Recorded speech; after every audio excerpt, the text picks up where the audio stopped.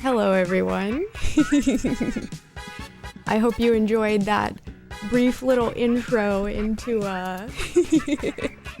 what we'll be getting up to tonight. The random matchups have been chosen. It is completely random, and there's some pretty interesting ones, so I'm excited to see how this is gonna go. But yeah, hello. How's everybody doing? Morshi versus Ant will be a legendary battle for the ages. Yeah, that one will be interesting to see. Liar, hello. Thank you for the raid. Welcome on in. Hello, Jay. Hello, Paul. Hello, Prison Weapon. Hello, Frashakti. Hello, Scoochicide. Hello, Aaron. Hello, Elfnorn. Thank you. Hello, Melody. Yeah, it's gonna be some difficult matchups for sure. Hi, Vicent. The legend has really come to life. I'm throwing up. Try to contain it. Try to contain it, okay? Put it back in. Hi, Maxwell. Vito basically got a bye week. The postman's horrendous. Yeah, I mean, some of these matchups, you know. I think the answer is obvious, but I guess we'll see. But yeah, welcome on in, everyone from Liars Raid, and hello, everyone in general. How was your stream? You did make it, like, just after the intro video, so we're just getting started. But yeah, how are you? Good to see you. How was your stream? Welcome on in, everyone. I'm Hannah, and we're doing something very special today. I have my lawyer outfit on because there will be a lot of litigation. Yeah, I know about law. We are going to be determining the worst Zelda side character, and I will be the defense and the prosecution, and you will be the judge. So, very exciting. Or I guess more accurately, you'll be the jury. But yeah, welcome on in. We're just getting started. We have our random seed bracket, and the matchups have been chosen, the initial matchups. Mose, thank you so much for 30 months at tier 3. Thank you. Good to see you. What's up? But yeah, thank you so much, Liar. If anyone doesn't know Liar, go follow. Liar's awesome. But yeah, hello. I'm the defense and the prosecution. You guys are more like the judge, honestly, because I don't get to make the decisions. Hello, underrated mod. Teacher. I've not prepared for this job interview. I'm sure you'll do great. Hi, Duke. Yup. I missed most of it, but I get the picture. Hope y'all are well. I'm doing good, Aaron. I hope you are too. How am I supposed to watch the stream? I love some of them. Well, tomorrow is the best Zelda side character, so that's the one where you get to choose who's the best. This is the worst first, because I thought we should do the worst first. Hello, Crazy Town Banana Pants. Hello, Outlaw. Good to see you. Postman's so much better than Beetle. I mean, it's gonna be contentious. Hi, Saber. Good to see you. Hello, Fuzzy. Thank you for hydration time, Melody. I appreciate that. It is true. Hydration before hating. I'm the defense and the prosecution. Yeah. Hello, Blackwolf MJ. Good to see you. Hello, Centauri. Good to see you. Still surprised by the Mallow pick? Well, I mean, these are the 32 that you guys voted that were the worst. At least the most popular to hate on. So I'm surprised by a lot of the ones included, honestly. Yeah, hello, Alan. Good to see you. I love the dancing link in the bottom right. Thank you. Thank you. Hi, Caro Garo. Good to see you. Who gets to be the executioner? You guys are going to have to decide that. Hannah is playing for both sides. I am. I have played a lot of Ace Attorney games. That's going to be where most of my experience is coming from. So hopefully, you know, I do a good job. Only God can judge these characters, God in this case being Miyamoto, right? Hello, Crimson, thank you. I'm glad you like it. You can tell I totally know how to tie a tie. This is something I'm used to wearing, being a lawyer and all. Yeah, I hope you're doing well. Hello, Millie Mixie, good to see you. Hope you're doing well. Hi, Grant, good to see you. How's it going? Hi, Buttered Fart Nipple, thank you. I appreciate it. Got him dressed the part, you know? I'm ready to argue. I'm excited.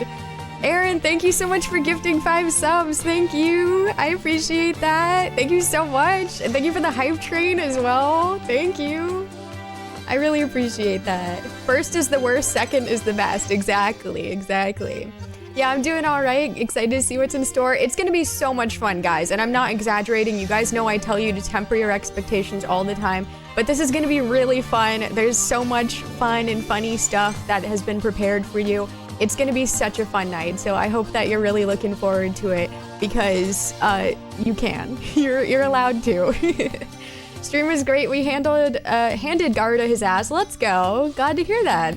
We raided the underwater dungeon for its cool items, found out Evoker is kind of cracked in the original FF3 for a very weird reason. Oh, neat. Okay. Surely Link will be the executioner. Yeah, he's right here doing the chicken dance for us. He'll be ready to do what he has to do. Well, that's awesome. I'm glad to hear that. All offenders will be executed by bombs. Yes. How does this work? Whoever gets the least votes moved on? No. So as you can see, we have our initial 16 matchups here. So we're going to be starting with Mudo versus LD301, which is pretty funny. And we're going to be doing a poll. Basically, we'll spend the first 5 minutes just discussing the evidence. Then the next 5 minutes, the poll will be up. You will vote for who is the worst. So who moves on is who gets the most votes. We're voting for who is the worst, not least votes or something. So you vote for who is the worst. Do not vote for who you like the best unless you also think they're the worst, which you could, I guess. I see. Vote for who we hate more. Yup, exactly. I don't know anything about Zelda, but this is gonna be good. I think you'll still have fun with it, yeah. I'm extraordinarily lazy and I didn't start making my defense until today, posted mere minutes before stream. I did see that. Yeah, you can imagine that I have not uploaded anything that you posted because of that. But I mean, I can read it if you want. Thank you for the 500 bits, Grant. I really appreciate that. Thank you so much. Thank you, thank you. That is super kind of you. As you can see, sounded so professional, or is it just the outfit? See, it adds to it, doesn't it? It adds a little flair. Good evening, Jay Ramsey. How are you? Good to see ya. Hey, are you guys ready to hate? It's actually a link? Okay. Well, I don't have anything ready to pull that up really, but you know, I'll look at it. I'll try to take a look. Jurassic, thank you so much for the 100 bits. I appreciate that. Hello. Thank you. Thank you so much. Jay Ramsey, thank you for the 100 bits. Thank you. Yes, it is Zelda Madness. Hi, Crescendo. Thank you for the 100 bits. Thank you all. Thank you so much. I'm so excited. This is going to be so fun. I've been working on this for a while now, and I think you guys will see that there's hundreds. There's over 400 things total for today and tomorrow. So yeah, that's a little crazy, isn't it? But there's a lot to show you, and it's really good. So I'm super pumped. No, you didn't miss anything except for the intro video, Jurassic. We're just getting started. We haven't done the first bracket yet, so you're good. Thank you for the 231 bits, Zelda Sensei. Thank you. I appreciate that. Thank you so much. Thank you. Thanks for the level 4 hype train, guys. Would you like to know the cracked evoker move I accidentally discovered? Yeah, sure. I'm curious. But yeah, let's get started. We've got a lot to cover. So as you guys can see here, the first matchup is between Mudo versus LD301. So anyone that doesn't know how this works, I'll just go over it real quick. We have 32 characters that are competing for you guys to determine who is the worst one of them all. And I put them into this tournament bracket. And they got random seeds. So everybody that's matched up, as you can see here, it's random. I didn't determine this, but the 32 that made it was voted in by you guys, but who they're up against is random. So Mudo is the first one against LD301, which is really funny and random, but yeah, that's who we're gonna be discussing first. So let's do it. And we're gonna spend about 10 minutes-ish on each of these 16 initial brackets, because I think this is where most of the discussion is gonna happen, because this will be covering each character initially. And then we'll probably spend around 5 minutes on each subsequent bracket and just sort of review what we know. You guys can make new points depending on who's matched up against each other now. But we'll spend less time on them since like we've already hit the big notes, I would assume. So yeah, the first 5 minutes we'll be just discussing evidence, and then the second 5 minutes we will be putting up the poll for you guys to vote. And again, vote for who is the worst, not for who's the best. This is the worst poll. We want to know who the worst character is. All right, so let me get rid of all this shit. I mean, can we say that in the court? I don't think so. I've never been, which is maybe a good thing. But yeah, I've never been there. So, all right, here we go. Really fought that one off. Termina, you know, like Ocarina or Majora's Mask. Yeah, just like that. Things got real. Hannah's got glasses and a power suit. Is Executive Hannah? Yes, I'm dressed to be a lawyer. I'm going to be defending. Oh yeah, we're gonna start off defending people and then the takedown. So I guess I should explain that too. So we'll start with character 1, which in this case is Mudo, and then I'm gonna list my points defending him, and then I'm gonna list my points taking him down, and then we'll move on to LD301. And then you guys can of course say what you would like as much in between. But you know, I gotta get through the evidence, so if I miss anything, just like say it again or something, I don't care. So if I ignore you, it's not intentional probably, unless you're being like really mean. Evoker's level 1 summon is a chocobo to escape from battles, right? Oh, okay, so it gets you out of the treasure, the monsters in the chest. Oh, that's really nice. I definitely didn't know that. That's really cool. And it's giving big don't tell mom the babysitter's dead energy. What? Oh yeah, that's right. Okay, also, I had this off because I knew that one of you might do it while it wasn't even relevant, but there's 2 channel point redemptions that might be somewhat similar to some of you, but to many of you, you probably have never seen it before, but you can get Snoop's opinion on the current matchup. Well, there you go. When considering who is the worst, you have to think very carefully. That was deep. So Snoop has some really helpful advice on the situation. So if you think you might need that during the matchup, you know, you can ask him for advice, or you can just annoy him. Thank you guys so much for the hype train. I really appreciate that. I got a little ghost, but yeah, thank you so much. Thank you. Hi Loki, I'm excited. It's gonna be so much fun. But yeah, I hope you're doing well. How are you? I've heard cursing in court when it comes from reciting written evidence. Okay, so then we're good. All right, cool. All right, so let's start with Mudo. First thing about Mudo is, and this is defending him, he argues with the mayor at the beginning of Majora's Mask. Many of you may be familiar with this, right? But he says the carnival should not be canceled. That's what he's arguing for, because some people are worried that the moon's gonna fall and they should cancel the festival because they're all gonna die and they should evacuate. But Mudo bravely says, no, don't cancel that carnival. It should go on. And you know why? Because this man had the mental foresight to know that Link would save them from the moon crashing and destroying Termina. He knew that there was no point in evacuating because Link would save them. So my defense of Mudo is he's not that bad because, well, he just knows that it's not worth their time evacuating everybody because Link's gonna save everybody anyway. Like he's already played the game. He knows how this one goes. So he's just trying to get work done in the most efficient way possible. So can't we give a guy a break? Yeah, you know, he's a little annoying, but he knew. He knew. He just wants to have a good time, exactly. I'm trying to organize my thoughts. Please understand. Don't annoy Snoop. He gets really annoyed.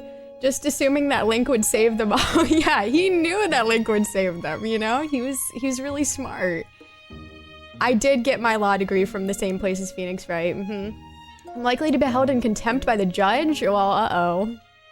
Music from that scene lives rent-free in my head. Oh, I'm glad you're doing well. Good. Thank you for the 15 stream streak, Crescendo. Appreciate it. Isn't this dude like the only tradesman in all of Hyrule? He's got to be slammed busy all the time. He can get a pass here and there. That's what I'm saying. Like, who else do we have? So this man is out here getting all the work done. And understandably, he doesn't want to undo everything that he's done. Because if he does, there's no point. Because we're just going to die or Link's going to save us. So he's kind of just making the correct choice. Because, like, are they surviving? I don't know. Maybe, but either way, he knew that there was nothing to worry about, and we love a reassured king. He was confident, he knew what needed to be done, and we love that. Hi, Fudo-san, how are you? Pretty hard to outrun the moon anyway, might as well go out with a bang even if Link doesn't come to the rescue. Exactly, like what are they gonna do? So they might as well have the festival. Mudo for real said, I've played this game before. Exactly, highlight speed, exactly. He's like, I know this shit, we'll be fine, don't worry about it.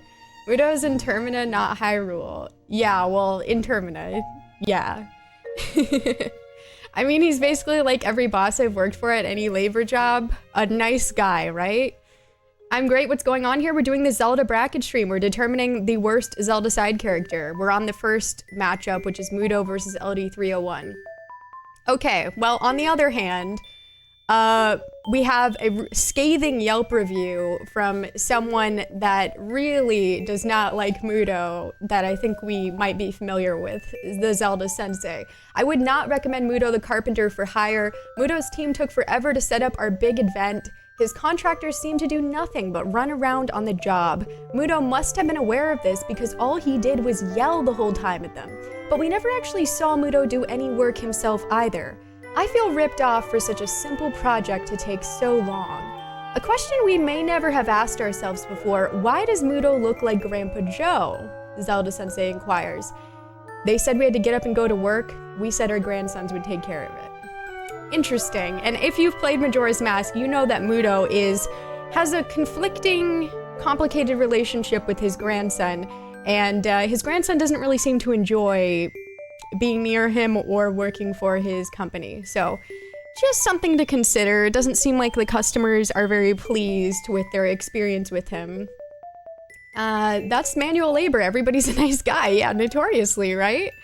And then we have Old Man Yells at Moon. If you have played Majora's Mask, you know that on the final day, Muto is still there after all of his workers and everything have evacuated and fled, just yelling at the moon. He says, if it's gonna fall, fall already, which, I mean, is kind of a little representative of who he is as a character. He yells. When things don't go his way, he yells. And some could say this is his strength, as I argued, and some could say he's kind of a dumbass because he's saying, do you actually believe the moon will fall? When, if you've played Majora's Mask for even 5 seconds, if you look up, the moon is kind of glaring at you pretty clearly in the sky, so it seems pretty apparent that the moon is going to fall, likely, something's gonna happen, but some people, even with that kind of evidence right in front of them, will still deny it, and I think that says a lot about Muto, doesn't it? Denial is one hell of a drug. It is, and he's on it. Why is the inside of his mouth so gory? I don't know, you know, maybe because he keeps opening it. Muto made his workers work during the freaking apocalypse? Yeah, I agree, and that's kind of messed up, and then that they all left him. He's like any boss I've worked for in a labor job. He's just extremely motivated. Yeah, he's really motivated. What a fearless leader. Just another man in the trades, TBH. Dental plans probably are expensive. I don't remember seeing any dentist, so. Yeah, just the professor who seems probably like not a reliable person. Okay, now let's switch over to LD301, who Muto's up against. We gotta determine who's worse. In LD301's defense, he's just a little guy. He's just a funny little guy. Yeah, he's a little mean to Link. So LD301 is from Skyward Sword, for those of you who don't know, and he's like an ancient robot, and he kind of makes fun of Link. He says, you don't really seem like a hero, you're short, you're smaller than I would have thought. So he has lots of comments on his size, if I recall correctly. And he also is really obsessed with Fi as well. He has like a bit of a crush on Fi. He keeps like making comments about her, like indicating that he wants her, basically. But you know, he's just having fun. He's just a little guy. He's just silly. Like, if you were a robot that had to be kept alive for like forever, wouldn't you want to, you know, have a little fun, like after years of just being like working, you know? He's just trying to have a little fun with it. I would also argue that if he's a robot, which science says yes, someone programmed him to be like that. So is it truly the fault of the robot or the programmer?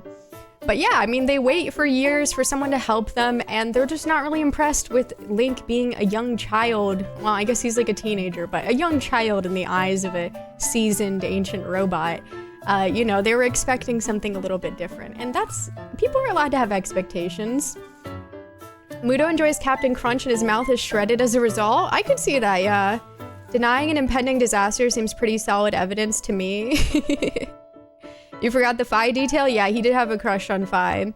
His best defense, hey, come on, I'm a little guy. I'm just a little guy. No, it's also my birthday. I'm a little birthday boy. It probably is his birthday, you know, at some point, surely.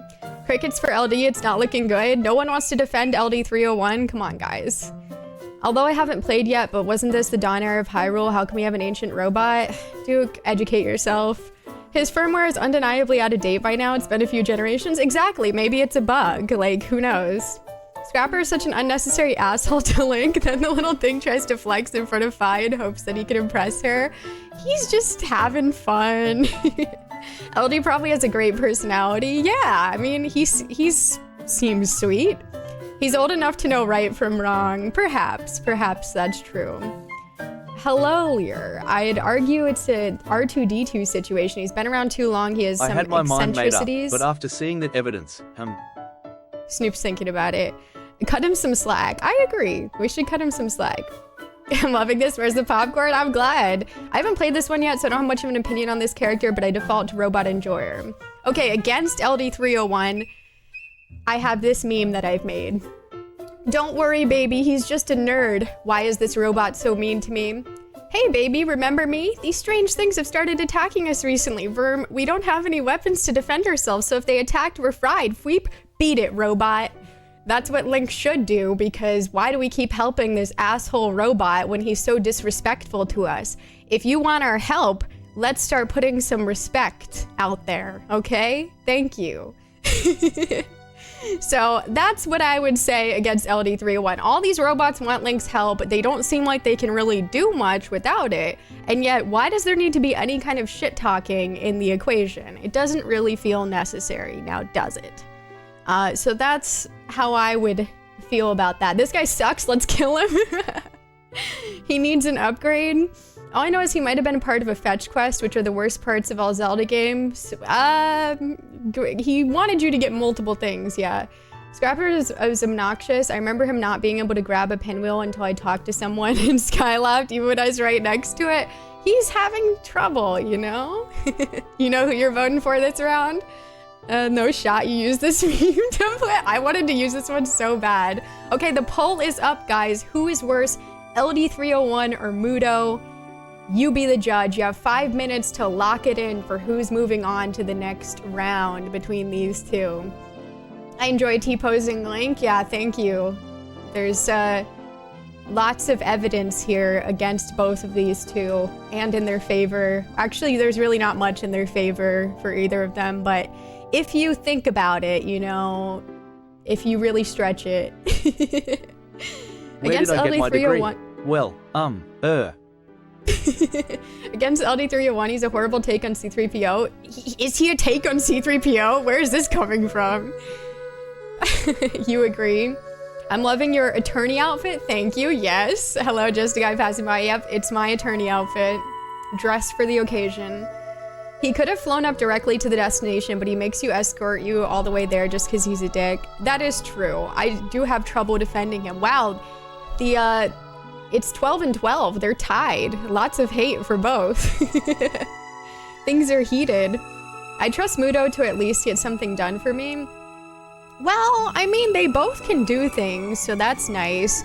I guess you could argue as well that Mudo does have some, like, emotional development, and this is kind of a reach, but, like, when you talk to him, you know, and correct me if I'm wrong, Majora's Mask fans, but when you talk to him in Majora's Mask on the final day, he does seem to maybe have some semblance of regret about the way he's handled things. He seems to have just a crumb, just an inkling that perhaps he wishes he had a better relationship with his grandson, and maybe he doesn't own up to his behavior. So you could argue that, and I will say that I do not think LD301 ever expresses any kind of remorse. And correct me if I'm wrong. Feel free to object, but I don't think LD301 ever expresses remorse for anything that he says to Link. So at least there's that. But yeah, I will break the tie if there's a tie, but I recommend not doing that because, you know me, my opinions, they don't really align with you guys's. Or do they? Maybe on this one, I don't know. This is a tough one though, honestly. I want to like LD301 personally, if you guys want to know my personal feelings, which I know you guys really do. Personally, like, I want to like him, and I really don't know why. Maybe it's the Skyward Sword lover in me, and maybe that's just it, but I don't know. Mudo, I just don't like him. Like, even his idle animation is just disturbs me. I wouldn't say enrages, that's a little bit much, but it disturbs me to see him laughing. And I don't know why. Like, that's actually kind of messed up, I think. Why am I mad to see a man joyful? Maybe he already upset me. Hello, Ed. How are you? LD301's character arc is just being bricked up. I mean, for Fi, yeah. Doesn't Mudo immediately express concern for his wife's safety when you show him the couple's mask? Yes, that might be what I'm thinking of. Yeah, so, you know, he actually cares about people. LD301 seems to only care about Fi, and I don't know if he actually genuinely cares about her or just wants her. Get scrapped, little Robo. Yeah, so far, LD301 is winning the Who is Worse poll with Mudo 4 votes behind. It looks like he might just move on to the next bracket. If there's a tie, it means your opinion lines up with exactly half the folks who know how to click the vote button. Oh, that's true, actually. I still need to play Skyward Sword. I have no idea why I haven't done it yet. It's my favorite. I love it. Don't hate me, guys. I'm a Skyward Sword lover. He should not move on. Mudo's bricked up for getting shit done. Whoa, whoa, whoa. You mean he's, building... You know what? No. I don't remember a lot about LD301. Mudo has stuck in my craw much longer. I mean, that's a good thing. I think LD301, and I could be wrong, but I think if you decide to like get into the optional stuff in Skyward Sword, you end up spending a lot more time with LD301 than if you don't. Like, I think if you stay out of that, you can avoid him, but I think like the pirate version of him is like the optional stuff in the Sand Sea. At least I think that was optional. So there's like a lot of stuff to do with him, but yeah. You love Skyward Sword? Let's go. Still need to play the HD one. That's the one that I played. The poll is almost closed, guys. Get those votes in. Final days, final 10 seconds. It looks like LD301 is our winner. LD301 has been voted worst by you guys and will be moving on in the bracket. Mudo, you are spared. You get to live another day. Not like the punishment is death, but might as well.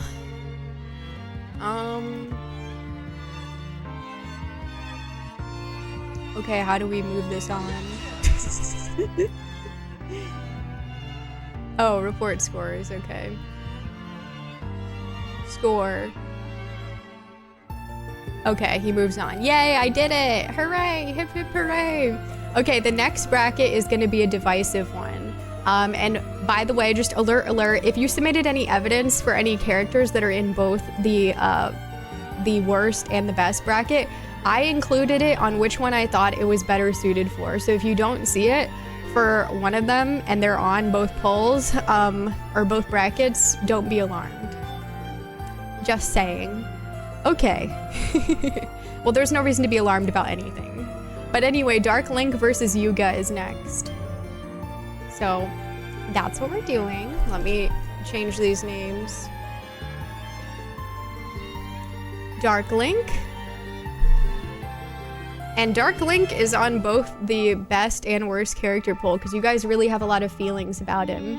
It works, yay! The punishment is death in the competition, yeah. Mudo is spared. He will no longer be discussed for now. I will be very alarmed. Oh yeah, we're doing big Zelda tournaments. Hi, Ghost Gone Wild, what's up? Okay, Dark Link. Let's start with him. My defense of Dark Link is that he is merely a reflection of you, the player, and Link. He is not a real character, and this isn't a takedown, okay? But how can you hate him? How can he be the worst when he is no more than a reflection of you, the player, unless you're the worst? Which, I wouldn't say that about you, but maybe you would. But yeah, he's just a reflection. He's just an embodiment of a feeling, an experience. He's not a character. He's more. He's ascended. So how could he be the worst? That's my defense, is hating him, it just doesn't make any sense, you know? He actually looks pretty light there. He does. And maybe that says something. Dark Link doesn't even have his own thing. He just tries to be you. Yeah, I mean, is that a bad thing or a good thing? points at me meme. He's an actual threat to Link, even though he's just a reflection. My defense of Dark Link, he's a little sweetie in Zelda 2 because he's kind of easy to beat, and after the boss, and especially dungeon right before him, that's a huge W. I agree, because after the freaking Thunderbird or whatever, I don't want another boss. I want to be done. Personally, that's just how I operate. I really did not want to have to do anything risky after that. So I would definitely agree with that. And I think I beat him my first time there, which was very nice because the Thunderbird was very hard. Awesome wardrobe. Thank you, Heimdall. I appreciate it. You still want a Dark Link amiibo? Well, maybe it'll happen if he doesn't win worst character. What if Dark Link got his own game and it got shadow dropped tomorrow? I would think it was because of me, honestly. The Dark Link in Ocarina was a cool fight. Four Swords Adventure, Dark Link was an annoying jerk, if that's what some might be thinking of. You'd speedrun it. I had so much more trouble with Dark Link than the Thunderbird for some reason, really. I guess I got lucky. Dark Link is the reflection that shows the worst in ourselves, and as a result, helps us improve on our weaknesses. True, exactly. Exactly, so it's a good thing. I lost to Dark Link in Zelda 2 once, and it was awful, but I still beat it on the next life. Very nice. Fierce Deity, though? Yeah, Fierce Deity is pretty cool. Okay, next evidence. Learn to sit back and observe. Not everything needs a reaction. Now, this is my takedown of him. I'm now the prosecution.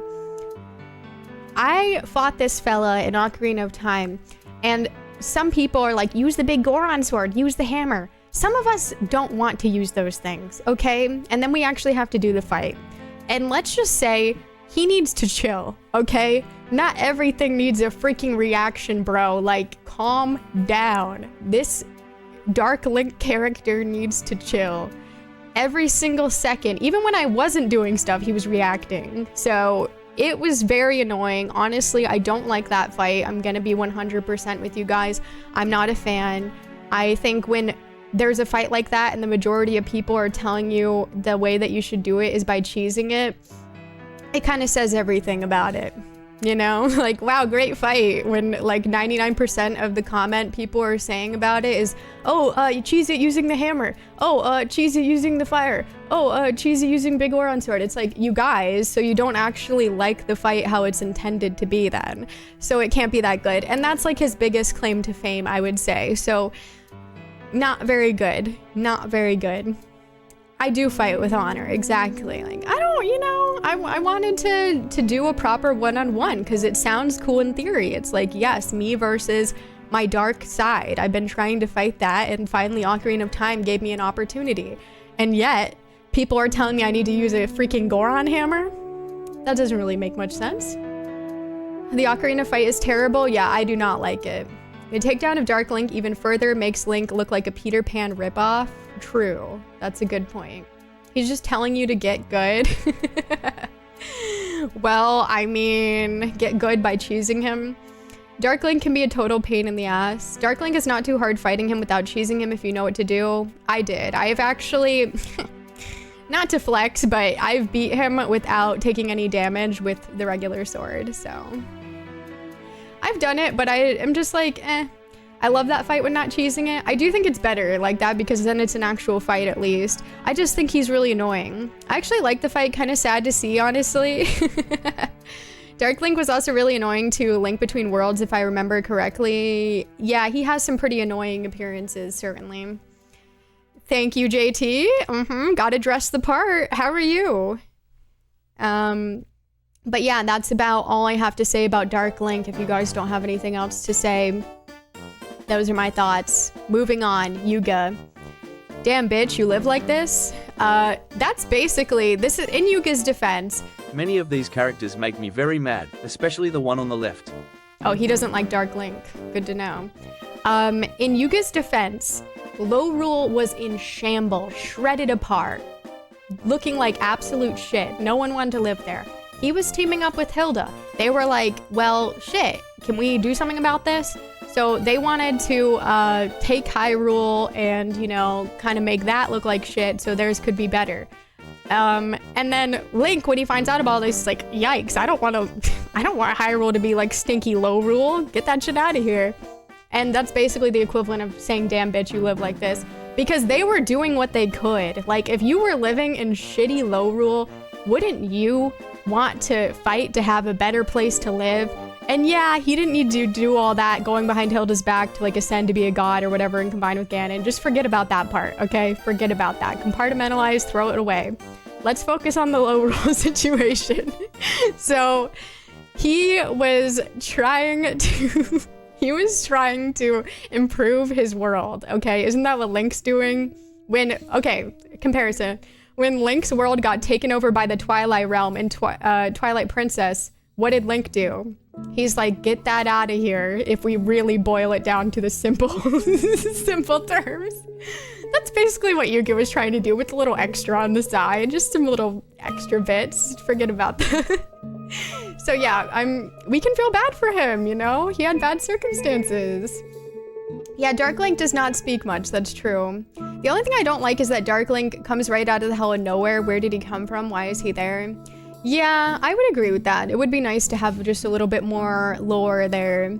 I'm doing great. I just dipped into DK Bonanza a little bit. Really fun game so far. Very nice. You know what my problem is with Dark Link? The fact that when you defeat him in the Water Temple, he drops 20 rupees, but he doesn't drop the same amount of money in carrying despite me having 500. I agree. He should drop the same amount we're carrying. That would be a nice little reward.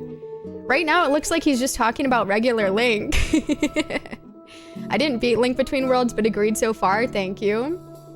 Prosecutor Hannah needs to be in a slightly different colored suit, no glasses, maybe distinctive hairstyle, but more importantly, face in the opposite direction. Go ahead and get all that handled, Duke. Thank you. Low rule rules. I support them. That's hard to ignore. I agree. You can ignore it. I'm telling you, I'm not the bad guy here. Can't believe I'm getting so many Zelda games spoiled today. Okay, yeah, so the bad thing about Yuga is he's a little bit of a narcissist. I don't know if you guys noticed, but he really cares about visual appearances, which is kind of interesting because, like, in my personal opinion, I don't find him very attractive. A lot of people thought he was a girl, apparently. As I was doing some research for this, there were a lot of people that thought he was a girl. Maybe some of you thought he was a girl, but no, he's not a girl. I don't really know why anyone thought that. Like, if you played the game, I mean, like, even if you didn't, I don't know why people thought that, but yeah, he's not a girl, but he is, you know, he's feminine and he cares about being beautiful. It's very important to him. So he's a bit of a narcissist. I'm even kind of wording that in a nice way, but he wants to be a god, basically. That's what he ends up doing is he teams up with Hilda to like take over Hyrule's power or whatever and give it to Lowrule so that Hyrule looks like shit and Lowrule looks good. But then he goes behind Hilda's back and actually like wants to steal the power of like the Triforce or something and Ganon and blah blah blah, and he wants to become a god. So it's like, sweetie, you didn't need to do all that. Like, the plan would have been good, maybe succeeded, maybe Ravio would have chilled a little bit if you would have like not done all that. So problematic, unfortunately. We can't support. I would also like to be a god. It was the design and lack of English skills. Maybe, you know, you're not alone. A lot of people thought that. Imagine caring about visual appearance with that hair. I mean, hey, it could be a look. Here's my totally real problem with Yuga. When I first played this game, I thought he was a woman. He shattered my expectations. So I think he's the worst character ever, so bye-bye. I mean, if he was a woman, he probably would be a little bit cooler, but, you know, maybe I'm biased. Real art advocate, no to AI art, says Yuga. That's true. He does like art. That's a good point. I was the first to vote, of course. Let's go. The poll is up, guys, so do vote for who is worse, Dark Link or Yuga. Who gets to move on in this poll? It's a look all right. Dark Link more liked today than the first poll showed. Yeah, I mean, Dark Link is really high up on the like bracket as well. For those of you who don't know, he's going to be on tomorrow's stream too. Dang, Yuga is getting completely shit on in the polls right now. I just looked over. Oh my god. Yeah, I mean, it's really hard to defend Yuga. I tried my best. I'm going to be honest. Just so you guys know, you know, I'm trying my best. So don't take any offense for any defenses or anything. You know, I'm just the legal... They hired me. I'm trying my best. But yeah, I don't actually agree with that personally. Personally, I don't really agree. Not a good look to have your lawyer say that. But Yeah, you know, he kind of he shouldn't have done all that. He's pretty bad. Much less close this time. Yeah, this one is not looking very close. We all hate Yuga, ignore the other 5. And is getting a lot of money to play both sides of the legal field on this one. Yeah, everyone is paying me, you know, hardcore in rupees. Unfortunately, I do not have an upgraded wallet, so I can only hold 99, but, you know, it's the thought that counts. I can feel for Yuga, but his narcissism makes me look tame, so I voted for Yuga. He is a really big narcissist. I'd say that's his biggest thing. I mean, it's like him and, I'd say Girahim, that's kind of like their personalities a little bit, although I think Girahim is a bit more nuanced than Yuga. And I also think, like, one of the worst things about Yuga is that he ultimately just turns into Ganon, really. I mean, spoiler alert, but that's a common thing that happens, and I personally think the non-Ganon villains are better when they don't do that, because he still ultimately just basically became Ganon, a quite ugly version as well. Not like I'm saying any of them are attractive or anything, but Yuga Ganon, look it up, not very good looking. So if I wanted to be beautiful, that probably wouldn't be my first step, but also it's just like, come on, man, use your own power, you'll be fine. Really loving this, I'm glad. Something about his face gives me Ganondorf Waluigi vibes. Yeah, I can see that, you know? He has a sinister look. Closing arguments, I take it all back. This guy's guilty. Yeah, basically. That'd be great, right? I was just about to say the same thing, Hannah. Like, so much for originality, Yuga. Yeah, like, I think he would have been a better character ultimately if he didn't do that. Like, I think it would have been more thematically interesting. But they seem to love doing it. I don't know if it's just fans really want to see some kind of Ganon in the mix or what, you know. I mean, I get it. It's tying it all back. Like, it makes sense kind of in the story. Like, I get it, but like, I don't know. Sometimes you can just leave Ganon out of it. Yuga Ganon was ugly. Yeah, Yuga Ganon, really ugly. That also earned him my vote for being ugly, the greatest crime.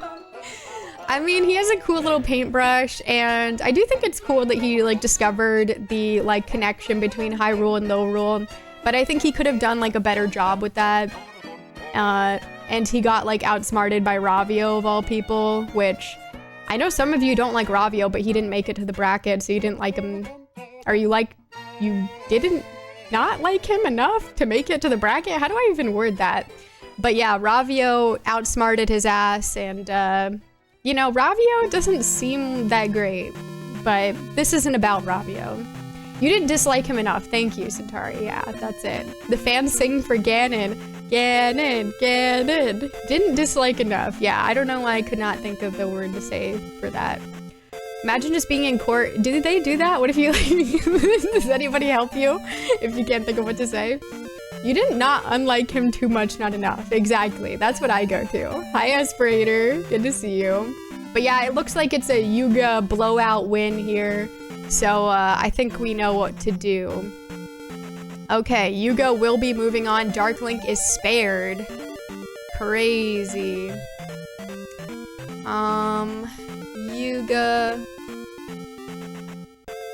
Alright, which means Yuga and LD301 will be facing off once we get to those. Next is Bagu versus King Zora, which is quite an interesting matchup. And we got the Zelda 2 music just for Bagu. This is perfect. King Zora. Alright. Let's start with Bagu, his defense. Some people want a big house, a fast car, lots of money. Others just want a cabin in the woods away from those kind of people. Is that a crime? I don't even know why people don't like Bagu. I'm gonna keep it 100 with you guys. I really don't know what reason there is to not like Bagu. I'm not sure why people disliked him enough for him to even make this. All he does is just live in a rural cabin in the woods in Zelda 2 and help you, you know? So what's wrong with that? Some people just want to live out off the grid and have a good life. Like, what's wrong with that? Nothing. Yuga swept, Dark Link pushed back farther than Yuga's hairline. Do you all know Bagu? King Zora is the worst. King Zora? I know you don't like King Zora. I'm interested in knowing why folks dislike Bagu. Me too, so speak up, any of you that voted for Bagu, because I would love to know. Playing my favorite Zelda game while lurking, A Link to the Past. Nice! I hope it's going well. Frankly, there's no reason he's a bro. He is. Yeah, so this is a meme made by Zelda Sensei here on the right. Show my note to Riverman, which is what he does. He asks you to do that so that you can proceed in the game. Did you read the instruction manual before playing the game? It adds a lot more to the story and helps with figuring the game out. Zelda 2 is a really bad game and you might find it too challenging. So, for some people who had trouble with Zelda 2, maybe they should have found Bagu and hit him up because his letter could have helped them. Yes, Bagu. I wrote like a whole 5-point presentation on Bagu, but I'll gladly type more. No, I got it. He's a homeowner, and in this economy, what a vulgar flex. True. I guess, you know, that is true. King Zora's little shimmy got a laugh out of me. Vote for Bagu. No hate on him, though. Damn, okay. How could you say that? I was writing that, but I didn't mean to send it without some thinking first. Okay, we have this defense written by Liar here. Bagu did nothing wrong. In defense of Bagu, Bagu is his name, not Bug, which is a translation crime of mere circumstance of which Bagu is innocent. In fact, let's look at the Zelda 2 facts. He is one of the few NPCs that is not a wizened old basement wizard, who is 100% essential to the completion of the adventure. Finding his house in the woods and obtaining his note to the Riverman is required to get through the town of Saria with its xenophobic bridgekeeper, literally gatekeeping us from Death Mountain even though Link has been there before. Therefore, despite living in the forest, which is his right, Bagu is a friend to all, even to the point where showing a letter from him is enough to quell the bigoted rage of the police. And he gives this letter to Link even without a second of hesitation, a champion of justice who uses his status and privilege for good. Further evidence of his status is that he is the only rotund male character with red clothes, a sign of power and high status in Hyrule, as evidenced by the red ring and shield spell, and of course the previously mentioned wizards. It is a matter of public record that in the 4th issue of the Legend of Zelda comics by Valiant Comics, he is implicated in the crime of theft.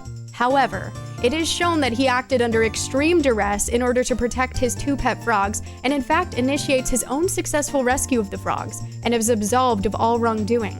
In the case of the Kingdom of Hyrule versus Bagu 1990, truly Bagu is a hero and a friend to both elf and frogs. Thank you, Liar, for this very impressive defense of Bagu. I would agree. I think also a frog enjoyer is a good friend of mine, you know? How can we say that an innocent frog enjoyer who lives in the woods and just gives you a helpful letter to progress the game is the worst character? I implore you, I invite you to tell me, guys, why did you vote for Bagu in the poll to be one of the worst characters? I really don't know. He is one of the first characters that was getting quite a few votes from the get-go and consistently continued to get votes, and I am puzzled by this. I really implore you to tell me right now, why is he bad? Or you cannot. Hello, Elmac. I'm here for King Zora, here to support or here to to destroy him. I don't have an opinion on either. Well, maybe your mind will be made up. Yo, that's a good one, Liar. I really enjoyed that. Friend to elf and frogs. He seems kind of chill. Yeah, he's just a chill guy hanging in the woods. I'd love to hear the reasons. Hello, Alex. I gotta say the business suit and glasses suit you well. Thank you. Appreciate it. But yeah, on the other hand, how dare Bagu live there? It is impossible to find without a guide. It's deeply upsetting to me that I couldn't finish Zelda 2 because how was I supposed to know that someone would be living in the woods when it's not even marked in any way? They're not even gonna put a cabin spray on that square? That's unjust. I'm gonna blame Bagu and hate him because of this. It made the game unplayable, it ruined my Zelda 2 experience, and it's just one of the things that I don't like about Zelda 2 because I couldn't figure out what to do because there were no cabin sprites to tell me where to go. None of that's true, by the way, but I have to put myself in the shoes of someone who maybe that's true because that's the only thing that I can fathom why someone would not like Bagu. This is the only thing I could come up with, and I invite you. So far it's crickets, so the Bagu voters are scared. They do not want to speak up about their dislike of this man. But this is the only thing I can think of why we should have a problem with Bagu. Because people can find it. I don't know. His house is hard to find, but I'm sorry. When you're trying to when you're building your house somewhere, do you want it to be easy to find? Is that something you're keeping in mind? You're like, oh, I want to make sure everyone knows where my house is. Generally, no. That's not really something that people care about, so. Next, King Zora. It's Bagu versus King Zora, who we're getting to now. I don't trust Bagu. Him and Riverman are up to something clearly. He's also secluded and stays away from everyone. It's just shady. You think it's shady? He's like scheming. 7 years without being able to move your ass. Think about what that does to a man. I implore you. This man was frozen for questionably up to 7 years maybe, while Link was in the Temple of Light, and he couldn't move, okay? What did he do? People don't like it because he's slow to move his ass. Well, guess what? Maybe he was frozen before. Maybe that wasn't the first time. Maybe there's trauma there, okay? And maybe that's why he's so slow. It might do something to a man. And I invite you guys to think about that and lend him some sympathy, okay? It's not easy. He has a lot of responsibilities. He's got a young daughter. She's lost. She doesn't know, he just doesn't know where she is. He's going through a lot, okay? And then he's sitting there frozen for 7 years. It's a lot to go through. Keep that in mind, all right? They have to put a hidden wall icon or else absolutely no player will ever find it among all the other hidden things in the game that are hidden on plain squares. Yeah, it's too hard. It is a personal problem. He just wanted privacy, I agree.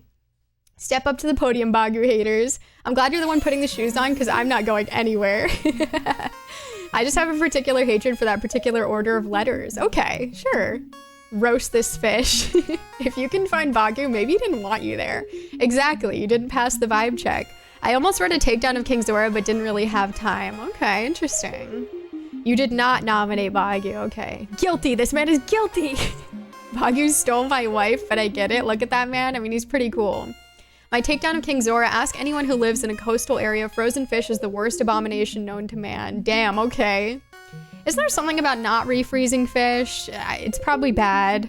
His daughter annoyed me a lot more than him. Well, she'll get her moment. Okay, next. Waiting for King Zora to move out of the way, but the Mweeps are still going. So, as you can see, and as I'm sure many of you experienced, and I'm sure is the reason that he's on this list, is this man is very slow to move, okay? And this has upset many people. He's caused many issues amongst everyone. He likes to Mweep, and he likes to move really slowly. We have one upset, concerned community member here, Fuzzy Assassin. The case for regicide against King Zora, killing him, which is quite intense. King Zora is a menace. He's the definition of a lazy king who can't do anything himself. His daughter goes missing, and he lets a random boy be the one to go rescue her. He's either too naive and impressionable to govern, or he's just reckless. He also contaminates the entire water supply of Hyrule by having all of the kingdom's water flow through his butt. Everyone in Hyrule is drinking and watering their crops with King Zora's toilet water. King Zora also never moves. He stayed in the same place for years until Ganon froze him. The one time he moves is to give a random elf boy access to the sacred lake of the Zora god. And oh boy, is he slow and annoying. You might want to say he moves slowly out of spite, but then you realize this man has never moved a day in his life, and it becomes extremely apparent that this is as fast as he can move. He is quite slow. The last sentence really sells it. I mean, it probably is. I do believe that's probably the max speed for him, if I had to guess. He probably cannot go any faster. It takes literally 30 seconds. Yeah, that's a long time. When you refreeze fish, it makes the ice red. Doesn't look very good. Is that true, or are you lying? Is that real? King Zora let his kingdom go to shit for 7 years. How do you know that he had the opportunity, though? What if he was frozen first, and then he couldn't get out? Should we be arguing that he should have been able to get out of the ice in order to be king? Swamp-ass water? I'd argue that maybe the swamp-ass water is nurturing the soil of Hyrule, you know? It might be good fertilizer. Maybe we need to get Bean Seller in here to let us know if his King Zora's ass water is good for growing beans.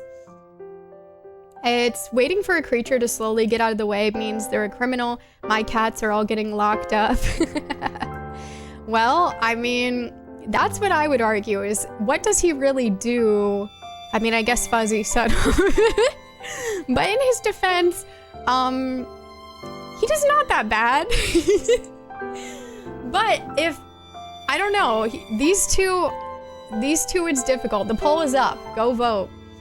Bagu, I feel like really doesn't do anything wrong. King Zora, I guess you could argue, does do something wrong by being slightly annoying at the very least. But Bagu, what did he do? What did he do? I implore you. No one wants to speak up, and doesn't that say something? Why don't you guys want to say what Bagu did? Why do we not like him? Hello, Clearwing, how are you? Good to see you. Lying referencing that one chatter story where they tried to make juice ice cubes. Oh, okay. It might be medicinal butt water, exactly. This might be actually saving people. True story, Vivi did get himself locked in a dresser drawer for hours last night, poor baby. Oh no. Kingdom's water through his butt. I'm ready to vote. I really have no objection to either of these characters. I agree. I personally don't have a problem with either of them. Bagu didn't do anything wrong except for being hidden, the worst crime. Bagu's still getting votes, but still waiting to hear why. That's what I'm saying. You guys are voting for Bagu right now. Tell me why now, please. What did he do? He put thumbtacks in all your pillowcases. This seems like a headcanon. We don't accept that into the Zelda canon fiction. Hello, Foobs. You're doing well. Hope you're having a great time, Hannah. Yeah, it's been super fun so far. I'm glad to hear that you're doing well. Good. Bagu should be at 0 right now. Tall poppy syndrome. Bagu is like that one guy at work that everyone hates for no reason, apparently. Yeah, I guess just on site, don't like how he looks or something. Bagu deniers are scared. Is it legal to out the people who vote for Bagu? I will not, because I literally can't.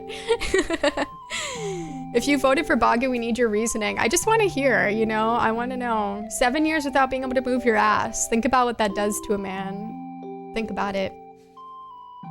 King Zora gives you a Zora tunic for free, a 300 rupee value. That's a good point, Centauri. Yeah, a free Zora tunic. I mean, that's a pretty good deal. He's not doing too hot in the polls, though. Looks like King Zora is winning with 21 votes. Bagu has 4 silent voters. I literally went outside and looked around the neighborhood for Vivi after we couldn't find him. Oh no. Well, I'm glad that he was at least there. That's good. King Zora literally did nothing for his kingdom for 7 years. He was frozen! What did you want him to do? He doesn't have firepower. I mean, maybe he should have got that. I don't know. Does he have any power? Maybe if King Zora wasn't so lazy and moved from time to time, he would have frozen and been able to actually help his kingdom. Oh, he wouldn't have frozen. Yeah, I don't know. I would say that, I mean, and I guess maybe there's some Ocarina of Time experts in here, but I would say that the game is pretty vague about, like, the order of events and, like, what specifically is done to, like, you know, like, who, did Ganon directly go in, or it was just, like, his curse, or what? I feel like they're not very specific. I could be wrong, but I think the details would help. I don't really have a problem with King Zora either, but compared against Bagu, he's got to go. Yeah, I mean, I think Bagu's innocent. All he had to do was stand up. That's true. It is a little weird that he won't stand up, but maybe he just can't, you know? And that's fine. Honestly, it's a hard choice. I don't even know Bagu, so that just leaves King Zora. I guess you could claim that the domain froze under his watch. Yeah, like he should have stopped it. Unrelated, but I just realized neither of them have pants. True. Maybe is related in some way. There's some kind of connection there. The poll doesn't have much longer, guys. If you want this to turn around on Bagu, you've got to get in there quick. Or if you want to continue hating King Zora. Just no takedowns of Bagu. Yeah, I mean, I tried my best to go after him. Between King Zora and King Dorephan, I'm real worried about how Sidon's gonna look in a century or two. Damn, okay. We don't even know when Sora's domain froze. Yeah, exactly. That's why I'm not even sure if it was the full 7 years or not. If you look at every iteration of King Zora, it's always his heirs that do the heavy lifting. It is interesting because, like, in Ocarina of Time, did the Zora even have, like, soldiers or anything? Like, who's fighting? Is there anybody? Does anybody do anything? Does anybody Is anybody strong? Like, they got spears and shit. I feel like you just don't see them do anything. Wouldn't this, like, what are the spears gonna do? Last chance Bagu deniers. Yeah, you gotta get in there. If you want this to turn around on Bagu, how could you, you monster? Yeah, I'm on Team Bagu, but I'm also on Team King Zora, honestly. I like both of them. It looks like King Zora will be proceeding on in the polls. That is our winner.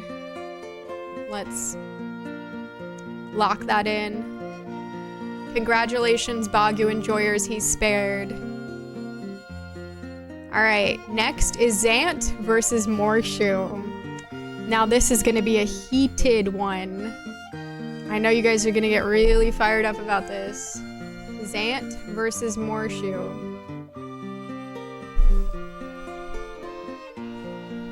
Okay. Locked in. Let's start with Zant. Let's defend our little Zant boy. You don't make it to the top without making a few enemies, okay? Zan was very ambitious from day one. He wanted power. He knew he wanted to be in charge, okay? And they didn't like that, and so they snubbed him and made Midna leader. But he continued on. He continued on. And yes, he made a few enemies because of it, a few. But that's what you gotta do. That's what you gotta do. It's a ruthless world out there, and he did what he had to be powerful. And I would say he actually had a pretty flawless execution. He was able to take the majority of Hyrule. He was quite effective, a pretty good strategist. He did a pretty good job, honestly. So if you were to admire his leadership qualities, his ambition, his drive, his effectiveness, I think those are all some really great qualities about him that we should admire. Right, guys? Weep. I don't remember any spears. Me neither. That's what I'm saying. What is a weapon going to do? I mean, yeah, against being frozen, good luck. Smoked tuna's on the menu. I feel like my ironclad defense of Bagu kept him from getting like maybe 6 votes. Yeah, I think he put in work. Trying desperately to remember who Zant is. He's the main villain of Twilight Princess. You might have been too mean on Morshu. Well, I did not read it, Alex, because it was too late. So you're just gonna have to say it again. Zant is on a mission to usurp and scam both the Light and Twilight realms, and does this by working with an even bigger scammer god. Who's scamming who here, am I right? That's true. Exactly. But are you saying that Ganon's scamming him? Are you saying he was scamming Ganon? I mean, yeah, okay, the worst, yes, the main villain, yes. But we're defending him right now, guys. Well, I'm defending him. You guys are ruining my defense. Let's not talk about that part yet. Just 2 hustlers. Zant, yes, exactly, Paul.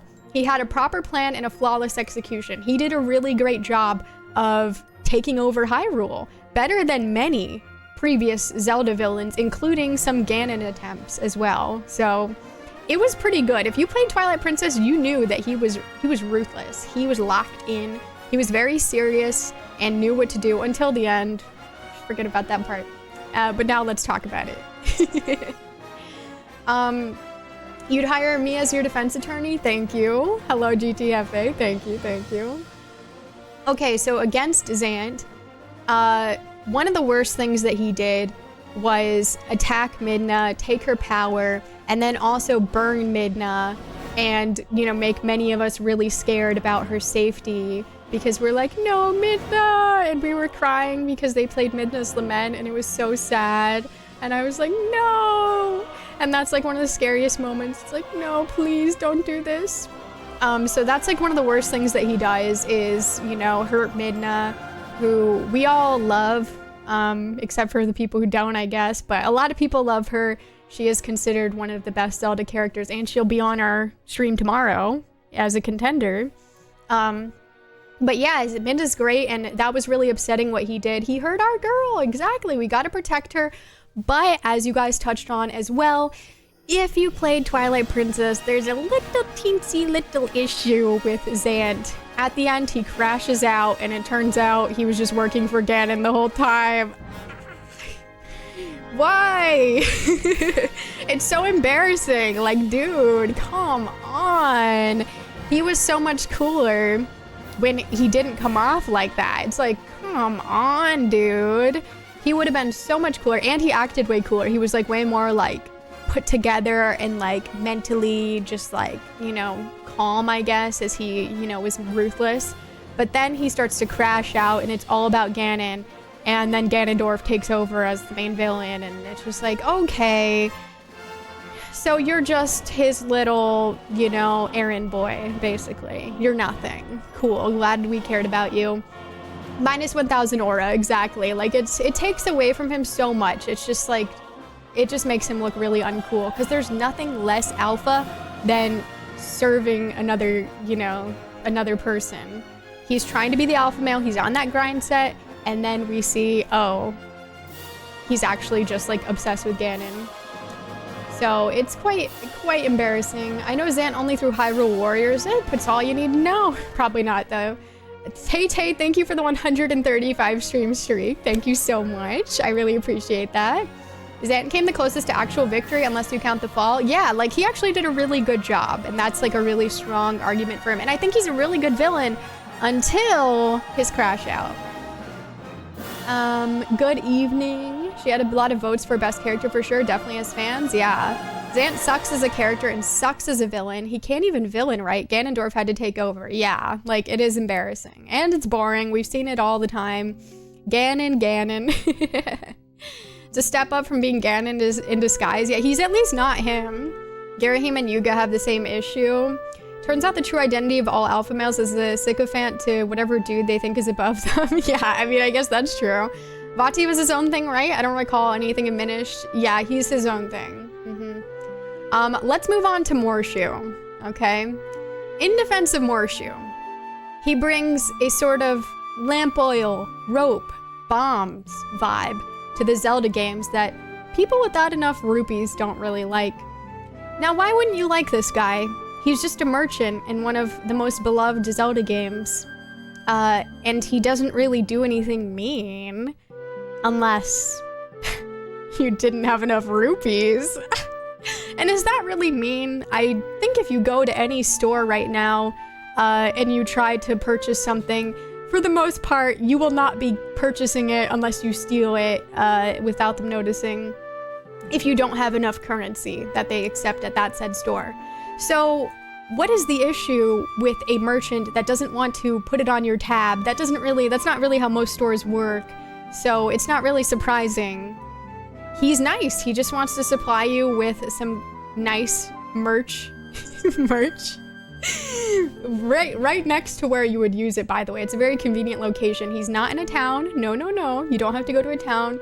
You can get the merch right next to where you're gonna need it.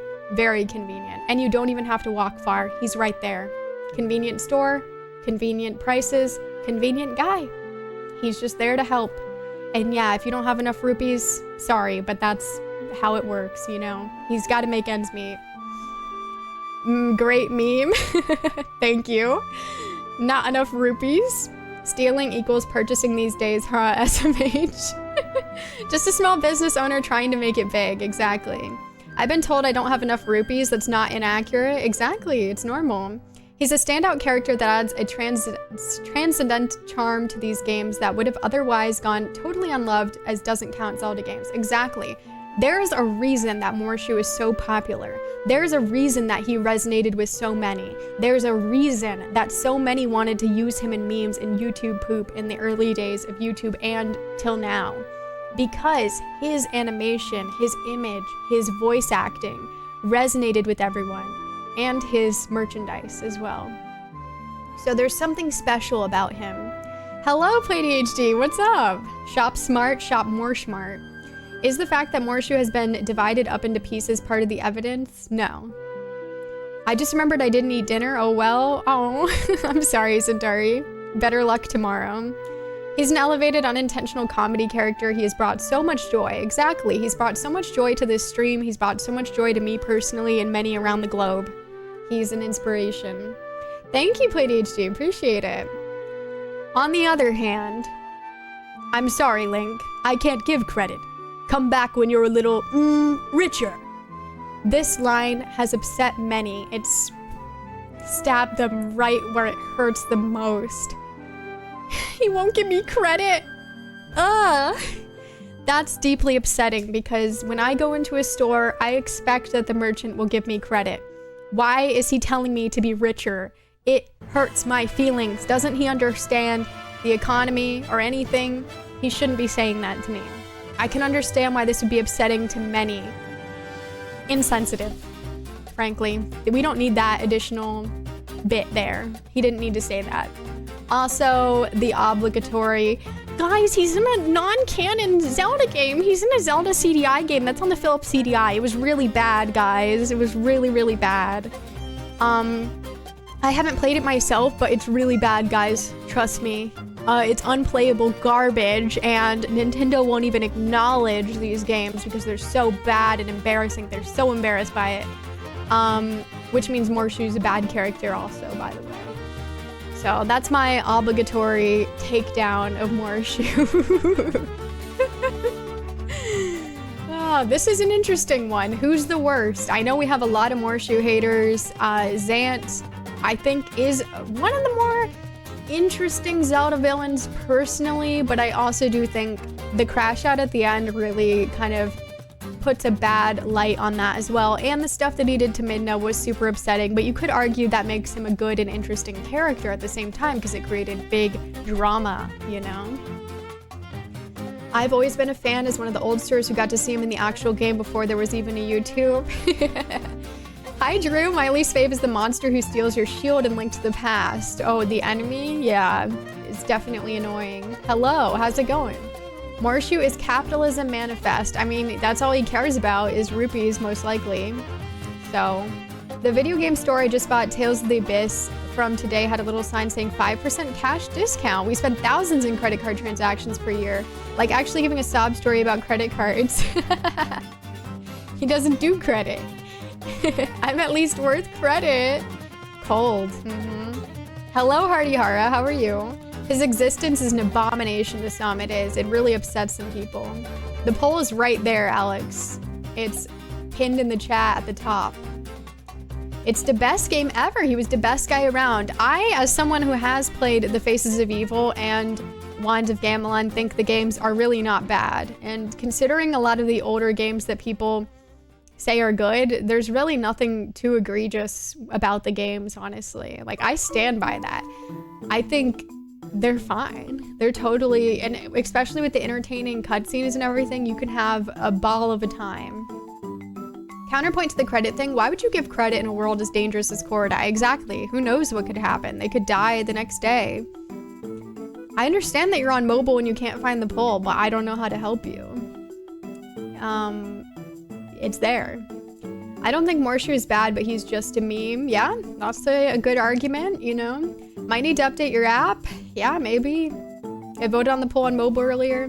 Well, that's good. He only accepts Morshu card. The poll is still going. We're a little over halfway there. Zant is leading with Morshu with half the votes. So get your votes in, guys. Morshu card. Hi, Xanthiox. How are you? Yeah, maybe it's mod view. I don't know. But yeah, we got Zant versus Morshu. I personally... This is actually a tough one for me because you guys know that I like Morshu.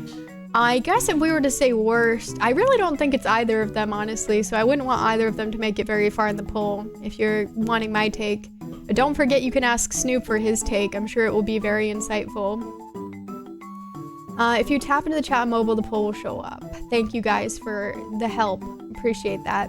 But why is a meme a meme? Because there's joy to derive out of it. The repetition is rewarding. Yeah, being a meme is generally a good thing. Like, people are enjoying it. They like it. They want to keep seeing it and sharing it.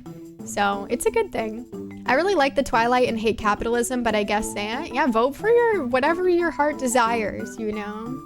Whatever your heart desires. Not much more time left on the poll here, so get those votes in. Zant is still winning by a decent amount. I have my little arguments here for Midna, you know. What would she want? Who do you guys think Midna likes better, Zan or Morshu? I'd take a wild guess. Also, operating a store is capitalism. It's not the essence of capitalism, however, being richer than everyone else's capitalism. Yeah, unfortunately we don't know Morshu's rupee count, but his shop does seem quite humble, and he only sells 3 things, so I can't imagine that he's doing too well. Also, it's kind of in a random spot, like I said, it's not really in a town, so I'd venture to guess that his shop is not, he's not getting like a lot of money, because I don't really know who else is out there. If Zant used an X instead of a Z, might not have voted for them. Big L. All right, it looks like Zant has won and will be moving on in the bracket. So let's go lock him in as our winner. Morshu is spared. Morshu fans, sigh of relief until tomorrow when he's in the best character poll. Okay, Zant is moving on against King Zora. The next one is Lady Maud, which is from a game I have not played, and Skull Kid. So let me write their names down. Zant Lady. Lady Maud versus Skull Kid, which is such a random ass matchup. Like, I mean, it was random. This is funny. Okay, Lady Maud, that's a deep cut. I wanted to try to include stuff, but it was hard from the games that I haven't played, so I kind of just reached for like random characters. Morshu goes off to change his name to Morshu to give him an edge in the best character poll. Lady who? That's what I'm saying. I need my Triforce Heroes players to please be present in the chat right now because this concerns you. We need to know, because I haven't played this game. I did make evidence for her, against her, and for her. But yeah, please tell us things about Lady Maud, because I don't know. Lady Maud is a fashion icon ahead of her time. So to me, my understanding is that one of the major premise here of Triforce Heroes is that Styla, who is like the Princess Zelda type character, likes to wear cute outfits, and Lady Maud puts her in this design that she's made, which is like a brown Zentai like jumpsuit or whatever. And that's upsetting to people, and they're so scared that Lady Maud is going to put them in this outfit. But why? They should be honored that they get to wear one of her beautiful designs. Look, we see some runway looks in our real world that are quite similar to this look. And then it also is a little bit reminiscent of the brown Pikmin and Tingle's outfit. So it's really, is it that bad? Perhaps she's ahead of her time, and perhaps they shouldn't have been so judgmental. When something like art, fashion, is subjective, what is so wrong about her wanting to be a bit avant-garde with her fashion looks? Perhaps Styla doesn't like it, but maybe she should. And as someone who hasn't played the game and, you know, doesn't know what the hell happened, I think I'm qualified to speak on this. There's no way a man wears a hat like that without a good amount of humility. I have played the Lady Maud one, but I don't recall much about the character. I have a lot of sympathy for Skull Kid though, so I'm more voting for not Skull Kid. Okay. Would have been funny to see Morshu win both brackets, but now I went with what I wanted to vote for. Gotta go with your heart. One of the few Zelda games I haven't played? Yeah, same. Present? You skip Triforce Heroes? Yeah, I've not played it. That's me. Anyone else though? Thinking of B. Arthur. It's a really frumpy kind of look, but you know, it's fashion forward. She's no Cece, that's for sure. We only care about her in relation to her sister. Is she cosplaying Pooh? You guys, you don't get fashion, okay? Come on, she's ahead of her time. Look at these runway looks. It's similar. It's not Pooh, guys. It's fashionable. Hey, Biosynth, how are you? Is that Zelda wearing the poo-poo outfit? No, it's Styla. That's something that people are upset about in this game because they made a character called Styla who's not Zelda, but she looks exactly like her, basically. So, nope, not Zelda. Okay, moving on for why we don't like her. This boss fight sucked, am I right, guys? I don't know, I haven't played it, but apparently people didn't like this fight against her. Like, I guess it was hard to do. She got a lot of votes, by the way, in the dislike poll, so I know you guys don't like her. You're out there. I guess it was hard to do by yourself if you don't have like a full group or something, and like also it just wasn't good. So Apparently her boss fight sucked, and people really didn't like the design. They thought it was really dumb looking, which I can kind of see why. It doesn't really look very cool. I think that it's more her intolerance that we don't like. Elitist, doesn't look like her sister, or doesn't like her sister, who is our ally in the game. It's cute looking fashions. Right, okay. It's called Fashion Sweaty. Ever heard of it? Dear God, what am I looking at? This is the boss fight. And then we have this meme from Zelda Sensei here. Okay, crowd, this next dance is dedicated to all those who were able to bring the world to destruction. And she's crying in the corner because I guess she is not able to do that. As a humble fashion designer, I guess that might be a tall order. But unfortunately, she failed. Did she want to do that? I don't know. Hi, Tetra, what's up? Who's the flamehead? That's, well, I don't know. I don't know if I should say if you don't know. Yeah, well, I guess some people are answering. Triforce Heroes doesn't really have extremely high stakes. Yeah, it's all about fashion, right? So I guess you could also argue that's a reason to not like her, because a lot of people didn't like that premise of Triforce Heroes. For anyone that hasn't played it, it's all about fashion. And that's basically the thing, is like, you gotta save everybody from getting put in the ugly outfits or something, or like people don't want to dress fashionably anymore because they're scared that Lady Maud is gonna like make them wear the ugly thing, which is kind of funny. Not gonna lie. But yeah, people didn't like that, so you can say, wow, Lady Maud's just like a bad villain design and she's just not very cool. So yeah, I don't know. It's an interesting premise. I'm not really sure why they did that. I've heard of him because Girahim is also in Hyrule Warriors. Okay, so you know him. People really hate Triforce Heroes. I liked it. I thought it was fun, but then again, I did have the experience of playing it with 2 other people I'm very fond of. Yeah, a lot of people didn't seem to enjoy not playing it with other people, I guess, like the solo experience. You like Triforce Heroes? Nice. Okay, next, Skull Kid. Let's discuss Skull Kid. Skull Kid is innocent. He's just a kid. It's in his name. And the Majora's Mask, he didn't understand. He stole a mask for fun. He thought it was a mask, just a mask, nothing else, no strings attached. He was just having a good time. And the mask is what possessed him to, you know, be evil and do all those messed up things and kill everyone with the moon. That wasn't him. You cannot be mad at him for what the mask did. That's Majora. That has nothing to do with Skull Kid. I mean, it has a little bit of something to do with them. Just a teensy bit. But he wasn't trying to do all that, and that's shown at the end. He's like, oh shit. We weren't trying to do all that. You know, he seems to regret his behavior, so it doesn't seem like that's what he wanted to do. And then we have this meme made by Zelda Sensei, which basically echoes the same sentiment as mine. You know, he wasn't trying to do this. It was Majora in control the whole time. So I invite you to take away your negative feelings that you have associated with Skull Kid and project them onto Majora, who's just the mask, I guess, or more, depending on, you know. Apparently you could play Triforce Heroes single player or with 3 players, but not 2. Really? Okay, that's kind of weird. Not only is he just a kid, he's a kid born of tragedy, a victim of the Lost Woods. Yes, for those of you who don't know how Skull Kids are created, it's a child that gets lost in the Lost Woods. And is that their fault?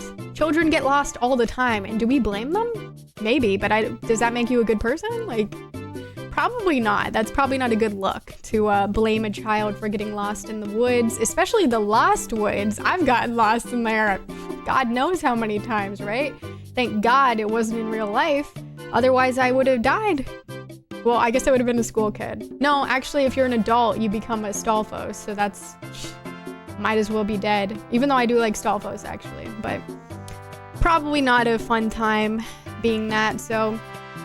yeah, anyway, it's not really his fault for getting lost in the woods. In the Lost Woods, mind you. He's innocent.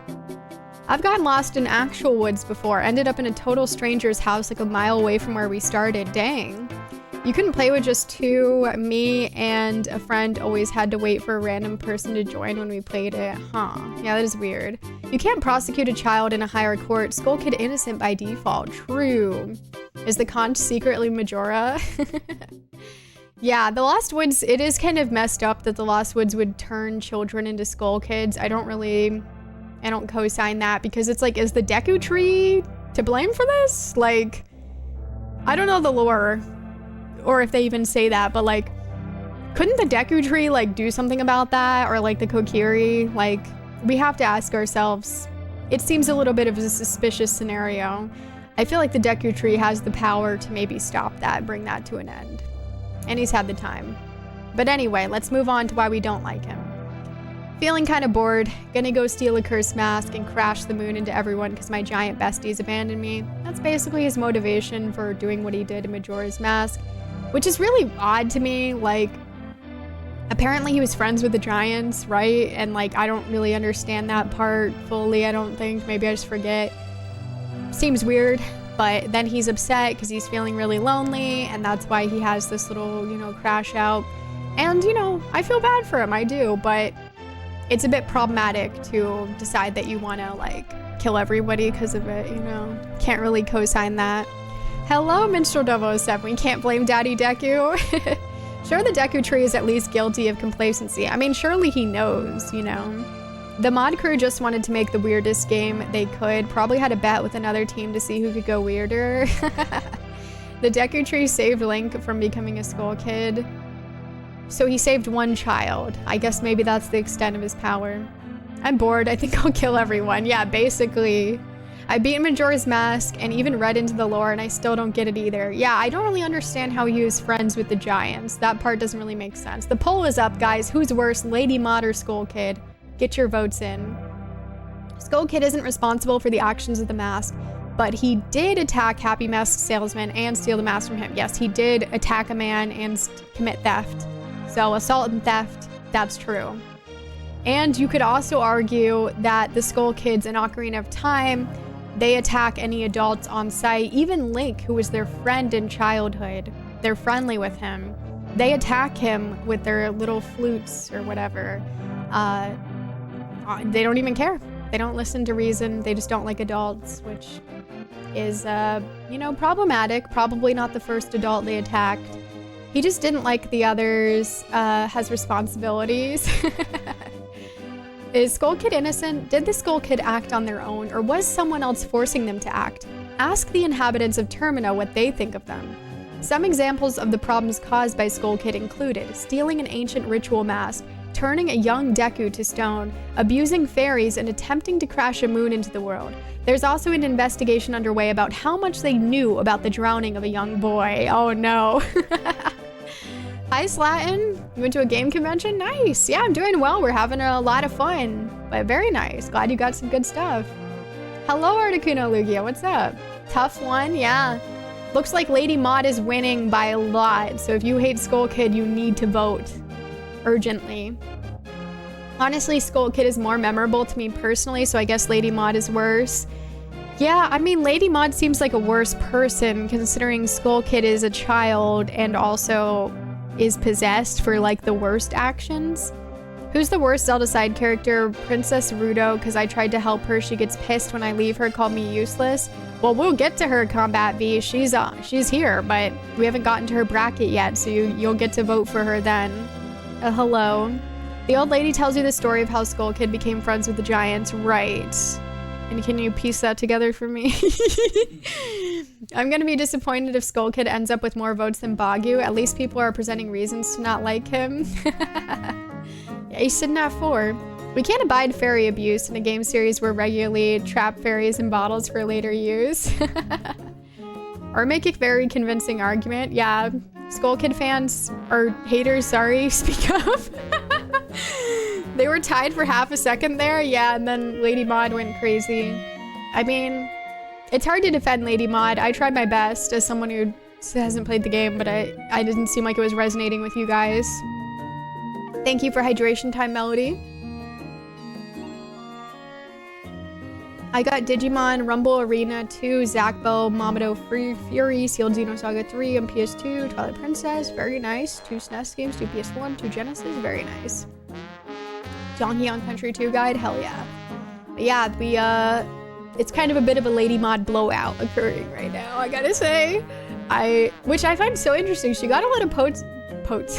She got a lot of votes in the survey initially, because for those of you who don't know, we did a massive survey for like 3 weeks in the chat to determine, like, narrow the characters down to like the top 32. So that's how these 32 characters were chosen. And Lady Maud was, she decently performed decently. I mean, she made it. And obviously Triforce Heroes isn't that popular of a game. Who advanced more? Sure, Zant advanced. If you were listening to Hannah, you would have heard about the fairy abuse. I was just reacting to that. Doesn't pay full rupee cost for Skull Mask. True, that's another good point. He does not give you the full money, so then you kind of have to have it. Otherwise, Happy Mask Salesman will be mad at you. Wish you could have made it, but it's a bit far to go from Florida. You wish I could have gone? Well, you know, I'm busy. I got my whole thing I'm doing here.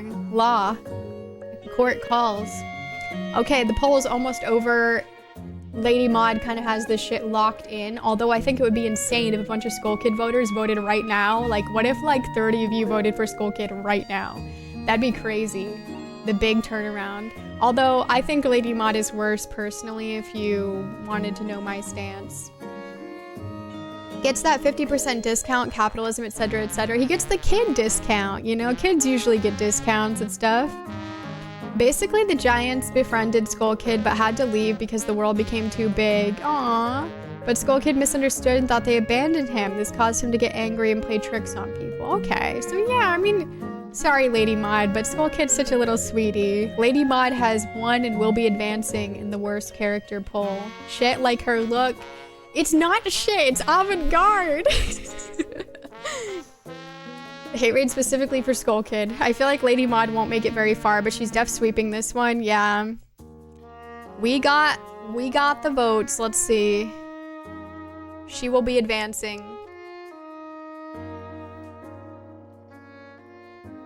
All right. Next is Master Koga versus Chancellor Cole, which is another character of a game that I have not played. Master Koga I know, but Chancellor Cole I don't. So let me write those down. Get your thoughts ready. I'll just say Koga. Sorry to drop the master, but you know, it's kind of a lot. You guys know who I'm talking about, right? And then well, I guess both of them have titles, so but no one knows who Cole is. Okay, it feels disrespectful. I'm putting the master. There we go. Okay, and let's start with defending Master Koga. Oh, it is, Binky. Yeah, it's been so much fun. Thank you for the 355 stream streak. What's up? So, my first evidence for Master Koga is simply that Master Koga adds so much content to Breath of the Wild and Tears of the Kingdom. It's so much fun. Fights and, like, discovering the little Yiga around Hyrule is, like, always fun, you know? It's cool to see them with their little flashlights pretending to be nice to you, and then they're like, I'm gonna kill you! Love that, actually. And there's just so much content that connects thematically and story-wise Breath of the Wild and Tears of the Kingdom. They actually do a really great job weaving those two together through Master Koga's story and the Yiga clan storyline and quest. So that's like a really nice strength. I think he's also just like a fun character. He's a goofy guy. We love a little goofy, flamboyant villain. He really nails that. It's not something too seriously, but it's lighthearted, fun, and it's cool, you know? It's a cool thing that they did with the lore, and it kind of mixes it up a little bit, because like everybody loves Link, you know, he's the hero, but now we got a group that hates him and wants to kill him. That's pretty interesting, isn't it? I find it to be quite fascinating and enjoyable, and I like his character. Koga is Master Koga in Breath of the Wild, this guy, the one on the left. The guy on the right is just a Yiga clan guy. I'm literally using this one as a pizza reheating break. Perfect. No honorific equals GG. My compendium picture of Koga upside down and half buried is the stuff of legends. Koga deserves the disrespect. Koga hater. Cole like that guy from Spirit Tracks. Yeah, Chancellor Cole, exactly, the little guy. I didn't want to nominate Koga, but I needed a 10th. Master Koga is an interesting character to use in Hyrule Warriors Age of Calamity. I've never played as him. Is he fun? And he's influential enough that everyone follows him even though he's failed so many times. That's true. Like, clearly there's something compelling about him if he can have such a large group after all of that. Hello, Devil 7 Lightning. You did. We're doing a big special stream. We're determining the worst Zelda character. I have my lawyer outfit on. It's been a lot of fun. But yeah, how are you? They added a truly massive amount of Koga lore into the Switch 2 edition of Tears of the Kingdom. He went on a really long adventure in the depths and made a huge number of discoveries. That's really cool. That's cool that there's even more to it, because I felt like they did a really good job tying things together. So that's something I really liked. Oh, you're joking because of honorifics. I see. Okay, against him, I had to use the let's kill him meme, because for those of you who don't know, this is what's behind my every stream. This is basically this is him. He just wants to kill Link, and he's trying to convince as many random people as he can that that's what we gotta do. Let's kill him. And as a Link enjoyer, sometimes it can be a bit annoying. I will be the first to admit that although I just said that I liked it, I do find it a bit frustrating when I am going to help who appears to be an innocent Hylian on the side of the road, and then I find out, oh, it's just another Yiga clan person, and I don't even care about their weapon anymore because it's garbage. And then it's just annoying. It's a nuisance. Or when they just randomly show up and I'm like in the middle of something. Yeah, I blame him for that, because he's basically trying to get everybody to kill Link, and it's like, dude, let me live. I'm trying to do something else. And then it's even worse in Tears of the Kingdom because the freaking trees, we're not even safe anywhere. So yeah, he kind of makes things really annoying for Link, because he makes everyone want to kill Link. And sometimes you just want to chill and have like a good time, you know? Dinner acquired, nice. He's pretty silly in Hyrule Warriors Age of Calamity, just a guy with a bad back and interesting mechanics. He's a goofy guy. Hell yeah, brother. Perfect use of let's kill him meme, thank you. Literally just said it. Yeah, I know I just said that, but... I'm good, thanks. I've been waiting for this great stream. I'm glad you're doing good.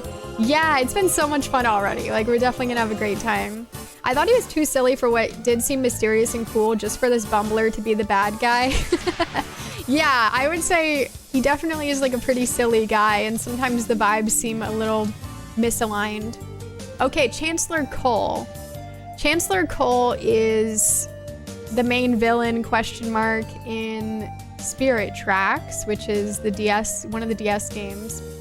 And my argument in his defense, as someone who has not played this game at all and is not familiar with it, is that he, like Zant, is an interesting character. He is like a bit of a schemer, you know, from my understanding. And Spirit Tracks enjoyers or haters, I need you to speak up for this one, because I've not played Spirit Tracks. But I included him for your sake in the poll, and you guys did vote for him.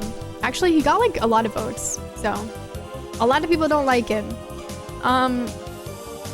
He is quite a schemer, because it's actually interesting. He works for like the Hyrule royal family, so he's like a trusted person that, you know, was on the ends with Zelda's family, and then he betrays them. He has a scheme.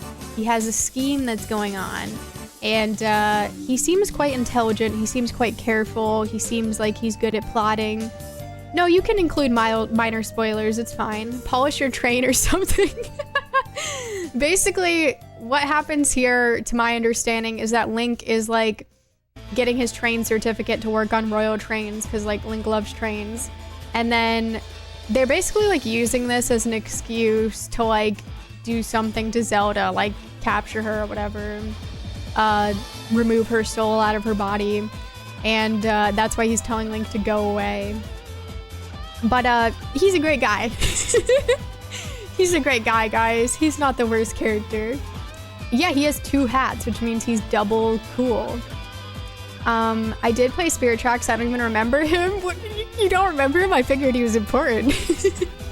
Never played Spirit Tracks. Can someone give us some lore? Well, I just did. Kind of. I said what you were gonna say. He's a chancellor. He's weaseled his way into Zelda's cabinet of trusted advisors. Nothing more needs to be said about what happened next. All chancellors end up being scammers in the end, it seems. That's true. Against him, I would say that, I mean, not the coolest looking guy in the world. I'm sorry. Like, and I'm not 100% positive on this, but he does transform into something that looks Ganon adjacent, but I think he is his own guy.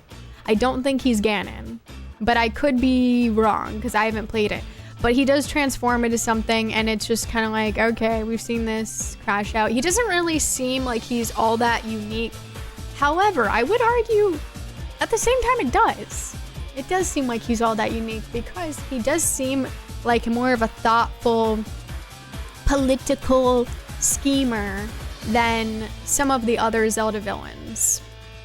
So I would say that that's his strength. Now back to Master Koga. Master Koga, although he wants to kill Link a lot, like I said, fun content. I enjoy the Yiga side content in both Breath of the Wild and Tears of the Kingdom. It's fun. So although it can be annoying, I think ultimately, you know, I generally enjoy him. Good evening, Witch Wizard. How's it going? It's the Dancing Queen song. He wears a hat that's 2 hats, 0 out of 10. I mean, I guess he's covering up these horns. I don't know the lore. Is he covering up the horns or did those just show up? Cause he has also changed his skin color is like gray now. So I don't know if a transformation occurred.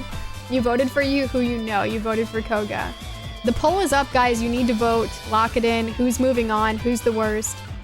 Chancellor Cole is in the lead with 9 votes, and Master Koga has 3 votes. So far, Chancellor Cole is winning for the worst. It was a pretty forgettable game in general. Yeah, I know a lot of people don't like Spirit Tracks. Haven't played it, of course, so, you know, I don't have any opinions on the game, but this guy definitely seems like a character. He reminded me in the first picture of the evil conductor from the train cartoon, but I've only seen it in memes, so I don't know his name. Well, he's evil and there's trains. Lady Maud helped him out with his makeup. I need to go with my heart for this one. You gotta go with your heart, for sure. Koga's underlings were what annoyed me. Exactly, that's what I would agree with that, Alan. The character himself has some charm. Cole, not so much. A vote for Chancellor Cole. I think that's a good opinion, Alan. I would agree. I think the most annoying thing about Master Koga is his underlings, and they're actually like more annoying to fight than him. And I think his fights are actually pretty fun. And pretty cool. And another thing in Master Koga's favor would be all the technology that they build. Now, you guys might just like your own creative ideas better, but in Tears of the Kingdom, you can get schematics from them. You can just straight up steal their cars and their technology. I know I did, because I didn't really like care to craft a lot of stuff besides like really long bridges, just of twigs. So I would like steal their cars all the time. And you have to admire his quick like adoption of the Zonai technology and everything, the depths, all that. He's quite advanced. I thought I played Spirit Tracks, but I'm definitely thinking of Phantom Hourglass. Yeah, Phantom Hourglass is the first one. I'm more amazed how much people love Phantom Hourglass but hate Spirit Tracks. Like, I get the whole train and flute arguments, but overall the game is much better. Yeah, I don't know. I hear a lot of both. Like, I hear some people say they really love Spirit Tracks and don't like Phantom Hourglass. I will say, as someone who listened to both soundtracks to make this playlist, Spirit Tracks soundtrack slaps. So they killed it. Like, that sounds so good on the DS. I don't know what they did, but like the instruments that they used on the Spirit Tracks soundtrack, they absolutely nailed it. Like, it sounds so good. I own Spirit Tracks, but I've not played it yet because I was doing Zelda Quest and didn't get that far. Oh. I didn't get very far in Spirit Tracks. I had a hard time getting past the premise. You didn't like the premise? You like Chancellor Cole? Chancellor Cole is winning, by the way, for who's the worst. There's only a little bit more time in this poll. Lock in your votes, guys. Who's the worst? You have no memory of Cole? Okay, this guy was forgettable, huh? I figured he's there in the whole game, but maybe he crashes out. Or maybe it's just that. I don't know. I'd probably like Spirit Tracks if I'd asked for it for a present, but the timing wasn't there. So you have to go out of your way to want it to like it. That's interesting. Yeah, I mean, my take in this one is I would vote for Chancellor Cole. Nobody asked, but I would vote for Chancellor Cole, even though I haven't played that game, just because I think he's probably worse than Master Koga from what information that I know. And that's crazy, because Master Koga does want to kill Link. And what else do they want? What else is on their, like, what else do they believe in? Anything? I think they believe in some other things. Bananas, but, like, do they have anything else on their agenda? Okay, Chancellor Cole has been voted to advance. We will lock him in. Let's get rid of this. Let's kill him. All right, Chancellor Cole. We're gonna have plenty more time to discuss him. As he goes against Lady Maud. That's gonna be a great one. Okay, this next one is deeply upsetting for me, but also good because that means one of these characters will not be moving on. And that's Uku versus Fi. I love both of these characters, so I'm sorry, but yeah, I'm biased. I like both these characters deeply, and I don't really I don't really have anything bad to say about them. So, but I will for you guys. But they make me happy and I love them. They're my faves, which a lot of my faves either are on this worst bracket or just didn't make it at all. Tattle. By the way, I saw you guys who voted for Tattle tried to make... Should I take any of this seriously when Oaku is nominated? What are the chances? I agree, Snoop. That's how I feel. Tattle didn't even make it, and I love Tattle. I'm a Tattle stan, and I don't even know why people don't like Tattle. Like, we should love Tattle. She's funny, and she's way more helpful than Navi, so what did she do? Literally nothing wrong.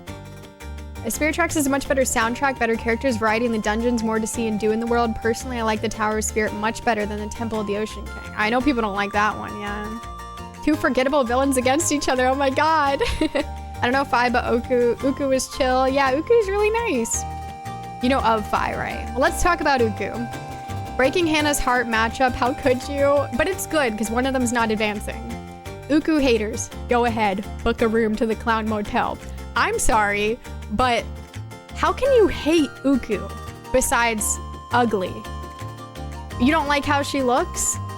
Like, she is helpful. She's one of the few Zelda side characters that is nothing but sweet and helpful. She is just nice. So you're judging her by her appearance. She only helps you. She's kind, nice, pleasant. There's nothing wrong with her except her appearance is maybe frightening to some. So I'm sorry, book a room. Because, what? She was so high on this survey to get into this bracket. She was number 3, which is insane. You guys have seen the people on this list, some of them. Obviously, some of them we love, hugs and kisses, sweeties, but some of them are just, you know, aberrant behavior. Uku is such an angel. She's so nice. She literally, I promise you guys, anyone that hasn't played Twilight Princess, she's so nice, okay? Literally does not do anything but help you. We have this defense written by a freemie. In defense of Uku, I want you to ask yourself, what is the world of Hyrule? Gather what you know from every time you have visited these lands. It is no mere Middle-earth fantasy. It is home to many races and sentient creatures in the forests, lakes and rivers, mountains, underworld, dark world, and in the skies. Some of the inhabitants we have never known outside of their domains. They are all unique and integral to the realm, and moreover, the land of Hyrule that they inhabit. Then why should we make such baseless accusations against Uku of the Uka race from the Sky Realm, when the very thing that makes Hyrule is its individuality and uniqueness across all known realms? We must accept that we are all different and not so hastily judge others on appearance. Uku is a caring individual that supports her family, as well as the hero of the legends, the hero known throughout Hyrule. I rest my case, thank you. Thank you, Freemie. We appreciate that. Yeah, she looks cool, I agree. I wish she made it on the best characters. But, you know, there's a lot of hate for her. Who would make an argument against someone based on their looks? Well, we have that actually. Next, against Uku. It pains me. I'm sorry, queen.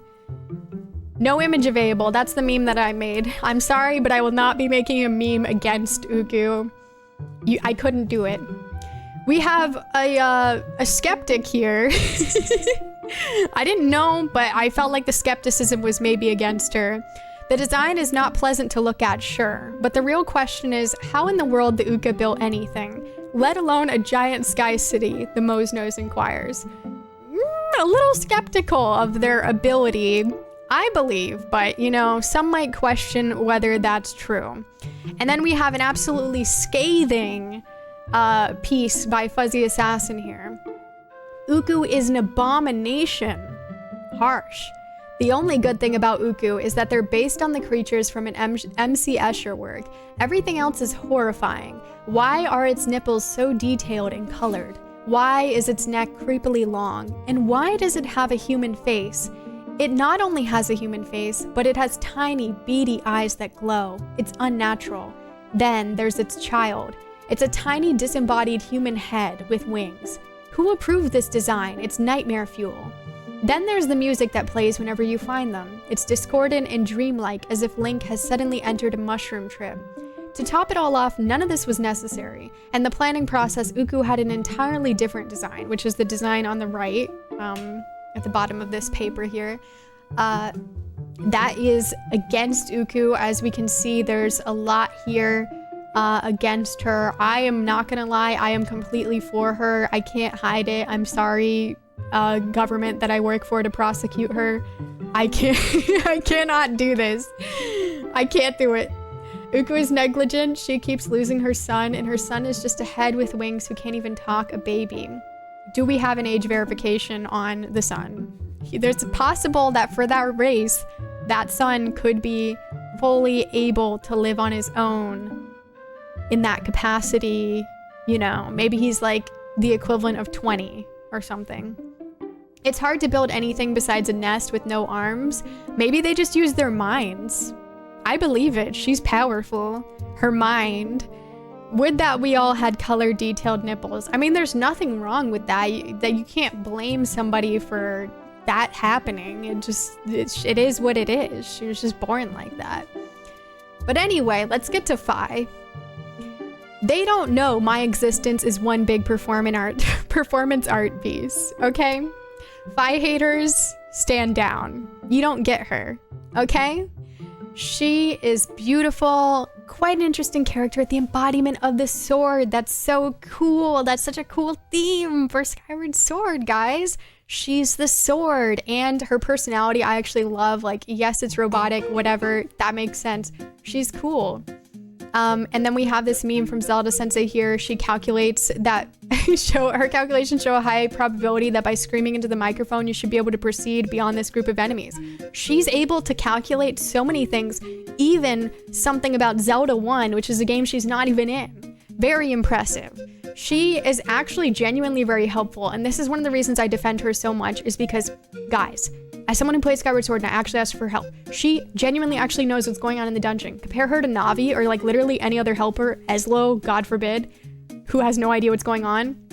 Those two are talking about shit that happened ages ago. They don't know what the hell's going on. Their shit's not updated. Fi is locked in. She knows exactly what you're doing and what you need help with. She helped me so many times genuinely with like trying to figure out what I was trying to do specifically inside of a dungeon. Not some general shit, not some, go to the dungeon, like Navi, like, girl, we already did that dungeon 2 dungeons ago, like, you don't know. Let's talk to Saria. She's hanging up, okay? Fi is actually one of the most helpful Zelda side character, like, helper characters, if not the most helpful one.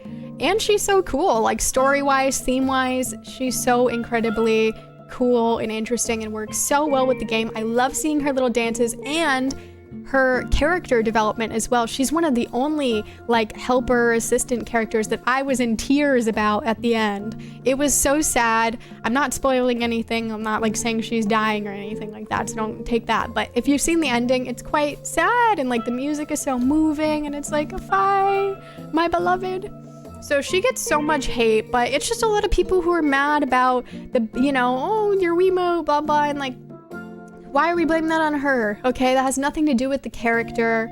She herself is very helpful and a very cool character. She is fantastic, I agree. I'm making my vote on behalf of a friend who made me a very funny comic taking down Fi. I personally have no stakes except to eliminate one of Hannah's favorites so we can eliminate the other one in the next round. Right. She was on my like list. I don't understand. Thank you, J. Ramsey. She was on mine too. I love her. Love Fi. I didn't add anything for her because I knew you were on the right side. Thank you. We all love smart, nerdy people. Exactly. If I would have the time, I would have submitted that comic as evidence. Interesting. Can we be honest for a moment about something?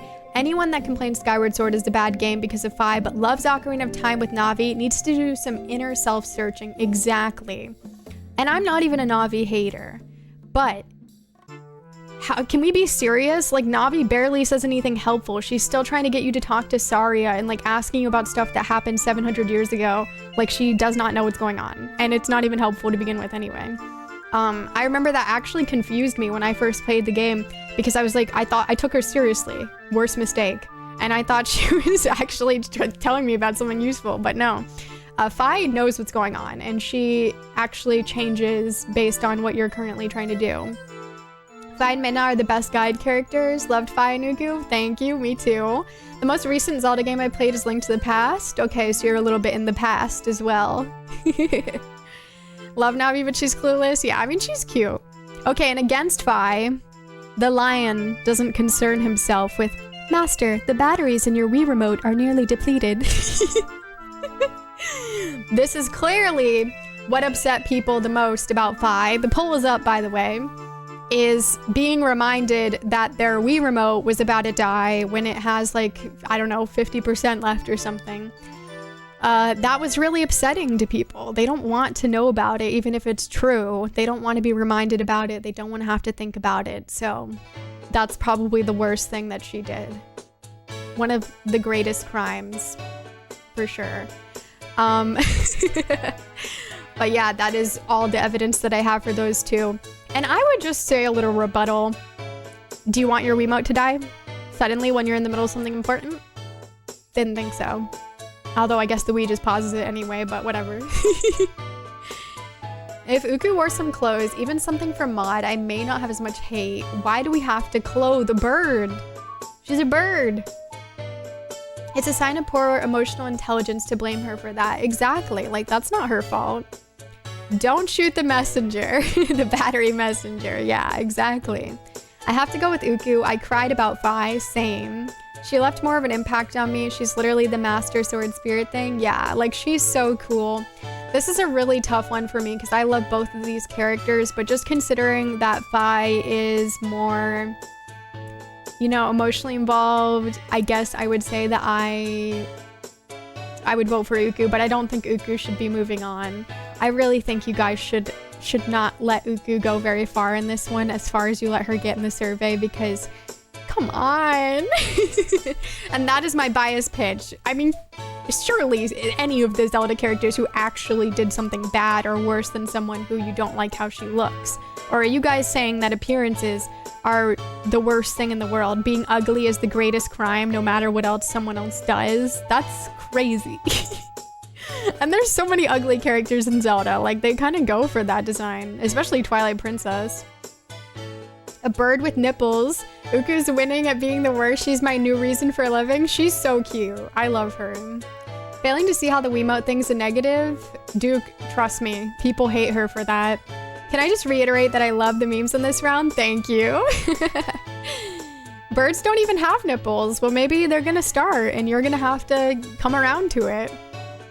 Surely Uku will lose the next round. Hopefully. I felt judged by Fi for the cheap dollar store batteries I used when I played that game. She doesn't know, you know.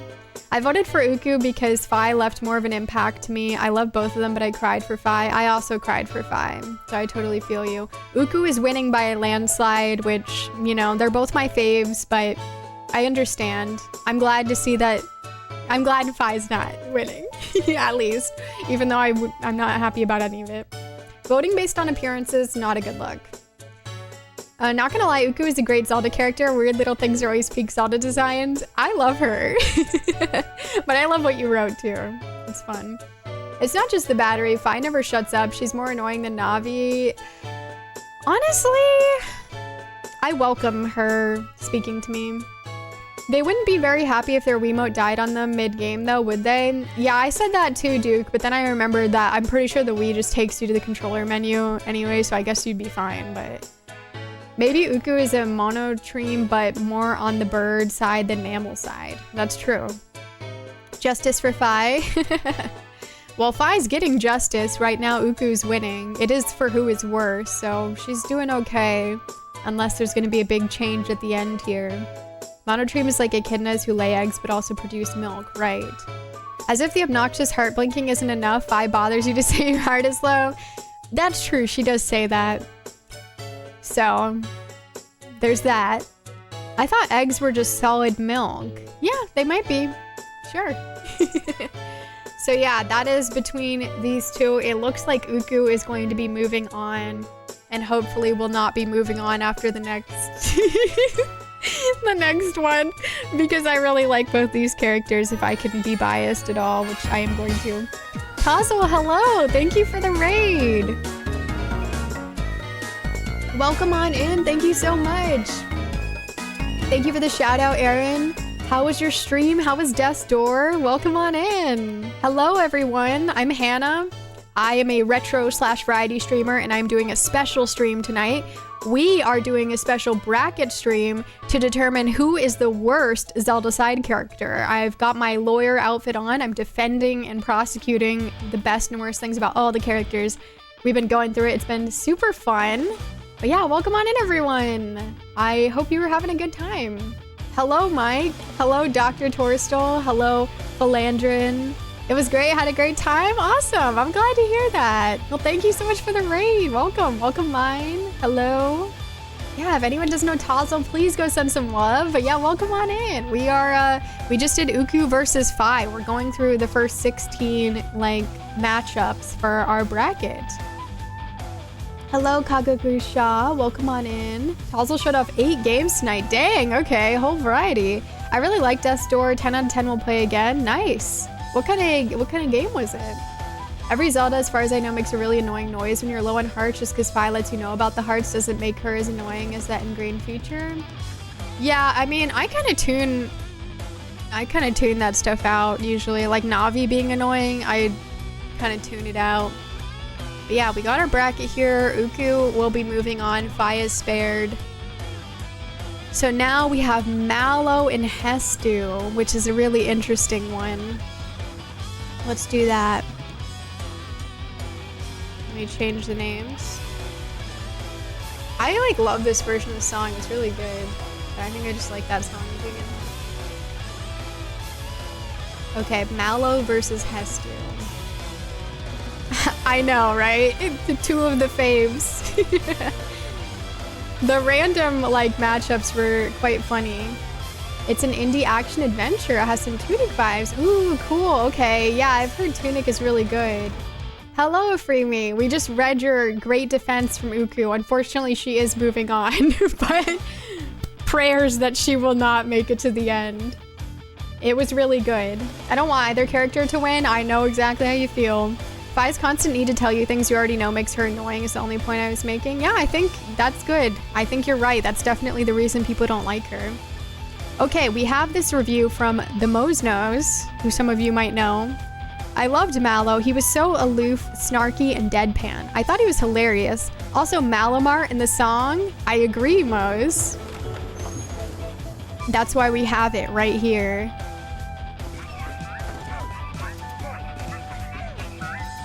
Hell yeah. Malomar, just good vibes immediately upon walking in. Banger song. Everybody's having a great time. Super cool design that stands out right away. Come on. Come on. Everybody's dancing. They love it. And there's great discounts. He actually has like really good deals on stuff if you have shopped there. it's pretty neat. It's a fun shop. It is. It was like really exciting. I remember this in my playthrough. I was like, whoa, this is so cool. And the song is a banger. Yeah, it's really neat. Love Mallow saved a store, dropped the prices. Exactly. He made everything cheaper. We have this nice defense from Fuzzy Assassin, defending the misunderstood Mallow. Mallow is just a mature for his age small businessman. He's an entrepreneur, a go-getter. He's just out to take the world by storm. He gives Link an extremely deep discount on the magic armor and cheap arrows and bombs, but no lamp oil. This shows he's not a pure capitalist. He believes in giving back to the community and opening stores to serve people, not just to enrich himself, which is true. He actually does give you good prices, and his shop is just better all around, and it's got good vibes, and it's got good music, and everybody loves it. They want to go hang out there and dance there and have a good time. What more evidence do you need? Like, this kid from a young age is out there making moves, making money, making the world a better place, helping people, and we don't like him for that? And we dislike him for that? That's upsetting to us? Curious, isn't it? I'm very curious about that. I definitely wonder. Mallow gets one over that jerkwad shop owner at the Capitol. Justice for Mallow. Exactly. Like, he's a good guy. How could you hate this? Nintendo could learn from him. Good vibes, mostly good decor, spoiled by creepy baby faces everywhere. Again, we come back to the appearances. Can Mallow help how he looks? Can anyone? Do you want him to get plastic surgery? What is he supposed to do about how he looks? We cannot judge these characters primarily on their appearance. We can factor it. But primarily, when they're doing good things, I don't think it's right. There is nothing to hate about Mallow. Exactly. And remember, magic armor costs 7,700 in Dragon Warrior. Exactly. That's what you could be spending. Who doesn't love a baby face? Exactly. He's a nice guy. This is why we should hate him. This child is smarter and more successful than me. I am so mad. I'm not the one who voted for him, so I don't know why you guys don't like him. Besides, you don't like how he looks because, yeah, like, he looks like a baby, but like, yeah, he's more successful than you. Like, he's just he's a successful, smart child. He's got his shit together. He knows what he's out there to do, and he's doing it, and it benefits you, the player, Link. It benefits you. So what's there to be mad about? What makes him the worst? This, apparently. This is all I could come up with because I don't know. I really don't know what makes him the worst besides he was creepy to some people. It's tough if the baby's name is Carl or something.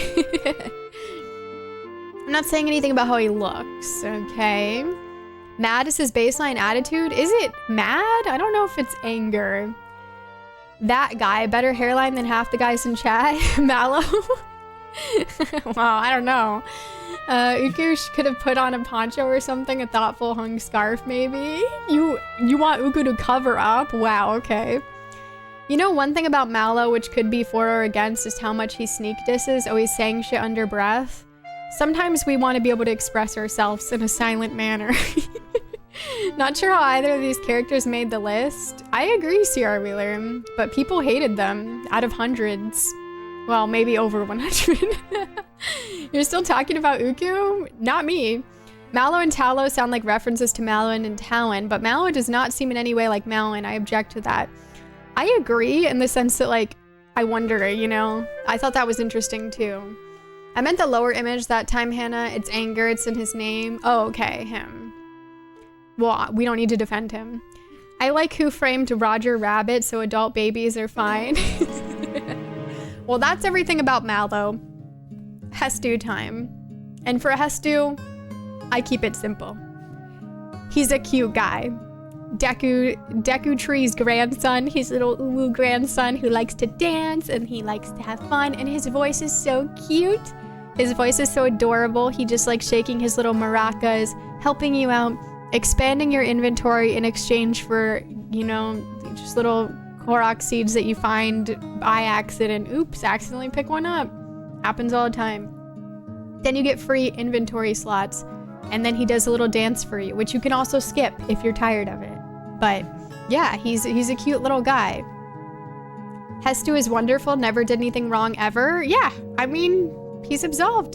In defense of Hestu, Hestu has done nothing wrong. Hestu does nothing but help Link during his journey. Hestu's just a happy bard trying to fix his instrument. He sings, he dances, and he just has a good time. He graciously upgrades Link's backpack space in exchange for literally bringing him crap. Who would not want to invite Hestu to a party or hire him as entertainment, says Fuzzy Assassin. And I would agree. He's really cute. I think his little bag and his design is really cute, and his little maracas. He's adorable. I really enjoy him. Evil capitalist baby got funding to set up shop, undersell the other merchants to force them out of business. Then, as the only merchant in town, jacked up the prices even more than the other shops before. Okay, a scathing review of Mallow. I see. Didn't get too far in TP, but I liked Mallow when I ran across them. Love the shop and the vibes. Someone hates this. Yeah, people do not like Hestu. Hestu's wonderful. There's only one thing he did. We'll get to that. I literally can't hate either of these two. Hestu was robbed by the rest of the Koroks. He's a victim of Hyrule. That's true. That's a good point. I can't remember. Are either of these characters on the best list? No, they're not. They did not make it, tragically.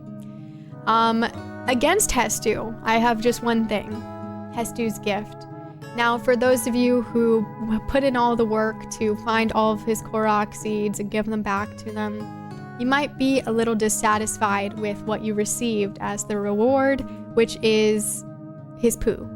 He gives you a pile of his poo. So after all that work, I think the reason that people don't like Hestu is they were unsatisfied, or maybe even, dare I say, insulted, angered by the prize being a pile of shit. But I would argue maybe we just don't understand the Korok culture. Maybe this is a good thing. Maybe this is a delicacy. Maybe this is something we should be extremely grateful for, and maybe we should respect his culture. The poll is up. Vote for who's the worst character, Mallow or Hestu. This is a really tough one, for sure. Hello, Aaron. How are you? Hestu's award for finding all the Koroks feels like the scam you should have seen coming, but didn't. My very, very real problem with Hestu, his voice actress is also the voice of Marinette Ladybug, so I hate him. An itty-bitty business baby. Hestu is also great to play in Age of Calamity. Fun moves, great music, brings some good vibes to the battlefield. That's awesome. He does dance anytime you ask afterward. That's nice. Letting you use the dance on command forever. Sigma move. Giving you the pile of shit. Still better than mod, yeah. You're not voting this one? Yeah, I don't blame you. It's a tough one. Looks like Mallow's winning for being a baby child, I guess. Or what else you guys don't like about him. Poop is the most personal thing you can give to someone. That's a very good point, Coconut Jim. Thank you. I agree. It says gift of friendship. Exactly. So it's like something really important to him. Looks like to me, someone understands the internet. I was in Guitar Center today. Literally, they were selling a guitar strap with poop emoji all over it. Fertilizer. Yeah, maybe it's gonna grow the next Great Deku tree. I'm good, thanks. Hope you're well. Good. Yeah, we're having so much fun. I've got to try and get further in AOC. Mallow's winning. Yeah, it's kind of close though. So get your votes in, guys. Who's the worst, Mallow or Hestu? I hope neither of these guys make it very far, because I really don't think either of them are the worst. I think we have much worse. The juxtaposition of this song with the Mallow Mart song, by the way, the Observatory. we just need the final day song, like. But yeah, Mallow, he's winning by 6 votes. If this song doesn't convince you to vote for Hestu instead, I don't know what will. He's a great guy. Do you want to be like that guy? Maybe you do. Maybe you resonate with him. I know a lot of people do. A lot of people really, you know, find that to be resonating information, which is fine. You're valid. This is about you. This night is all about you and your opinion. So vote for what your heart tells you. Who is worse, Mallow or Hestu? And you know, if you want to be real strategic about it, if you don't want either of these guys to win, who do you think has the weaker argument to go up against, you know, the next person? Which I guess they would be against Uku.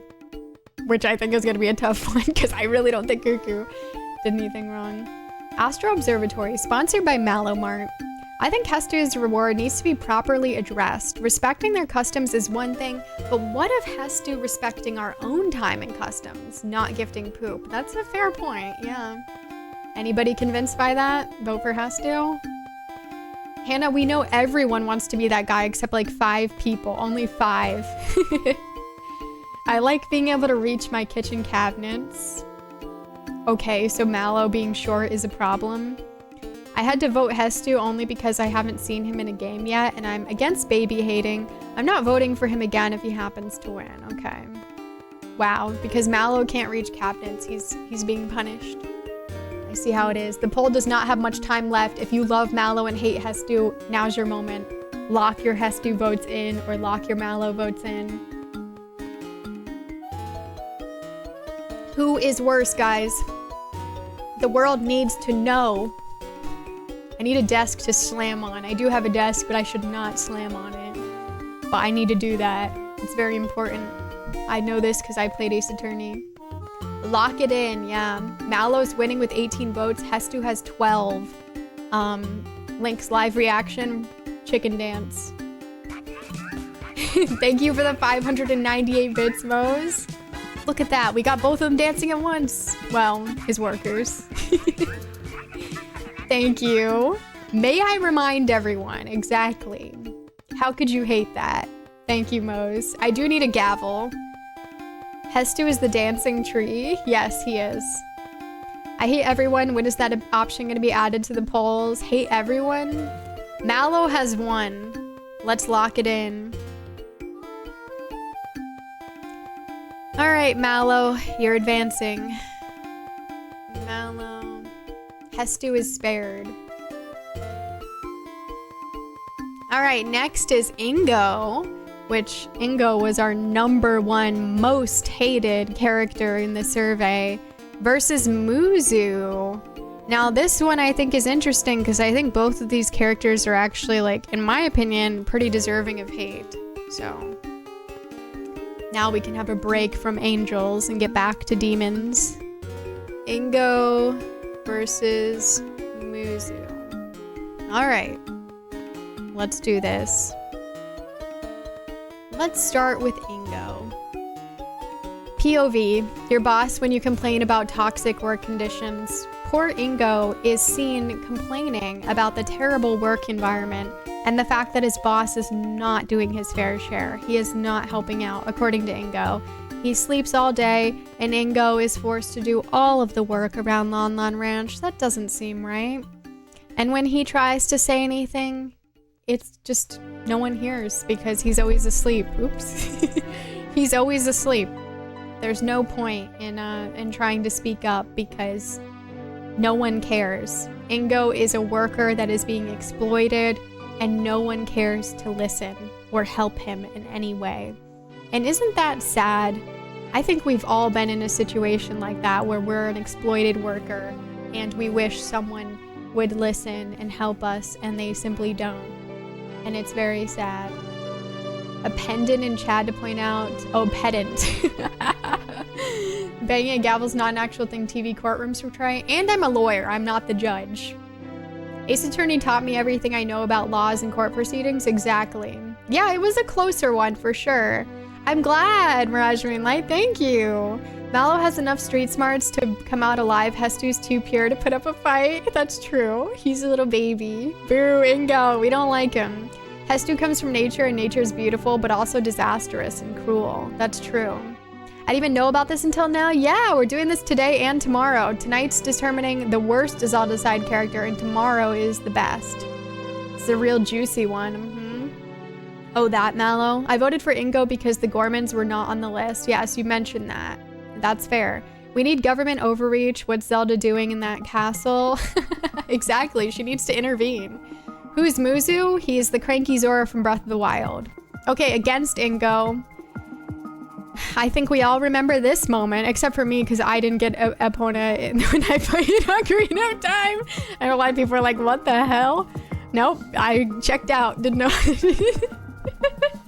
But I've since seen it, I played the game again. When you try to, well, okay, basically you can go to the ranch when you're an adult and you can try to ride the horse or whatever, and if you do well, then Ingo will challenge you to race him, and then he'll say, oh, you can keep the horse if you win, and then you do win, and then he won't let you keep the horse. He's like, I'll never let you leave this ranch because I promised that horse to Ganondorf. Ganon wanted it. And then that's kind of messed up because he lied. He's kind of an asshole. And also, I guess we, you know, avoided the elephant in the room, but during the like 7-year time skip, he takes over Lon Lon Ranch, and Talon is like forced out of his home, and he starts like, you know, running a business there and running it like an asshole. So he's kind of an ass. We can't lie.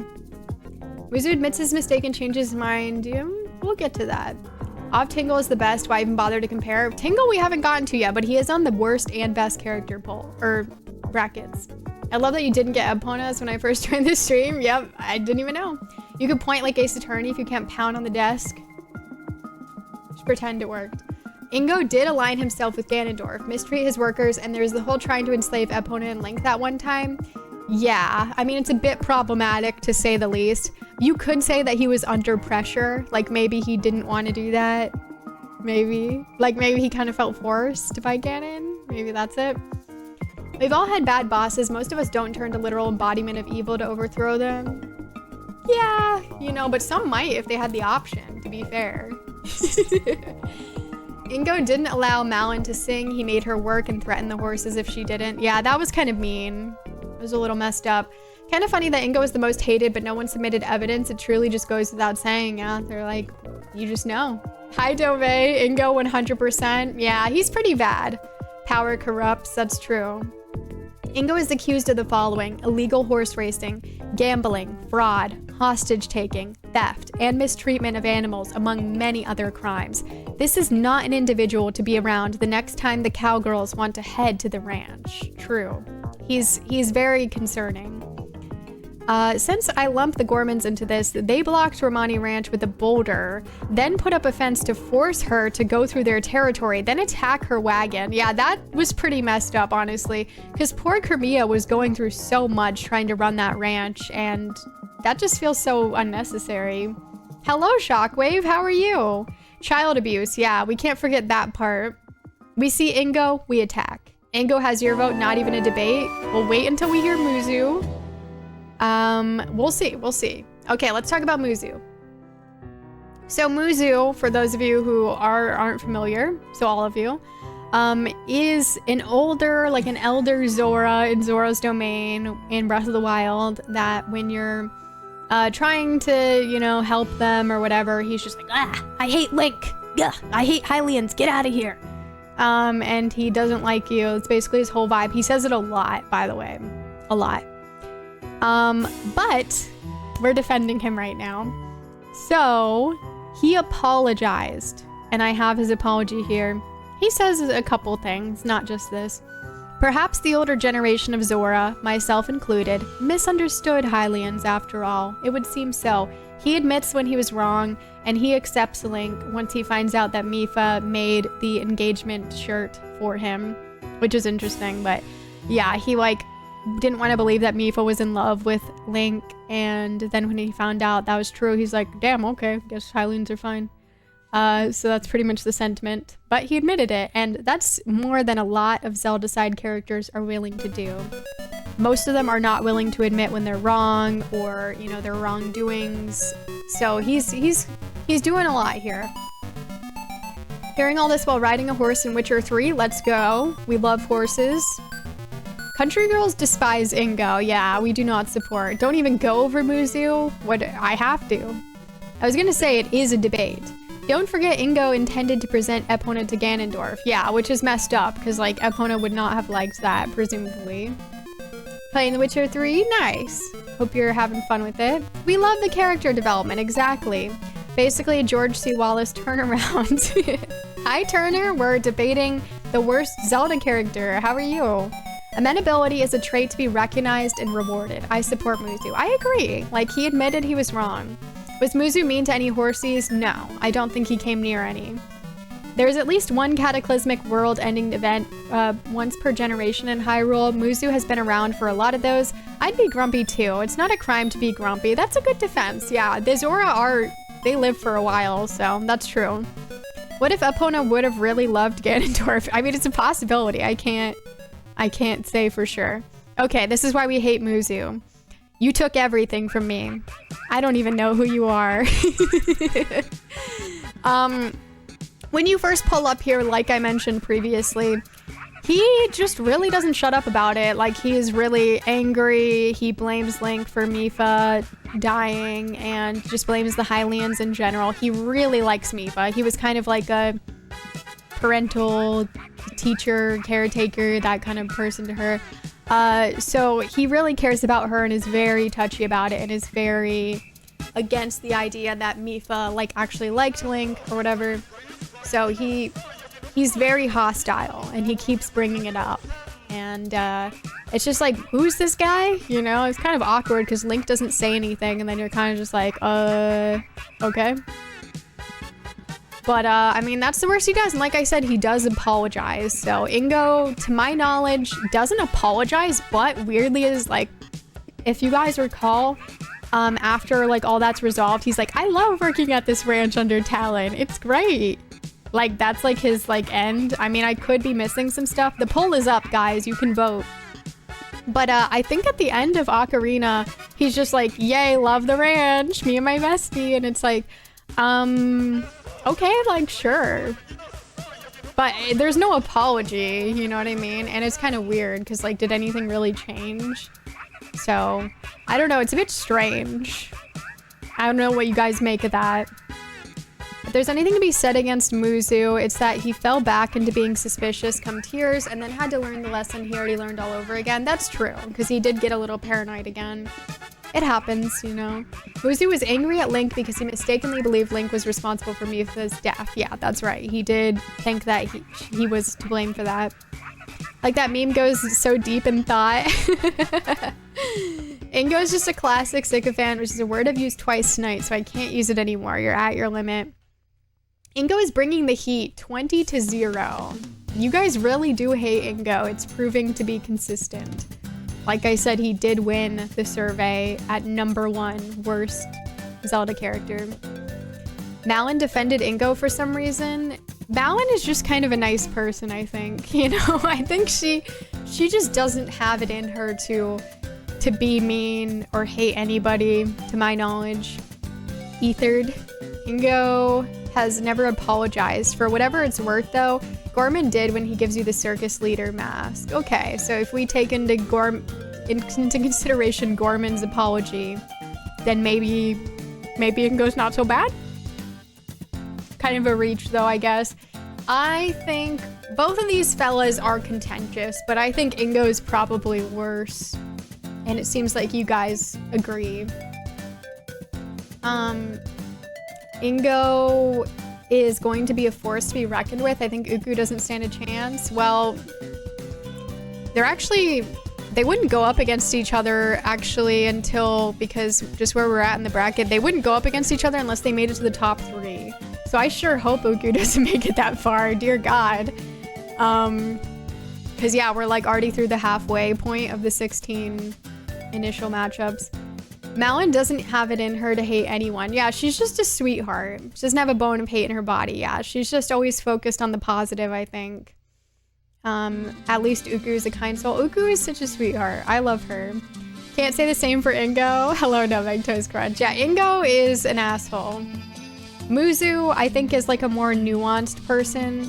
I think Ingo is just strange because like I said, I just think the end of like Ocarina for him and how they wrap it up is is just strange. If Ingo's a changed man at the end, maybe he was under Ganondorf control. Honestly, Jurassic, I do speculate this. I did some research to see if other people thought this as well, and people seem to like not support this idea, but that's kind of what I thought too, just because of how abnormal it was for him to like just be like, I love working here all of a sudden, and like there was nothing in between.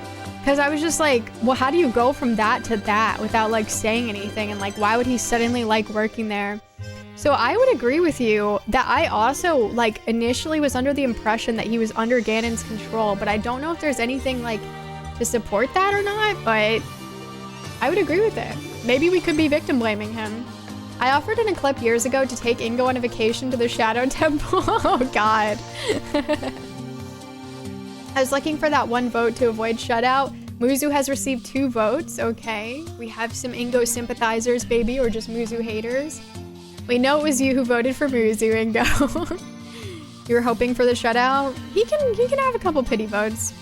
Malin defends him, so he must have been redeemable. Yeah, I mean, I trust Malin's judgment. I just feel like Ganon wouldn't control someone to simply be petty and abusive. Yeah, I mean, it seems like a reach, but the game is very vague about what Ganon's curse really entailed, you know, and how much of it was like a direct action versus an effect. But he did kind of not like working there before any of that, so. It looks like Ingo has won, guys. Let's lock that in. All right, Ingo will be moving on. The next one is one that many of you have been waiting for, but maybe not in this particular matchup. Navi versus Rivali. A lot of people did not like Rivali. He didn't do very well, and people didn't really dislike any of the other champions too much, but Rivali was high up there. They don't like his attitude, I guess. And then Navi was one of the most hated, of course, because that's not surprising. A lot of people don't like Navi. This one is hard. Counterpoint though, Ingo was bitter before Ganon took over and seemed happy rather than controlled. Ganon just gave his greed-free reign. Afterwards, he seemed too happy, like afraid of repercussions kind of happy. Exactly. Yeah, like it was kind of weird. I would agree with that. He's more of everyone's a soldier must throw themselves physically at any opposition kind of guy. Yeah, I could see that. Yeah, I can see why Muzu would be upset. I get that. I'm glad the kingdom didn't put him to the gallows. All good points about Ingo, yeah, for sure. Rivali's an asshole. His power is great, though. His power is very nice. Okay, let's start with Navi. Bitches be like, can't stand her fake ass. 10 minutes later, me and the bestie. A lot of people don't like Navi. They find her to be very annoying. However, they sure seem to like her Z targeting, and, you know, you could not use her. You could not use her if she's so bad. Nobody's making you. You could just go through the game without targeting anything. Have fun. Since she's so annoying and bad. Have a good time. And then we have this nice written report from Fuzzy Assassin. Leave Navi alone. Navi is the unsung hero of Ocarina of Time. Navi was there for Link for his entire journey. She was nothing if not helpful. She helped him keep track of where enemies are. She gave him hints about defeating enemies. She let him know whenever something dangerous like a wall master was around and going to grab him. Navi had a thankless job, and she was rarely, if ever, thanked. People complain about Navi not helping with Ganondorf and Ganon, but what do you expect when encountering the great Demon King powered by the Triforce of Power? The only bad thing Navi ever did was break Link's heart at the end of Ocarina of Time. Not all love is easy, and Navi needed both to live her life and let Link mature and live his. Stepping outside of the game, Navi is 3D lock-on. Without Navi, you don't have locking onto enemies in Dark Souls, Kingdom Hearts, or other 3D action games. Without Navi, you don't have the lock-on and scan visor in Metroid Prime. Navi created 3D games, and she deserves respect. That's from Fuzzy Assassin. Thank you. Yeah, Navi is a very helpful character and does a great job considering that it's a very early 3D game in helping you lock onto enemies and, you know, she does her best. She does the best she can with trying to help you with what's going on. But, you know, she's a sweet little character. When she says, hey, listen, it's like I can hear it when I want to and I don't hear it when I don't want to. So, you know, it never bothered me. You know, she's just trying her best. She's cute little fairy. Rivali's something of a jerk, but he's got the skills to back it up. That abrades some people. I might have voted for him against some of these other opponents. I'll sit back and watch. I'm not familiar with Rivali. Well, I'll make you familiar. She was a fairy versus tsundere bird. Rivali's power was way too useful for me. A vote for Navi. Damn. I never had an issue with Navi. She just wants to help. Exactly. She kind of forces it in the Deku tree, but yeah. Navi always tries to point you in the right direction. Even if it's something you already know, she's just trying to help. Exactly. That's true. In terms of narrative, I actually don't hate Navi. I'm not a big on Rivali. But in terms of gameplay, I don't like Navi, but I like Rivali. Like, it isn't Navi's fault she was used as a vehicle by the devs to over-tutorialize, and Miyamoto himself regrets making her so heavy-handed. Right, like, it's hard to decide whether you blame the character for that. Navi never bothered me. I was surprised when I learned about her hate years after the game was released. I bet if people weren't so hard on Navi, Miyamoto wouldn't regret her. If Navi was shown to be a hot girl, she would have been in the best list along with the other superficially hot girls in the series. Interesting take, okay. He seems like a big validation seeker. From a player perspective, Navi is annoying, but that is her great in. But put yourself in young Link's shoes. You'd want Navi by your side 100%, even if she states the obvious sometimes. Yeah, I mean, he's just a child. I live for editorial pieces like this. Yeah, it was great. Just because Navi hitched herself to the walk-on wagon doesn't make it her thing. All right. Navi dedicated her entire life to Link. All he did was scream at her the entire game while rolling around. She carried Link. True. Hey, listen. Hi, Cyberailers. I'm listening. The end of Ocarina of Time. Yeah, it is really sad. Navi's the whole reason Majora's Mask exists. True, because he's searching for Navi. Okay, let's see why we hate her.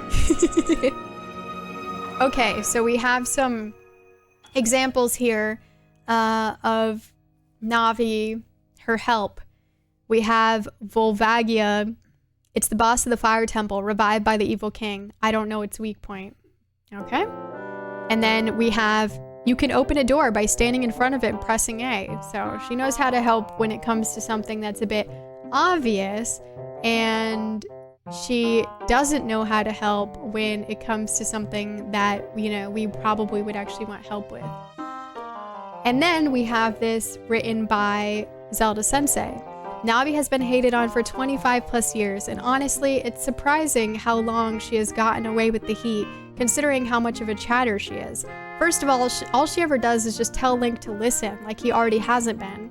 Second, Navi loves to give advice, but it's always that unsolicited advice that isn't needed or already known. And when it comes time for you to ask for some help, she's got nothing important to say to you suddenly. True. Ganon, I really have no idea what his weak point is. That's something that she likes to say a lot, it seems. So why is she saying anything at all? We have to wonder. We reach to her for help in desperation, and she doesn't know. Link obviously cared a lot about Navi to go off to start the Majora's Mask adventure. Exactly, he wanted to go look for her.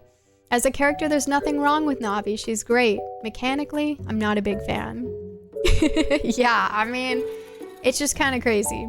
You take it all back. The targeting only happens because Navi, she goes over to the enemy, and when she's afraid of the gold Skulltulas, the targeting doesn't work. Yeah, although it is interesting that she's afraid of them over everything, you know. Okay, it's time for Rivali. Rivali, in his defense, like some of you mentioned, is just a sweet tsundere bird. He is shy and trying his best, and yes, like many tsundere characters, he struggles to be authentic and true to his real emotions and his heart. He is scared, he is insecure, and he just wants to be recognized. He just wants to be loved. He wants Link to acknowledge him. Can you imagine how frustrating it would be if you look up to someone and they don't speak to you?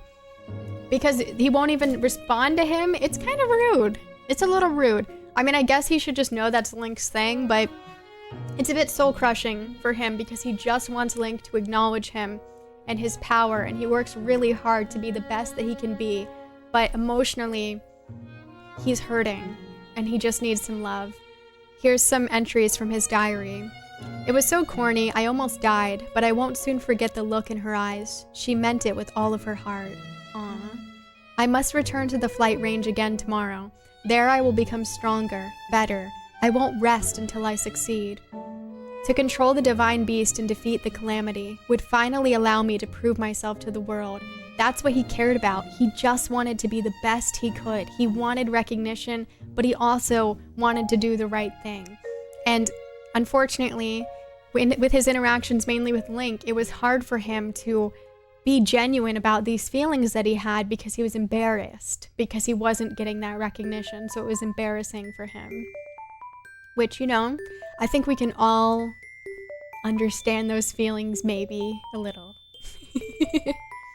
I have a hard time voting a bird as bad. I mean, he is pretty cool. And he has a really helpful power.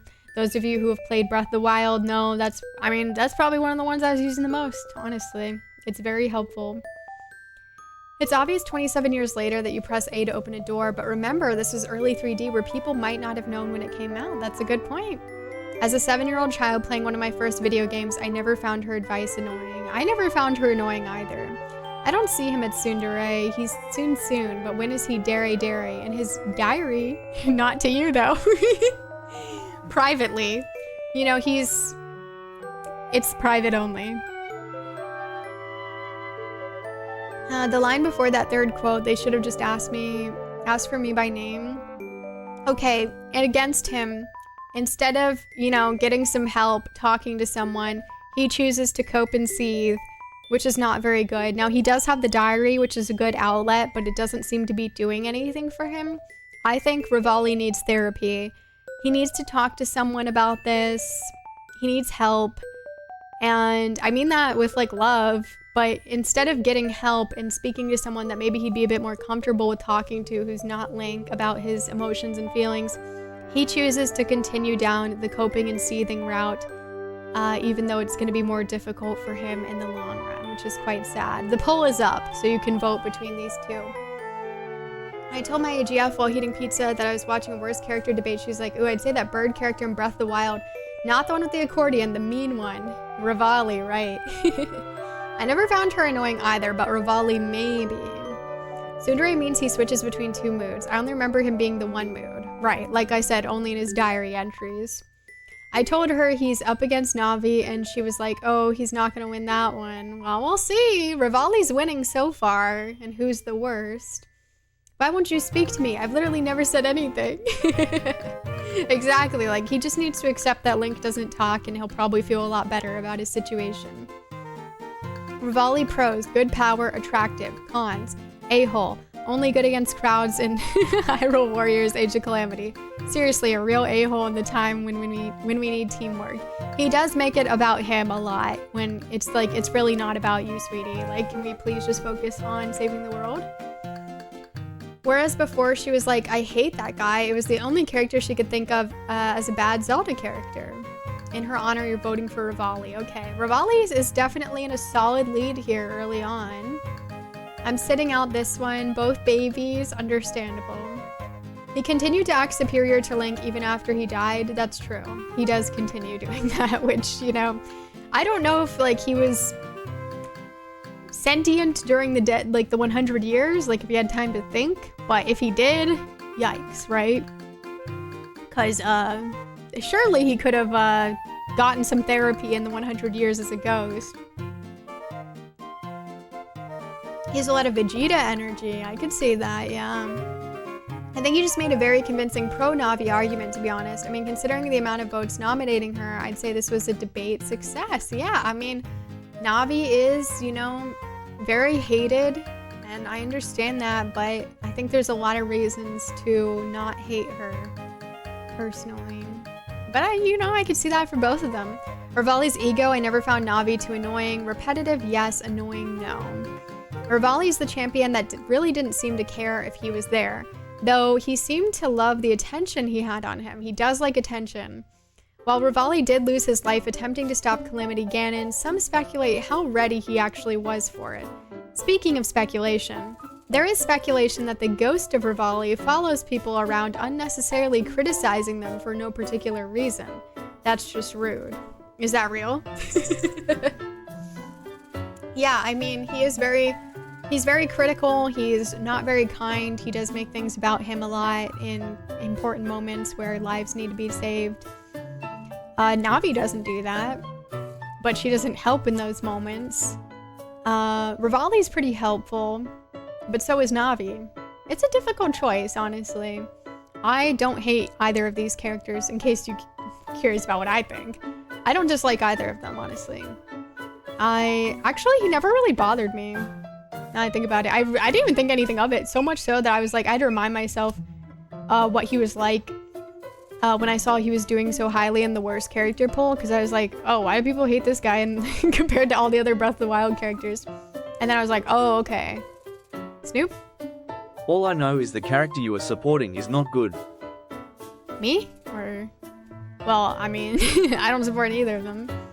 Or don't not support them. Navi flew so Rivali could also fly. Yeah. I found that desert meme that I made funny because, like, the guy is supposed to be, like, crawling on the ground. Like, but Rivali flies, so it doesn't look as urgent, I suppose. Hello, bag of shitty oranges. Twinkle? You mean Tingle? Tingle hasn't gotten his yet. I think he's coming up, though. He's in, like, 3 brackets. This is a hard one because I really would love to see a tie and let them both bow out, you know? Unfortunately, that would not be an option, but one of them has to go. But they might, you know, they might not perform well in the next one. Rivali's still winning. The poll is about to close. Get your votes in. I'm sorry, but I can only hear hey listen for so many hours before I just want to gag the fairy. Hi, Sophie. You find it very annoying? That's understandable. You tried to forget? You tried to forget about what? Okay, we got it locked in. Rivali will be moving on. Navi is spared. Round 1. That's crazy. Navi was like in the top 3 or something for most hated. So that's quite a turnaround for Navi to be spared so early on. All right. Rivali is moving on.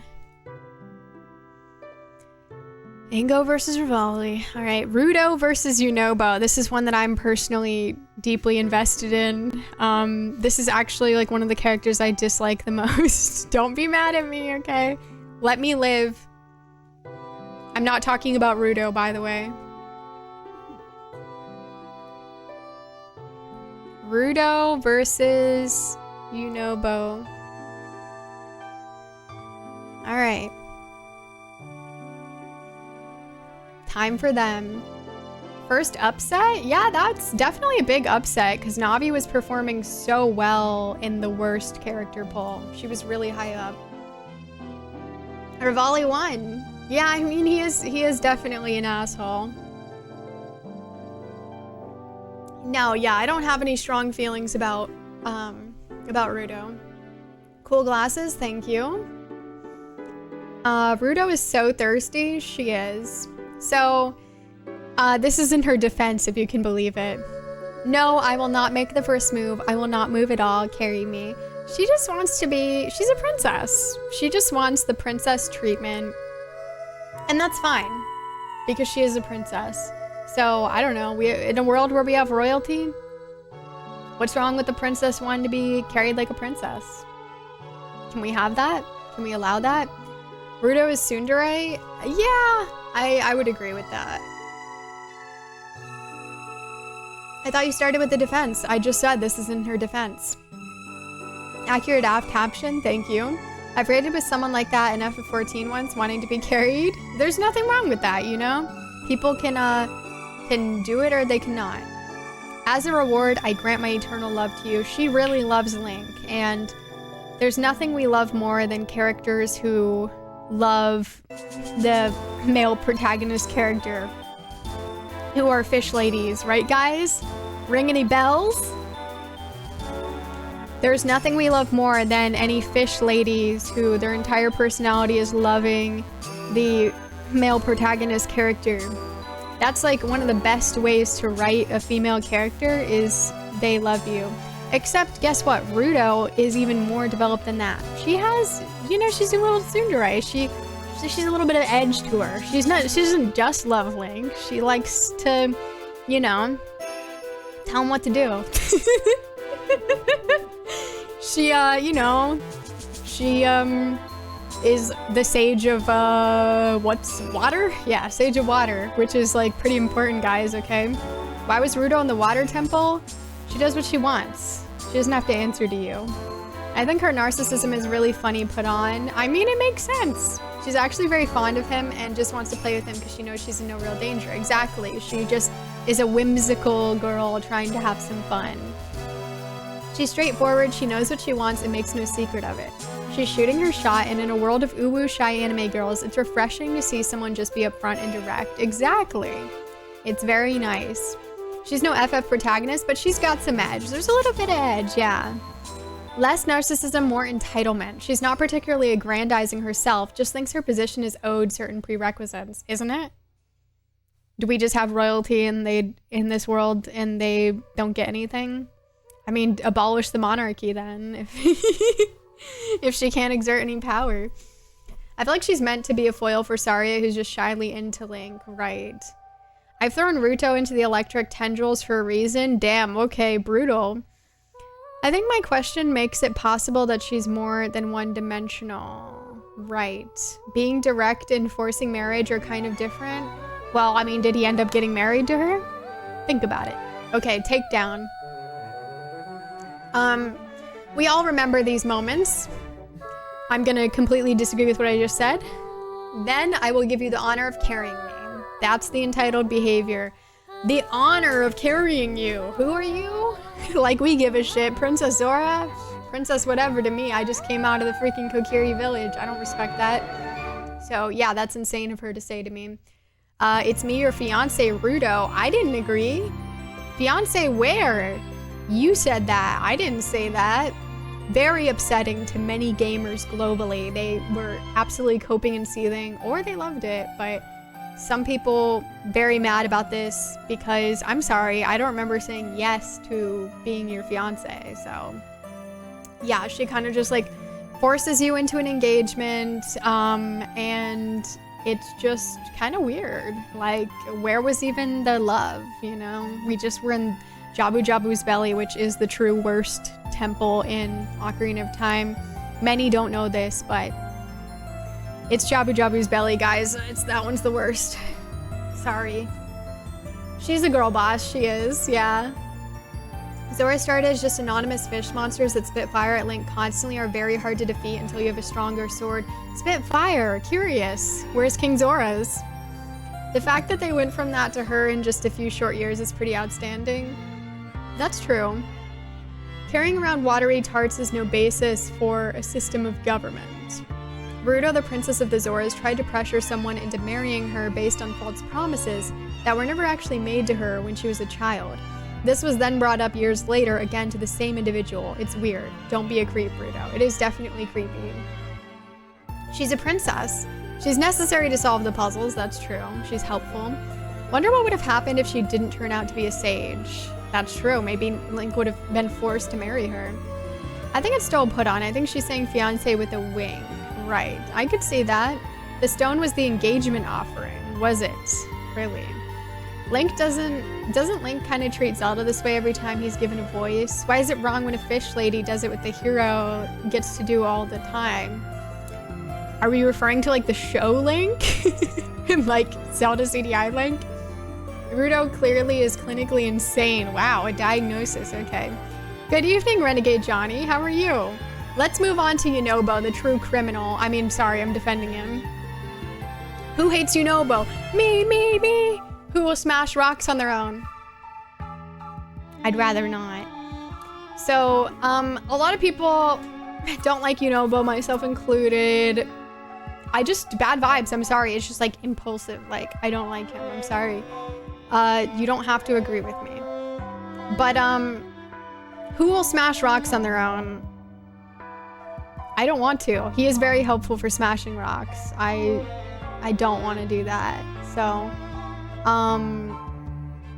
I would agree that he's quite helpful. And, you know, he's a sweet guy. He's doing his best. He's good representation for people who have more timid personalities and, like, aren't... Because, like, okay, the Gorons are typically more, like, macho kind of guys. Like, they're more like, I love hitting rocks or whatever. But, like, Yunobo, he's more nuanced. He's, like, a little sensitive, a little timid. He's not your typical Goron, and it's nice. We get some different representation for Gorons. Like, we don't all need to be similar characters. I'd say he's definitely like a standout Goron character compared to a lot of them. So that's nice, you know? That's good for him. The show and CDI link, okay. Ruto may have been the reason I got stuck in Jabu Jabu's belly. I probably kept forgetting I needed her. Well, rip. You put your defense in a Phoenix Wright objection generator. Hold on. I'll try to look at that if I can, but I don't know. I can't pull it up though. It would take too much. Justice for Yunobo. Hi, Digibuy. You like Yunobo? Justice for Yunobo. I liked using bombs, so you prefer bombs. And eating rocks. I do not know Yunobo. Well, then I guess you didn't play Breath of the Wild or Tears of the Kingdom. If we have Morshu in the tourney, we have to regard CDI Zeldas as canon. That's true. Why is his amiibo so hard to buy? Why couldn't I pre-order it? What makes Yunobo so special? Oh my god. That's funny. Okay, we have objection. You claim to hate Yunobo. You say you dislike his personality. You encourage everyone vote for him on the worst character list. However, my client maintains his innocence. He has no memory of what he said or did while he wore the mask. I only put on the mask because Princess Zelda told me to. I remind the court that it was later determined that the Princess Zelda who gave the mask to Yunobo was an imposter, a puppet of Ganondorf. And everything he did when the mask came off was perfectly fine. I submit to evidence a full transcript of everything Yunobo said during the Fire Temple main quest. You wrote down everything he said. His lines after the mask came off are not objectionable. I rest my case. Why'd you do it? Why'd you do it? Listen, I don't even care what he did under the mask. I just don't like him. Like, it's literally based on not anything except for vibes. Do you mean worst character in terms of likability or relevance or how developed they are? Anything that you want. That's how cool it is. It's up to you, bag of shitty oranges. Speaking of smashing rocks, I didn't know you could... The character on the left is by far the worst. Couldn't be me. He doesn't like Ruto. I didn't know you could smash the giant rocks in Arceus just by throwing a Pokemon at them. Changed my life. That is, yeah, very nice. Tell me which line you object to. It's just everything about him, nothing that he said in particular.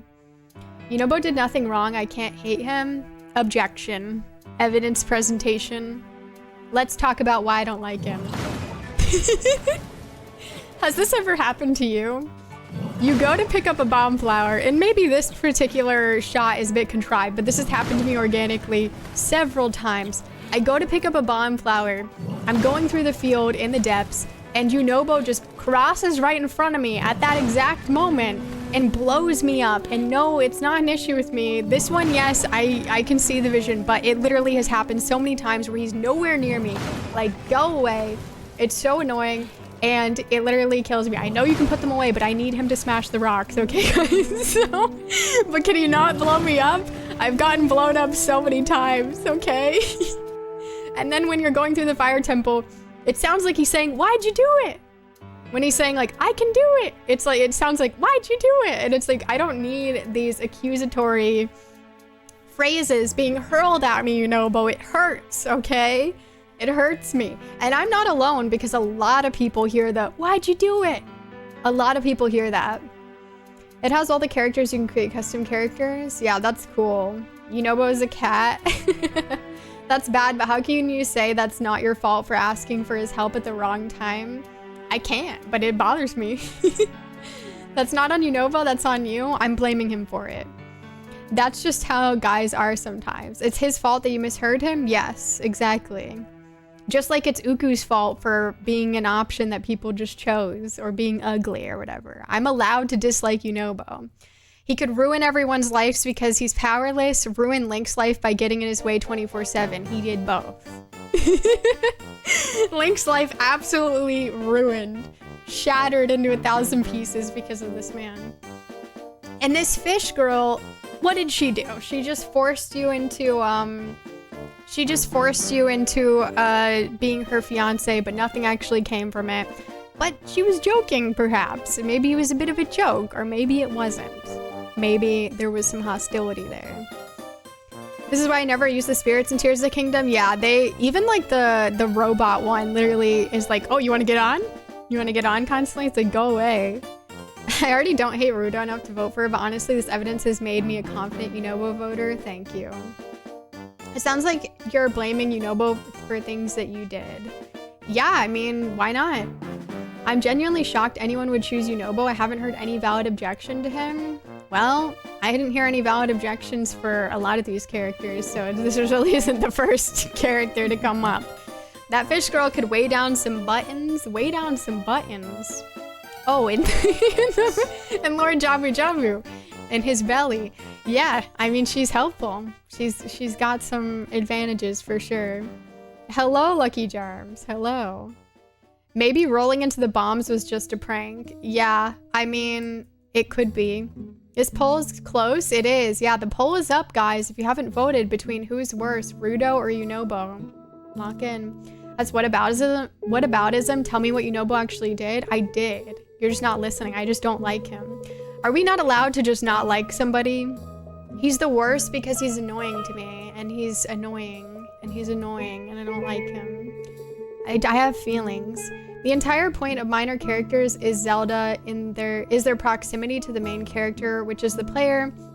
If a minor character is making being the player more difficult or worse, that's good grounds to consider them a bad character in this context. Exactly. People consider that for many of the other characters that we're voting on. Whether it's a skill issue or not, he gets in my goddamn way, and I've been blown up many times. Sometimes it's really on him. If you guys have played Tears of the Kingdom a lot, you know what I mean. He'll come back out of nowhere. I've seen clips of him literally killing people by moving like stuff over himself and then screwing them over completely. It happens all the time. It's crazy. People don't like Rudo's personality due to internalized misogyny. Yunobo deserves to move forward in this matchup. If Rudo didn't give Link the blue stone, the whole world would be destroyed by Ganon. That's true, so it's like, well, what other option do we have besides supporting our queen? Yunobo doesn't have enough character, at least Rudo's memorable. Yeah, like Rudo is a more fleshed out character. Just not liking somebody is how Uku advanced, it's perfectly legal. Exactly.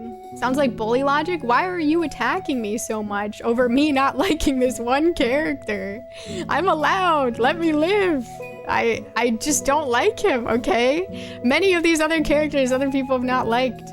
Bomb use regulation and conspiring with Phantom Ganon and sabotage the hero's mission. I think this needs to go to higher courts.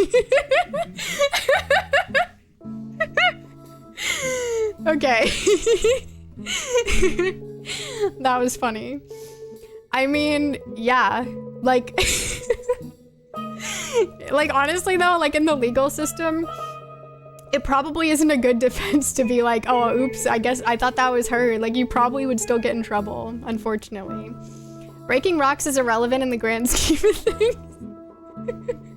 I mean, it's helpful to me, but using him to break rocks often throws rocks everywhere too. Yeah, it would be nice if he also had like a magnetic shield or like sword or something and he would pick them up for you. But I don't mind. See, I'm defending him. I don't mind. I think he's very helpful, actually. I probably use him the most out of any power-up. I think his is the best because I love breaking rocks. What a great bracket. We're getting our first big mad action. I voted for Yunobo because I feel Rudo is more intricate to the plot than Yunobo. I mean, yeah, I guess. They're both kind of similar characters in each of their game. Okay, Yunobo has won for now. We'll see. Rudo is spared. This is quite surprising because Rudo and Navi, I feel like, are two very hated Zelda characters. So that's interesting that they're not moving forward. I forget, did Morshu move on? Can we get Morshu versus Unova in the final matchup? Morshu did not move on. Zant beat him, but Morshu is in the best character bracket. Yeah, he did not advance. Zant won. Sometimes I get too excited about things. Sorry if I went too far. No, you're fine. I'm just like, I don't like him. I'm not trying to bully him. I'm trying to be fair. So I hope I presented fair, because I really don't want you guys to just vote for what I want, but I don't think you guys are, because it doesn't seem like it. But yeah, I mean, definitely vote for who you guys think is genuinely the worst. Vote with your heart. I really mean that 100%, because I want this to be real. But, you know, I can't help it if I have a little bit of bias.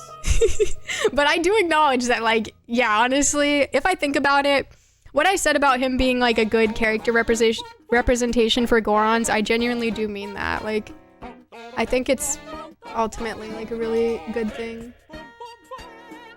Okay, the next we have Linebeck versus Groose, which is actually really interesting because these two characters are kind of similar. Now, I haven't played Phantom Hourglass, but they play, like, they're not that similar, but, like, they're kind of a similar character development or, like, archetype, I guess, type thing. Like, you know if you know. We'll get into it, obviously. But they're kind of similar. Have a good night, Centauri. Thank you for hanging out. Thanks for participating. Appreciate it. I think Ruto, being a princess, thinks of Link as a commoner. It's probably a great honor to be engaged to her from her perspective. Yeah, I mean, did he ever say he didn't like her? Ruto is saved, yeah. Yeah, people are getting passionate. That's good. It is surprising, definitely. I felt like people hated her a lot more. That's it. This is the Kangaroo Court. I'm pretty sure I nominated Ruto, but I voted for Yunobo, especially based on your video and the potential that it could one day happen to me make me mad. I mean, it is upsetting, especially in a cave where I, like, can't get out of the flames. How is Groose even in this bracket? I agree. I'm a Groose enjoyer, but he did do some bad things that I was refreshed on in my research. But, you know, we'll get to that. He might have nominated Ruto as well. Yeah, it's a difficult decision. Yeah, I get that. I didn't, you know, I totally get not having an opinion. I know that I nominated Linebeck, though. Okay, so I haven't played Phantom Hourglass. But listen, the wiki said he's a man of the sea. So I thought this would be perfect, because, man, there's the ocean. So this actually took a lot of time because I had to edit the horse out and I had to splice together multiple images of him to have him like this, so it fits him. He loves the ocean. Yeah, apparently people didn't like Linebeck, which, you know, I haven't played the game, but we'll get into the reasons why. But first, let me start off with the defense. He's a man of the sea. He goes with the flow. He is out there driving the boat, doing his thing, and then, you know, he runs into Link, maybe drags him into all of his problems, but you know, he's kind of helping him out, and he's just doing his thing. Like, he's not here for your judgment. He's just living his life. And does he deserve to be judged so harshly? Some need to speculate and answer no. Round one here isn't pulling punches. I have Ace Attorney music going coincidentally right now, and for debates like this, it goes hard. Oh yeah. Thank you, Loki. I appreciate it. Both Ruto and Navi stick out as annoying since they're memorable, but compare them to other characters and opinions shift. True. Like these two characters, so I'm curious how this plays out. I like this one. I didn't nominate Ruto or Yunobo, apparently. I don't remember disliking Linebeck at all. Hi, Dice Man. Me too. It's been very interesting so far. Perfect, no notes. Groose, definitely. He is a man of the sea. I haven't played the game since it was new, so I'll definitely have to be reminded of why we do or do not like him. Okay, let's move on to do not like him. Okay, so I found this one because, again, I haven't played the game. Admit you care about the kid you've been ferrying around the sea for the past entire game, or draw 25. So it's giving more tsundere vibes. Like, he didn't really want to be nice to Link, even though it's like, well, you guys have been spending the whole goddamn game together, so can you just be normal? and like nice to him and like admit that you're enjoying it. But he didn't want to, you know, which we clearly don't like that. Slimy dude, but definitely not the worst. Yeah, he's a bit of a schemer. If this is Wind Waker, then being a man of the sea would be more relevant. It's Phantom Hourglass, which is still relevant. Temu Jack Sparrow. Yeah, we have this scathing review from Mose. I'm mostly thinking of Phantom Hourglass here. All he cares about is himself, treasure, and his legacy.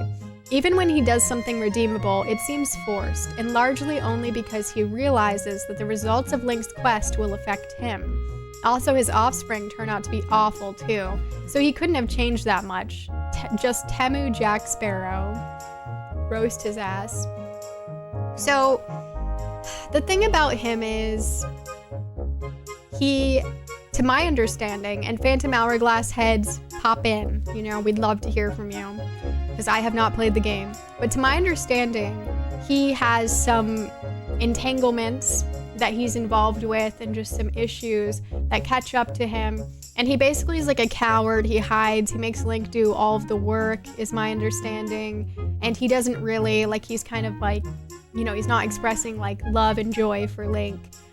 He's kind of making Link deal with all these problems basically and not really wanting to actively help Link with his problem, which is Tetra related. That is my understanding, so that seems to be the strongest argument for not liking him. How does he realize the result of Link's quest will affect him? I don't know what Mose meant by that, but maybe Mose can elaborate. I don't know, I didn't play that shit. I don't have much memory of playing Phantom Hourglass, even though I did play it, but I remember not really liking him. What's the order of 2 Link games anyway? Wind Waker, at least, like if we're just talking Wind Waker, Phantom Hourglass is the direct sequel to Wind Waker, and then Spirit Tracks is like 100 years in the future or something. And he does have a descendant in Spirit Tracks. It's not his job to adopt this random child and be his dad. Link can be responsible on their own. I agree.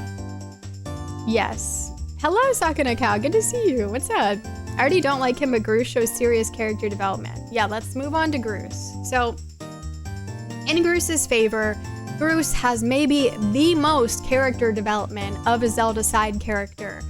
I mean, Skyward Sword, one of the best Zelda games for this reason, literally nails the character development, the cutscenes, the dialogue, does such a great job of investing you into these characters and seeing how they grow and change over the course of the game. And Groose is one of those characters that changes quite a bit, and you really get to see how he changes and how the story affects him as it unfolds.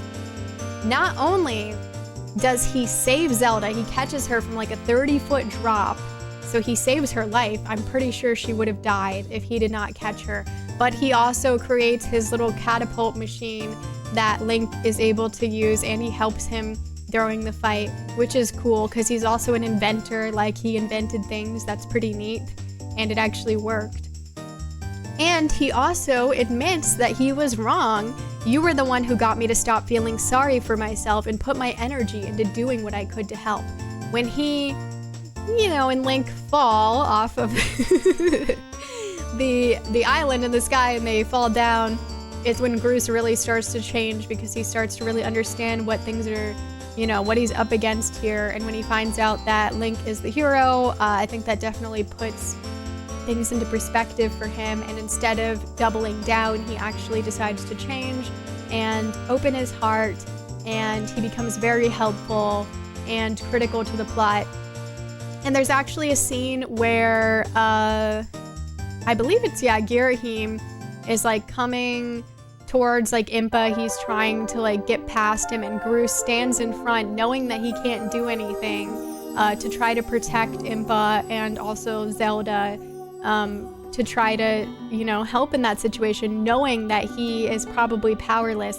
He still was brave and put his life on the line to try to save them, and he genuinely does really care about Zelda and Link by the end and wants to help them. So he's a very well-developed character by the end, and he changes a lot, so that's really cool. I'll have to set this one out as I didn't play Phantom Hourglass. All right, Groose on the loose. Everyone only cares about things that affect themselves. That's human nature. Can you defend this haircut? No. Groose is the ancestor of Robbie, confirmed. People believe that Groose is the ancestor of the Gerudo, if that influences anything. I don't think that's like supported by anything officially, but because he has orange hair and like the same eye color and because he's tall, people think that he's like the ancestor of Gerudo. Smart and mature king, exactly. Without the Groosinator, Demise would have gained the power of the goddess, exactly. We needed that. I can't in good favor vote against Groose. Well, here's why you should. Groose's redemption arc is a Zelda all-timer, but I still don't like him. Lest we forget that during the race at the beginning, Groose contains, he hides and like detains Link's Loftwing, but we got him. And I don't care how tough those birds are supposed to be. He's not getting out of that pen anytime soon, boys. Pretty messed up, honestly. That's animal abuse. And then we can see here in this image at the bottom that he has a picture of Link, or a drawing of Link on his punching bag, which is very violent. Like, what did he do to deserve that? And he has a portrait of himself on the wall, which is kind of weird, a little narcissistic, but I don't know, I guess other people might have that too. Then we have this statement from Mose here. Takes a lot to overcome misogyny, animal cruelty, and cheating. He's just an alpha dude bro type who only accepts Link because a literal aspect of time and fate tells him Link is the chosen hero. Even then, his ego still insists he names his weapons after himself. By the end, I saw nothing that indicated he would treat anyone he deemed lesser than him any better than he ever did. Probably got reincarnated as Master Koga. Alright, there's some shade for Koga there, potentially. When Groose hits you with the... yeah, right? The poll is up. Lock in your votes. Who is worse, Linebeck or Groose? Groose has no business on this list. Groose is the redemption story of the year. I agree. I am a Groose enjoyer. I do think that his like redemption and his character development is some of the best in the Zelda series. Linebeck, on the other hand, he does have a moment like at the end, to my understanding, where he seems really apologetic, but definitely nowhere near on the level of Groose. So they are kind of similar in terms of their treatment of Link, although I think Groose is a bit more directly aggressive, at least in the beginning. I meant just as the story goes on and Linebeck realizes that Link being successful is good for him because he's fighting an evil demon monster. True, right, so that makes sense. I guess the question becomes, is it better to have been bad and work hard to become good, or to have been born bad and pretty much stay that way? Well, I mean, I think the answer would be clear on that one. But yeah, get your votes in, guys. It looks like Linebeck is winning the Who's Worse competition. He has double the votes of Groose currently, so lock in those votes. Seriously considering if Master Koga was a reincarnation of Groose now. You know, I did see some interesting, in my research, I did see some interesting findings that a lot of people pointed out that Groose's theme is very similar to the pirate theme in Wind Waker and Phantom Hourglass. And so a lot of people were saying that he's maybe also an ancestor of the pirates because the themes are very similar. So there's another theory. There's just a couple theories there about Groose and what he might represent, like origin-wise, which is interesting. Hello, Pounsuwu. How are you? Depends on if the auditor is themselves bad or good. True, you know, how can we ever say? Hello, Sickness Vector. Good to see you. But yeah, this is a tough one. This is a tough one. I obviously don't have much of an opinion on Linebeck since I haven't played Phantom Hourglass, but I do like Groose, and just from what I see from the evidence, it does seem like Groose has more of a redemption arc than Linebeck, so I think I would lean towards him in that situation. Does figure two of the ones I was particularly harsh on ended up facing each other. Yeah, it's pretty funny, honestly. I found that funny too, because it's the same thing for Fuzzy, like two that he defended going up against each other. Very funny, just where the random seeds happen to place people. But yeah, I don't know. This is definitely a tougher one. It seems like you guys are definitely leaning towards Linebeck. I guess if you guys don't like Groose, you know, now is the time to try to turn it around. But Linebeck is clearly winning. Can you play Phantom Hourglass on stream? Yeah, I could. I definitely need to play the DS game still. The only one I've played on DS is, well, the 3DS one, Link Between Worlds I've done. But I haven't done Phantom Hourglass or Spirit Tracks. I honestly think I'm more interested in Spirit Tracks just based on what I've heard. I don't even really like trains, but I think Spirit Tracks sounds more fun. But I do want to play Phantom Hourglass as well.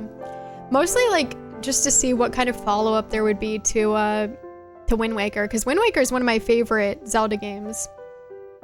That moment when you realize that Groose has the same haircut as Waka, yeah, it is kind of similar. It's definitely an interesting, I mean, his entire look is interesting. He has like lipstick and, you know, he has golden eyes. Thanks for lurking, Xanthiox. Thank you. The poll is close to closing, guys. Lock in those votes. Linebeck is winning. Spirit Tracks was a lot of fun. I did like a lot more than Phantom Hourglass. You also haven't played Triforce Heroes. Yeah. Could I even play Triforce Heroes with anybody anymore? Or is it online only? I'm curious. That could be fun to play with people, maybe. I need to experience Lady Maud in her own game and see the fashion. Triforce Heroes is underwhelming AF. You can play as Zelda. It has trains. Trains are not a pro for me, but you can play online still? Oh, you can. Okay. I'd be up for playing it online. Well, maybe we'll have to do something like that at some point. All right, the poll is almost over. It looks like Linebeck has locked in that W. Groose is spared. Another day. Amazing. Let's lock in Linebeck. All right, Linebeck will be moving on, which means we have our next matchup. You guys have been wanting this. Tingle versus Vati. Maybe not these two against each other, but I know people have been wanting Tingle. Tingle is here, and he's going up against Vati, which is quite weird. But this is what was randomly decided. A lot of people don't like Tingle, but a lot of people really like him. He's a very polarizing character. All right, Tingle versus Vati. Let's see. This next one's gonna be wild, yeah. I'm starting to think I'm a poor judge of character. Why? Not unless they're in the same room or you have a 3DS set up online, not by traditional servers. Oh, okay, I see. Both Phantom Hourglass and Spirit Tracks have frustrating parts, but I still had fun. That's good. Hopefully I would enjoy them. Is Tingle also in the best character bracket? Yes, he is, Foob. So he'll be here tomorrow as well. But yeah, in Tingle's defense, he's getting older, and it's scaring him. So he wants to become a fairy. I tell you, Tingle is the very reincarnation of a fairy. And what's so wrong about a man who wants to pursue his dreams? And I'd say he does a damn good job at it. Tell me the difference. I can't. I don't know which one's not a Kokiri. They could have fooled me. I bet the Great Deku Tree would have no idea. If he waltzed right into the Kokiri forest, Deku Tree would have no clue which one's a Kokiri or not. He does a great job following his dreams and becoming a Kokiri. And I don't really see what's so shameful about that. Like, this man goes all out to pursue his own path. His father wants him, there you go. His father wants him to follow in his footsteps and continue doing the swamp tourism shit. But Tingle says no. I'm going to sell maps of the area. And that's cool. Nobody else is doing that. He does his own thing. He pursues becoming a Kokiri, and he sells maps of the area, which is really neat. And then when you see him again in Wind Waker, he has a whole island of his own. He has workers of his own that he may or may not be paying. And he has like a whole business selling maps still, and it's really doing well. Now, he did get locked in jail, and there's also a wanted poster of him in a later title, which is indicating he clearly is, you know, gets involved with crime, but who doesn't have a little... And he also, he was wrongfully accused in Wind Waker. He's innocent, so you know, that it happens. That's not his fault. But he's just gone in his own path and he's been successful doing it. He's been making money, living the dream, doing what we all would love to do instead of following in our parents' footsteps, forced to do a life that we don't want to be a part of and we don't want to live. So I support him in pursuing his dream and doing a great job at it. I have no clue who Vati is, but they're clearly the worst. He is living his best life, yeah. Give me back my rupees in Wind Waker, Tingle. He deserves to win both brackets. I find now that I'm considerably older than Tingle that I'm relating to him even less than before. Well, damn. He's MGTOW and we're supposed to hate him for that? Well, maybe let's, you know, workers. Where would we be without Tingle? Exactly. He's a very influential and fun character. Cartography is great. We like maps. Yeah, maps are very helpful. They were very useful in the games. Psych, hello! Thank you for the raid! Oh, you beat Danganronpa 2. Very nice. I hope you had fun with that. Hello, Apples Are Orange. Hello, Psych. Congrats on beating Danganronpa 2. I hope you enjoyed it. Vati is pure evil. How is this even a contest? People don't like Tingle.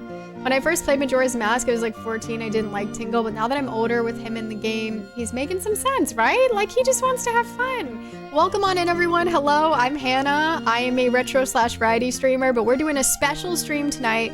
We are doing a whole bracket stream to determine the worst Zelda side character, and we are currently on Tingle versus Vati, and we're arguing in Tingle's favor. We're about to argue against him. But yeah, we're doing a whole special event. I'm a lawyer, defending and prosecuting, and it's been so much fun. Congrats on beating Danganronpa 2, though. I hope you had an awesome time. It was great. Let's go. I'm glad to hear that. Yeah, it's been so much fun. We've been having a really great time. Yeah, thank you so much for the raid. If anyone doesn't know Psych, highly recommend checking out his channel. Psych's awesome and also plays a lot of retro games over there. Does a lot of challenge runs and like randomizers, really cool stuff, and has been playing through the Danganronpa series as well. Which is really cool. That's a really fun one to play through. If we did not have Tingle, we would not have Bosco. Tingle has brought us a lot of things. Ludo is here too. Hell yeah. Okay, now this is why we hate Tingle. Tingle not only forces his brother to work all day to power Tingle Tower, he also found a 17-year-old, a minor, David Jr., washed up on his island, and forced him to work in Tingle Tower too, before he was even conscious, because David Jr. says as the earliest thing he can remember is he was forced into the outfit and forced to work on the tower, which is crazy. If Link uses the Tingle tuner and talks to him, David Jr. makes a comment about Tingle being kinder when Link contacts him. This is very concerning behavior. Interesting. Is the Tingle we know a lie? Maybe he's not so nice behind closed doors, forcing his family members and an innocent child to work, maybe even without pay. We have no proof of that. Non-stop to push his tower, which he advertises is powered by magic. Interesting. Manual labor isn't exactly the first thing I think of when I think of magic. So, curious, isn't it? Yeah, I think Tingle is maybe a bit more problematic behind closed doors than some of us might be willing to admit. And that's a little scary, isn't it? There are many signs. Hello, Luda. Nice, yes! I'm sure y'all had a great time. Always good to see ya. In Wind Waker, I recall Tingle giving me a Tingle tuner, which offered exclusive features, but I don't remember Tingle trying to pressure me into having a GBA, and I appreciate that he's not pushy. That's true. We have what he wants, so he lies. Exactly. He's being nice because he wants your money, but behind closed doors, he's a ruthless business owner who only cares about money and doesn't even pay his workers. Tingle definitely hides some darkness, in my opinion. But he also has those DS games that were made by Lovedilic, which is one of my favorite developers. The DS games are very fun. Okay, let's move on to Vati. In Vati's defense...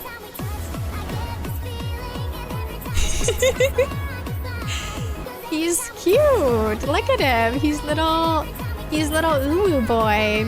Maybe not when he turns into a boss, but it's still kind of cute, you know? is still kind of cute. He's little baby. He's a cute little guy. In defense of Vati, hey, at least he ain't Ganon again. That's from Liar. Yes, as we have been discussing other Zelda villains in previous, matchups, Vati is one that we can say actually is his own guy. He's doing his own thing. Ganon, not involved, as far as I know, in any of the other games that he appears in. I think he's always doing his own thing. Ganon, uninvolved, which is cool. Vati is cute. He's Picori originally, right? He's a cute little guy. He's sweet. He looks a lot better than some of the other Zelda villains. He's actually cute and appealing to look at. And he's his own man, okay? We don't need any Ganon. And for Ezlo haters, it's probably cathartic to know that someone stole some shit from him and was screw you, Ezlo. Maybe Ezlo was annoying as hell. He kind of is sometimes. So yeah, we support our king. On the other hand, no maidens? Why are we kidnapping maidens, Vati? You don't have any? Sad he can't get any to, just join him, because apparently none want to. Embarrassing, couldn't be me. That's my biggest takedown. Oh, and also in Minish Cap, that last dungeon is annoying as hell. And that fight, I'm sorry. I love Minish Cap, but goddamn, that dungeon, I don't like it. I'm sorry. It's so long. It's so long and it's so mean. And just the fact that you have to start all the way at the beginning if you fall off. And I don't know, I just remember you had to do that and it ruined my life. It's not good. Tingle definitely hides some darkness. He's someone that a lot of people really want to get on about how much he charges people for his map making and services, but the real scam is actually what he gives you for free, the Tingle Tuner. What he doesn't tell you is this is a glorified app on its own device, and it's just loaded with microtransactions and tracking software. It should even be noted there's a randomized microtransaction where the buyer may not even receive anything at all. That is concerning. It should be removed from the App Store. I hated that final battle. Yeah, it's painful. Vati has aesthetic, but Guy's actually a villain, so true. Gotta say, first time hearing someone describe Vati as cute, I'm not alone. See? Vati, most iconic non-Ganon villain. It's true. He stole an artifact of power from his teacher because he wanted shortcuts, and sometimes you need a little shortcut. The poll is up, by the way. Vote for who's the worst character, Tingle or Vati. It's very close. Vati is only in the lead by 1 vote. He's maidenless. That practically ruined Minish Cap for me. I honestly loved all the other dungeons, but that dungeon I was not vibing with. Minish Cap is peak 2D Zelda art direction. Yeah, it's really good. He turned said teacher into a hat. He could have killed him. He should be counting his days, you know what I mean? I'd rather be turned into a hat than killed. Unfortunately for Vati, however, Vati is maidenless, exactly, which is embarrassing. I never finished Minish Cap, and now maybe I'm glad I didn't. I'm not a fan of that Hyrule Castle. Vati's castle design sucks. Yeah, it's just not a good time. I still like Minish Cap, and maybe I'll have more fun next time, but yeah, I'm exactly with you. Vati wins my vote. Looks like Vati is in the lead here by a fair amount. Don't ask for whom the bell tolls. You got enemies to focus on. Pro, little sweetie. Con, maidenless. Vati willing to spare others, also only does stone. Can't be that. Better than being a slave for sure. That's true. Vati's not out here straight up killing people. Which is not that Tingle did, though. Well, I mean, I don't have any proof that he didn't. But, he did do this. And would you rather be a statue or would you rather be, enslaved to work 24/7? Ask yourself. I don't know. It's actually, that's difficult. That's a really difficult question. I think I would, thank you for the follow, welcome. I think it would be impacted by how long I was gonna be the statue, to be honest. How about this one? Vati turned Princess Zelda into stone. Yes, but he didn't kill her. She wasn't even stone that long. For the events of Minish Cap, I'd rather be a stone. Have someone walk up to me and try to do kinstone with me, God forbid. It's too annoying, you know? I'd be like, I'm taking a big nap for this one. Thank you, Vati. Vati may be evil, but there's nothing worse than a shrewd CEO. Microtransactions are the straw that breaks the camel's back. Shame on you, Tingle. Exactly. It's still close. The poll doesn't have much longer, but Vati's winning. 16 votes. Tingle has 13. Tingle may have killed someone. I would believe it, yeah. I've been stoned way longer than she was. Vati's kind of cute and interesting. I want to talk to Vati on a personal level. Yeah, I mean, well, what's going on there? I think Vati is an interesting character. And like I said, he's not Ganon, which is pretty refreshing. And that's not like a, oh, we're just reaching for something good about you type thing. It's like, no, seriously, if you play the Zelda games, and every time we touch, I get this feeling. And every time we kiss, I swear we could fly. You know, it's just, there's something there. It is so close, guys. It is 1 vote. Tingles has 15 votes. Vati has 16. How could this be? How can this be? Hello, Retro Otaku. How are you? The low rule theme. Let's go. This poll deserves additional time for people to consider the ramifications. Unfortunately, it will not be happening. I mean, petrification could ideally be a forever sentence, and just imagine if someone took a chisel to the statue in the meantime. Well, luckily no one did. You guys tied it. I can't believe this. Hello, Rudy Adventures. How are you? Time to choose the first tie. Did you vote? Damn it. Who'd you vote for? What? Guys, I don't know though. I actually didn't make my mind up on this one. What the heck? You guys. You guys need to convince me. This is sudden death. Your turn. Sudden death. Who should I vote for? Vati is pure evil. Is Tingle too and I just don't realize it? That's what I'm not sure about. Tingle is on the other list as well, yes. He is for best character. Hello, Tony. Yes, it's been so much fun. I went to Atlantic City today, had some fun. It was great. Let's go. I'm glad to hear that. Tingle is on the other list. Hannah's brain is tied. I'm cackling, having a real good time. Okay, Vati. The Tingle voters are silent. Okay, Vati's making it. You guys made up my mind. He was in the lead most of the time, so I trust. I trust you guys. That's how sudden death works, is the first person who makes the move. It's true. Tingle isn't evil, but true neutral. Tingle's just doing what works for him. Yeah, I mean, I agree. Okay, Vati's advancing. Next is an interesting one, as they all are. Happy Mask Salesman versus Mamamoo Yawn. Like, what in the hell? Okay. Happy Mask Salesman versus Mamamoo Yawn. What in the... This is gonna be an interesting... I'm just saying Happy Mask because that's all not gonna fit. You guys know who it is. You know who we're talking about. Mama Moo Yawn. Whew. Beefy name, beefy name. This is tough, I know, right? I voted for Vati, but also didn't remember Tingle's crimes. So there's a lot. The tower thing, I agree. Tingle is largely harmless and annoying and can be ignored largely, but Vati has actually done physical lasting harm and actually tried to destroy the world. Yeah, Tingle's never done that large scale. Tingle did steal money, but you consented, you know? You could have not gone. Good call, thank you.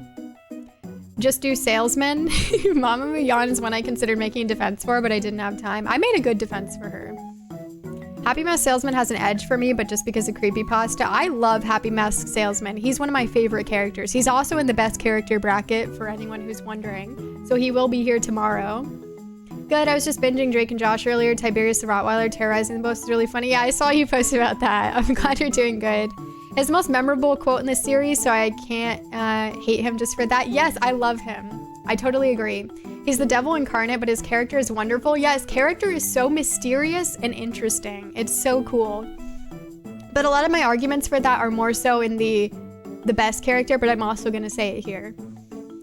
How grateful I would be if you could bring it back to me before my time here is up. Considerate King expressing his sincere gratitude for Link helping him by getting the Majora's Mask back, which is a good thing because he knew what kind of terrible calamity would befall the world if that mask was not returned. And then we have his epic lines at the end of Majora's Mask. Some of my favorite lines ever said in a Zelda game. It's just so cool and so mysterious. Maybe I'm just falling for it, something simple, but I love it. It's so good. Whenever there is a meeting, a parting is sure to follow. However, that parting need not last forever. Whether a parting be forever or merely for a short time, that is up to you. Something about just passing him at the end of Majora's Mask and the stuff that he says at the ending is just so profound and mysterious to me. And I just really like it. I just really like him. He's just a cool character. I think he really adds some nice air of mystery and intrigue, and he's just really cool. I think even in Ocarina of Time, before Majora's Mask, it's just what is going on? He's just a weird character. It's just not what you'd expect. A mask store where you don't even pay for the masks when you take them initially. It's very bizarre. It's very interesting. A terrible fate. I have to sleep, but I hope the rest of the bracket goes smoothly. Thank you, Fuzzy. Thanks for hanging out. Thank you for participating as well. He's going back to the mask making shop to tell his coworkers Mario time. Yeah, I mean, he is definitely Miyamoto vibes and energy. Okay, why do we hate him? He is a bit violent and a bit scary. And similar to Tingle, although we don't really get to see Tingle's in person, we do get to see Happy Mask Salesman's personality switch. When things don't go his way, he makes this very scary face. His pupils get small, his brow gets furrowed, and he gets really angry. Prime example is Majora's Mask, when he turns Link back into a human, and then he realizes Link actually failed and didn't get the Majora's Mask back. And then he shakes him he's trying to kill him. He's very, very upset, very angry at Link in that moment. And it's quite horrifying, honestly. Quite terrifying, especially to children. He also wears a mask, true. I never saw that Ocarina of Time face. Yeah, if you try to buy the mask, or when you bring them, whatever, when you don't have enough money, when you say that you sold it or whatever, to get the next mask, this is what happens, which is quite horrifying, a pretty terrifying face to see. This probably gave many children nightmares because they probably weren't expecting for this man to be so angry. Face on the right is nightmarish. It is, yeah. I do not trust a smiling, omniscient, omnipotent character. Yeah, he's a bit terrifying. Let's move on to Mama Muyan. Firstly, Mama Muyan is just a dog lady. She loves her little doggy. I have found that when you are deeply troubled, there are things you get from the silent, devoted companionship of a dog that you can get from no other source. She just loves her little dog. That's all. It's really important to her. She just loves dogs, What else is there to say about it? She loves her dog so much she lost track of him, I guess. Interesting, but, she just loves her dog. That's basically her whole personality. And I know some people in here are probably dog ladies too, maybe. And either you love them or you hate them, but is that a crime? Does it make you the worst character because you love a dog? That's kind of bizarre. We can't vote based on appearances, but we can judge a man for smiling. Yeah, that's a good point. Maybe that's just his happy smile and it just looks angry. Loyal pupper. She's the Hyrule version of a cat lady. Exactly. Then again, I think we all remember this moment. Your dog looks like this? Yep. And your dog is in the market? Yep. The character on the left is by far the worst. Couldn't be me. He doesn't like Happy Mask Salesman. I found this dog in the market, and if that's the case, this must be your dog. That makes sense to me. Then take it. Ark, that is not my dog. How could you mistake my puppy with a mutt like that? And it's girl, This dog looks exactly like your dog. Like, there's multiple dogs that look exactly the same. And don't even say, oh, it's the brown ones or whatever. There's multiple white dogs too. Richard looks exactly like one of the dogs out there. And then she's like so scathing about it. If you really love and support dogs, then like, let's not be so harsh on this mutt. Like, okay, Richard looks exactly like that. Like, she's a bit delusional because I don't know how she's gonna act like her dog looks nothing like that dog. It's very bizarre. So, and it's just frustrating. It's like, give us the damn heart piece, you know? But on the other hand, you could say this lady is in distress. Her heart is hurting. Can she be bothered to leave her home to search for her own dog? No, heavens no. Heavens no. Why would you say that? Should she ask a random child who entered her home to find her dog? Yes, that is the reasonable thing to do, obviously. What do we do when we lose our pets? We sit in our home and do nothing and wait till a random child will come by and be like, go find my dog. And if you don't, if you get the wrong dog, I'm gonna be an asshole about it, even though I'm not even gonna give you a picture or anything, by the way. Good luck. Yeah, she's reasonable. The poll is up and it is divided. Who is worse? It's a tough call. She is kind of an unreasonable lady. Even though I just said she's reasonable, I was being sarcastic. Like, it's kind of crazy that that's her way of dealing with her dog being missing. Like, you're just gonna sit there until a random child enters your house and then without even showing him a picture of your dog that you love so much, or a painting if they don't have photography. But we know they do in Termina, so it seems like they should. It seems like a bit bizarre behavior to me. And if she really cares about her dog so much, why is she not outside? It's not that big of an area. And if he's in the market, like, literally just take 2 steps. Dogs rule, I agree. I hated that moment as a kid. Hi, Silverleaf. I know, right? Had to run into the 3rd screen in the back damn alley to find the stinker. And then you got to get the dogs off of you. It's terrible. Thank you, Mirage Moonlight. Thank you, Aaron. Hello, Heavy Metal Canadian. How are you? I'm glad you're enjoying it, Salta Sensei. It's been so fun. Is it reasonable to not accept a random dog? It is reasonable, yes, but she doesn't need to be mean about it. Like, and also, like, girl, your dog looks exactly like that. Like, help us out. Give us some details if there's anything else we should be knowing about. The salesman would take care of its dogs. Happy Mass Salesman, I think he would take care of his dog, yeah. It looks like Mama Muyan is in the lead currently. I think that is sort of strange for a dog breeder. I agree. Doesn't she always just lose the dog over and over again too, or does it stay with her? Ah, that's a good point. I don't know if it stays with her. She let the dog out at night when it's widely known that packs of wild dogs roam at night. Exactly, so she should have been careful, especially if she has such a hostility against these mutts, you know? Then surely she wouldn't want her dog out there. Happy Mask Salesman for having the most easily stealable, all-powerful mask and letting the culprit get away when we get proof that he can shake down a child. True, that's a good point. He should have been able to take down Skull Kid. But Skull Kid did have Tattle and Tail and, you know, presumably had access to the, like, flutes with the darts or whatever, the needles that the other Skull Kids have. I just got done watching The Expendables 2. Now I'm watching Jurassic Park. Nice. Hope it's been good. I remember that side quest in Ocarina, but I think possibly being evil incarnate slightly edges out being a Karen. She loses it again. Okay, so she continues to lose her dog over and over. Doesn't really give responsible dog owner, let alone dog breeder. Because is Richard neutered? With all those mutts outside? That's a little dangerous. She's creating a dog overpopulation epidemic. He voted for the Karen. At least maybe keep the all-powerful mask, not just hanging off his backpack or whatever.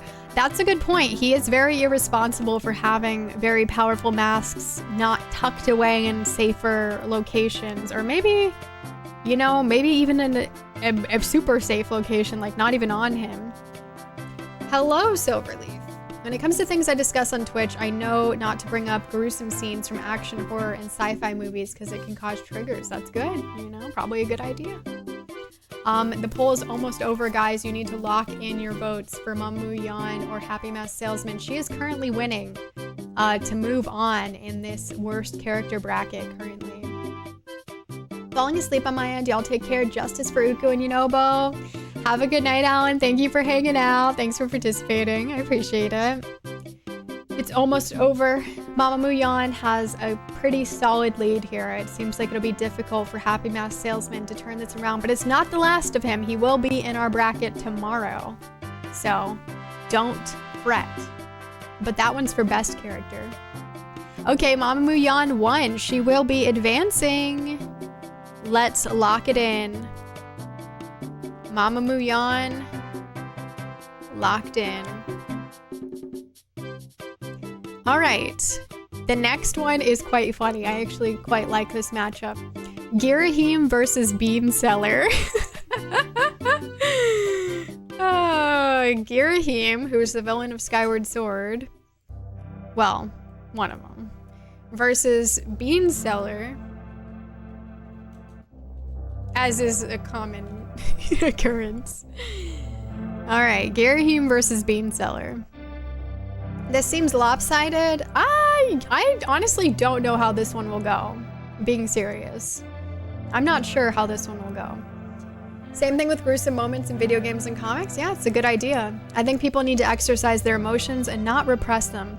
The Happy Mask Salesman's violence is not acceptable, but he might be on a path of tempering his emotions, and it doesn't go so far to actually injure. True. That's a good point. Congrats, Mama Muyan. I'm getting my mouse clicking finger ready to put Bean Seller in the ground. Like some beans. Not the bean bungler. It's Bean Seller. I'm sad to miss tomorrow work ruining my life. No, I'm sorry. Girahim, I'm going to defend him. Now you might think this isn't a good defense, but Girahim is quite an intriguing character. The way that he acts throughout Skyward Sword is very fun and intriguing because he's kind of creepy. He's unsettling with like how close he gets to Link and like the jarring things that he does and the way that he carries himself.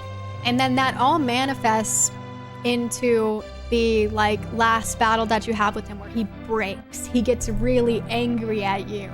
Like he's had this solid exterior, and seeing his like breakdown, his rage, his anger as he unveils his, you know, true form is really, really cool. Because similar to Fi, I also think it's really cool that he's a sword. Like, you know, I think that's really neat. And I think that makes him like better than some of the other characters who are just like, I mean, obviously he's just working for Demise or whatever, but he has more thoughts of his own. Like, I feel like he's more fleshed out, and I feel like it works for him better than it does for some of the other characters that are like, oh, I'm just like a segue for Ganon. Because Demise, you know, he's not quite Ganon, right? And then also at the same time, Girahim makes sense because he's his sword. Like, it makes sense. He has such a cool design. Love it. And just seeing the way that his personality changes and the way that he unravels by the end of the game is really, really cool. And something that I really enjoyed. And I think it just adds to Skyward Sword overall, just having really interesting scenes and moments like that and interactions between the character. You can actually see Link, who loves to be expressionless a lot of the time, visibly unsettled by Girahim, and like it really resonates with you, the player, that's the feeling, that's the sentiment to have in that moment. So I think he does a really great job as a villain for most of the game, which is really cool. Good morning, Shanky. How are you? What did Bean Seller do to anyone except maybe con some children? We'll get to that. I got some stuff. I watched the 2021 Suicide Squad movie this year. It was awesome. Nice. Glad you enjoyed it. I will put Bean Seller in the ground, and in 7 years we'll ride the flying plant that grows from it. It reminds me of the villain from one of my favorite RPGs, which you haven't played yet, so I won't say which one, but that wins some points. Okay. The ladies love it when he does that thing with the tongue. Yes, that's also a benefit for him. The ladies absolutely love that. I dynamite feet. But unfortunately, we will be arguing now for why Girahim is not a good character. Or why he's the worst, I suppose. A lot of people did find that tongue and just him in general to be very creepy, and nothing's worse than being creepy. Yuck. A lot of people were really scared by him and just found him to be too unsettling, too creepy. We have this scathing remark from a freemie. I dislike Girahim, and I think his dislike is justified. We also have this from the like final battle with him as well. I've let a mere boy make a fool of me for the last time. You stand before a demon, or should I say a weapon without mercy.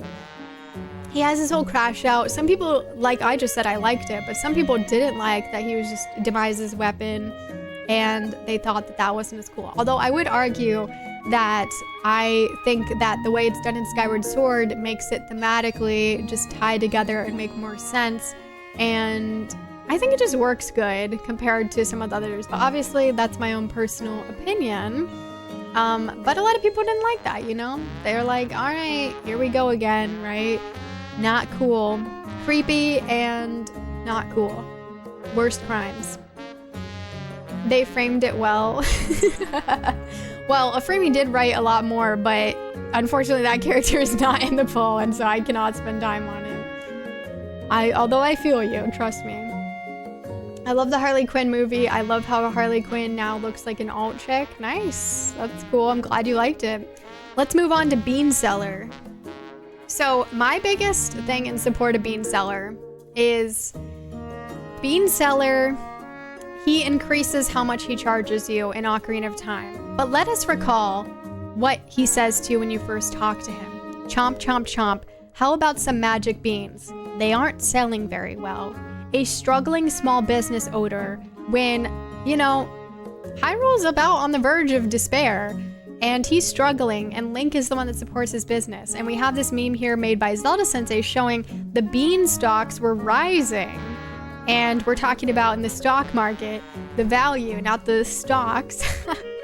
But yeah, he had to adjust with inflation and the demand. He had to rise the prices, so it just makes sense.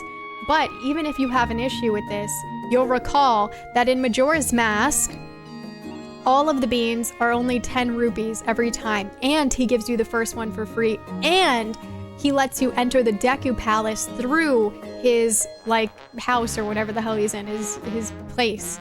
That's how you enter the Deku Palace. So he, even if you feel that he wronged you in Ocarina of Time by charging you more for the beans over time, in Majora's Mask, surely he's repented. He charges 10 only. He gives you the first one free. He gives you access to the Deku Palace. And he tells you about it too. So he's a nice guy. So I feel like, you know, he surely should be forgiven for any perceived wrongdoings based on the helpful things that he did in Majora's Mask and the changes that he made. I meant what you were saying about him being a weapon, etc. Either way, good framing all around. Thank you. I love alt chicks. Metalheads are known for loving alt chicks. That's definitely something that comes to mind for me. Beanstalks, yeah, because we were the only ones willing to buy them. Supply and demand, baby, exactly. He is potentially eating his own stock, yes. He might be.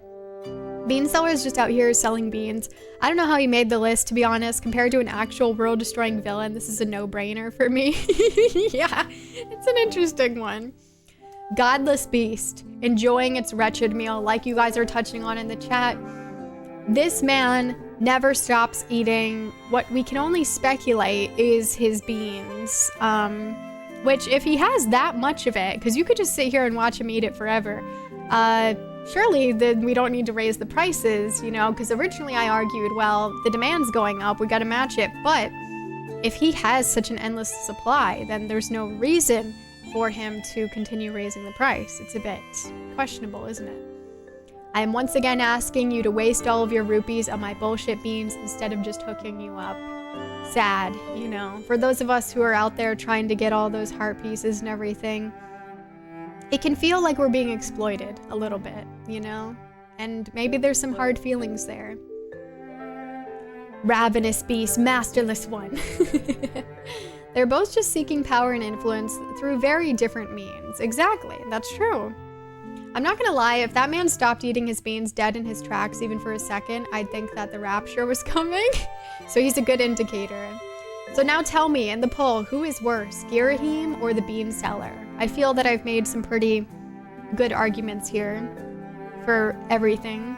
He's like when GameStop controlled the supply of Xenoblade Chronicles and then hiked the used price up to $90 plus due to rarity that they themselves controlled, even opening new copies to sell them as used so they could double the price. That's true. That's basically what he's doing here by eating all those beans. Actual footage of me eating edamame, same. I love edamame. You could just find the beans in the world and not interact with them at all. Did you ever do that? Because where are they? He literally gathered all of them up in his bag. Like, where are they? Genuinely where? Maybe we did mention earlier that King Zora's ass water may be helping him grow those beans. No comment from him though, so we're unsure. But yeah, godless beast or someone who believes in a god. Girahim. Think about it. Looks like Girahim is winning so far. We're almost halfway through the poll. Bean Seller has 7 votes. Girahim has 15. Almost double. Get those votes in, guys. We need to know who should proceed on. Who's the stronger candidate?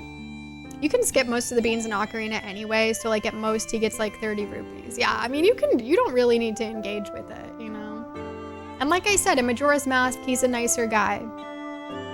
As a character, it could have been another collectible, right?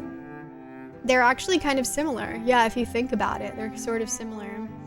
Many people might not make that comparison, but yeah, Girahim, I think, is one of the way more interesting villain characters of the Zelda series. I also think that his like juxtaposition with Fi, them both being swords, is really cool. It's neat to see that personification of the swords like that. And I think he's a really intriguing character. He definitely carries himself in such a way, and the stuff that he says is always cool and interesting. My English friends go wild over beans. I love them. Beans are good. I'm a fan. They kind of look alike if Girahim discovered carbohydrate. I don't know, man. He seems to be a bit too pedestrian to be disliked. Kind of looks like a potato, sure, but that's not a crime. Well, I listed his actual crimes besides his appearance. We didn't need to drag that into this. I greatly dislike the Bean Man. Why? Why? Bean Seller is climbing in the votes, but Girahim is still winning. Bean Seller haters, you need to lock in, or he is not making it. He's not gonna make it. He's not even rude about it. He's selling beans and sets his prices, but he isn't trying to tell Link that his quest will fail without those beans or coerce them in any way. He just keeps raising the price, and this kid just pays of his own volition. Exactly. It is, like many things, a choice that there is no real pressures even for Link to do it. Who put that fence up? Maybe it was the Bean Seller. That's a good argument. That fence is actually quite annoying because it causes you to have to do more work. And maybe he just put that fence up so he'd have a backrest. It's a good point. Bean Seller is just selling in the marketplace of ideas. Girahim is still winning, guys. Bean Seller haters, if you want him to move on, you need to lock in. This is your moment, or he is going to rot. He will not make it. He's, you know, on life support critical. He needs your votes now to be the worst character, which, I don't know, maybe you'd want him to die, but you know what I mean. You get it, you get it. There's not much time. Hello, Alex Holiday Night. How is it? How are you doing? How is it? How's it going? He's just a guy sitting by the river eating beans, and this kid wants to buy them, that's all. He's done nothing wrong. That's true. Maybe there should be endless unregulated profit in beans. Maybe. Bean Man probably hit all of the pieces of a heart. He probably did, making things difficult. All right. Bean Seller has died. Girahim is moving on. Bean Seller is spared. All right, Girahim, lock in. We have our last one coming up of the 16 initial matchups. Are you guys pumped? And then we're gonna get into the secondary matchups. I don't know if that's the terminology, but I'm using it. Team Kennedy, thank you so much for the whole year. Thank you so much. I really appreciate that. Thank you, thank you. I hope you're doing well. This is the darkest timeline. The Bean Man is posted up at the fence because he sees a business opportunity. If he were guilty, he would have done it more than once. I'm willing to believe that. Our last one is, well, of the first round, is Postman versus Beetle. Which Beetle is a very polarizing character. He did really well in the in both polls. A lot of people really like him and really don't like him. So I'm very curious to see how this is gonna go. Luda, thank you so much for the 3 years. Thank you. I really appreciate that. Thank you so much, Luda. That is a long time. Yeah, thank you. Thank you for the hype train as well.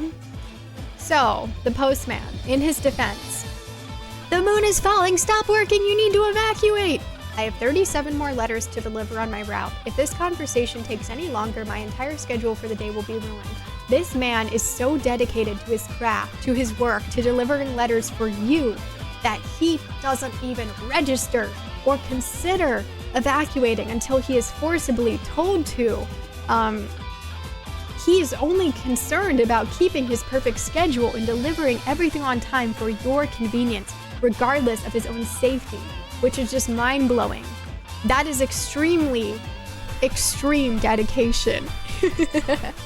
Totally extreme, dude. It's crazy. Happy 34th anniversary to FF4 and happy 24th anniversary to FF10. So true. I love both games. I didn't hold out much hope for Bean Seller, but I enjoyed passionately advocating for his villainy. I mean, it's there. Beetle's friendly. He's just a fun merchant. Well, there's more than meets the eye. There are no mailboxes in the sky. How do you know? This other person I defended. Yes, we have a scathing defense from Liar. In defense of Postman, the fact that he's on the bad list is yet another example of people misunderstanding the postal system and going straight to shooting the messenger.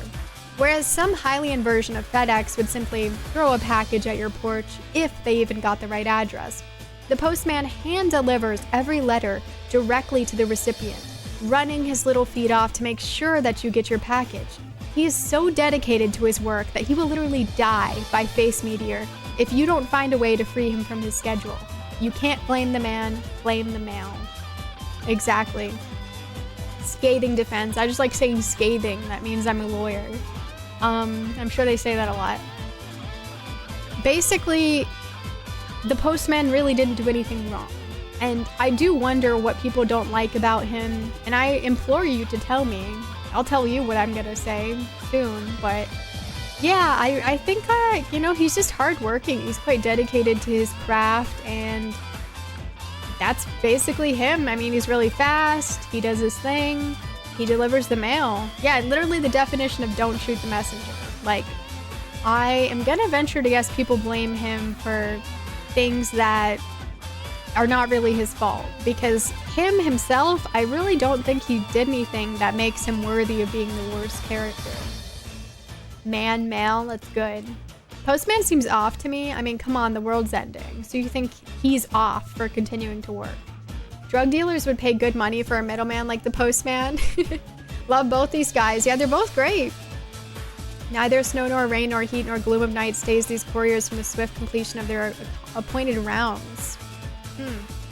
Usually if you see a postman there walking quickly, this guy runs everywhere. So are you mad about him running, or are you saying that's a good thing? Let's move on to what is wrong with him. If you ever see me chasing the postman, trip my goofy ass. You know, you can chase him around in Majora's Mask, and I'd venture to guess this is where people blame the postman for like quests like the Cafe and Anju quest that have very specific timings that you've got to figure out. I assume that people blame him for the difficulty with making those deadlines before he's like, nope, sorry, gotta keep going. Because if you try to talk to him, he's like, nope, gotta keep going, whatever. You have to actually like get it in the mailbox. So I'd venture to guess that's the issue that people have with him. And I invite you to tell me if that's correct or if there's something else. But yeah, if you ever see me chasing the postman, trip my goofy ass. Because I'm better off doing something else, apparently. Because he's an asshole or something. Let's move on to Beetle. So Beetle is a great character, you know, always supplying us with great merchandise in several of the wonderful Legend of Zelda titles. And something that's quite nice about him is generally he's pretty eco-friendly. He walks around in Breath of the Wild and Tears of the Kingdom and Skyward Sword, as you can see pictured here. He literally pedals his own aircraft. He's powering it himself constantly, which is quite impressive and quite dedicated to not polluting the world with, you know, technology. Imagine you're doing your job, some amateur gets in the way thinking they're helping, To be honest, I'm gonna be on the professional side 100% of the time. Right, that's true. The postman ran so Sam Porter Bridges could climb and zip line and drive a truck. Is it reasonable to be able to count to 10 exactly? Is it reasonable? What? I love Beetle. If he had anything I wanted after like the first 20 minutes of Wind Waker, listen, he tried his best. If you give him the Beetle that he so desperately asks for in Breath of the Wild, Tears of the Kingdom, he says he will cherish it for the rest of his days. He's very appreciative and very loving and grateful. And we like that. And he says, of course, his signature, thank you, which, you know, we all appreciate and love to hear. Does he make you do that in Majora's Mask? Every single time I boated up to his wreck with maxed out rupees, he's got less than nothing for me. At least the bean seller has beans. Grateful King, yeah. It's nice of him to say thank you. Next, let's destroy him. Beetle, when you won't give him the Beetle that's been in your inventory the last 387 times you've talked to him and all his emotional manipulation tactics won't work. Sir, I'm just trying to buy arrows. Leave me alone. I know I have a golden rhino Beetle. I don't care. I just want to buy the arrows. I don't care. Stop. Lest we forget that he kicks you out of his shop. In Skyward Sword, he ejects you from a flying aircraft with not much of a warning if you don't purchase anything, which is alarming. That's abuse of customers. Like, you can't do that. You can't just like assault customers because they like didn't buy something. Like, what if I was like, and like I was some of the times, I genuinely was like looking at the price of something and I was gonna come back after I got more rupees, but he has no tolerance. He does not care. He just kicks your ass out. And then we have this very interesting evidence presented by Zelda Sensei. Beetle is well known for monopolizing shop ships across the Great Sea in Wind Waker. This caused many merchants to close their businesses. However, one of the last remaining shop ships not owned by Beetle was suspected of scamming shoppers during a going out of business sale. It involved many inhabitants of the Great Sea receiving sale flyers for this event, in which the potential buyers were lured in by highly sought-after items with no pricing given. Upon arrival, buyers noticed the outrageous pricing on the advertised items. Further, all of the same buyers suspected the assistant manager was actually Beetle in disguise, see Exhibits A and B. If all of this is true, then Beetle is responsible for price gouging, which is a serious crime, and not someone that we should really support. And then we have this scathing comment by Mose. I'm with Zelda Sensei. He doesn't care about anything but himself and money, and he's annoying the whole time. I'll add how quickly his temperament changes when you refuse to sell him gold beetles. He all but threatens Link as soon as he's denied something he wants. Wannabe Jeff Bezos of Hyrule. Damn. So there's a lot of evidence against Beetle here. I actually was quite surprised as someone, I like Beetle, I don't really have any issues with him, but I was quite surprised. There is a lot of evidence stacked against him here. Who's worse? Pulls up, Postman or Beetle? Postman, I struggle to find any evidence against him except people blaming him for the side quests. Like, I don't know. I guess if you count Running Man and Ocarina of Time, he does run you over, which is painful. And that's basically him. He does that 10-second thing, which I did. It was great. Forgot about that. Customer abuse is not cool. Yeah, it is not. Wish I could do that to customers, the rude ones. Just eject them. Yeah, it is hard. Yeah, it is unprofessional behavior for sure. It's highly questionable. Unless the customer sucks, of course. Sounds like a stretch, to be honest. Well, you know. It's up to you to decide. It looks like Beetle is winning so far with 10 votes. Postman has 2. Some evidence against Beetle. Despite appearing in all these video games, he isn't 1/10 as lovable and influential as the bearded dude in Zelda 1, whose only dialogue is "buy something, will ya?" And boy, this is expensive. It's a damn landslide. So far, Beetle is winning by a lot, but it could turn around. Looking smart in those specs? Thank you.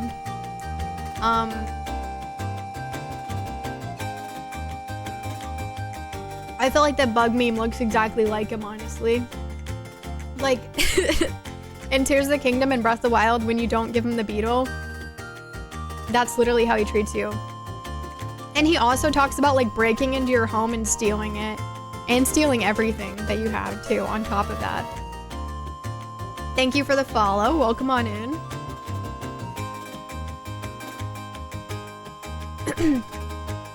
Great meme would trip my goofy ass, by the way. One of my favorites of the night. Thank you.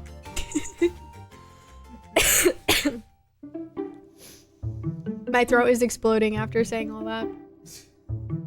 Beetle is still winning. Postman voters, if you hate his ass, you need to vote now.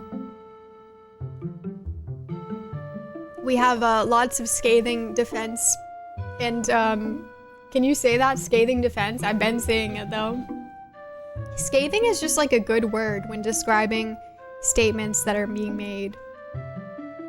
I still like Beetle. I feel like he is my friend and he's rescuing the beetles from being made into potions by Link. That's true.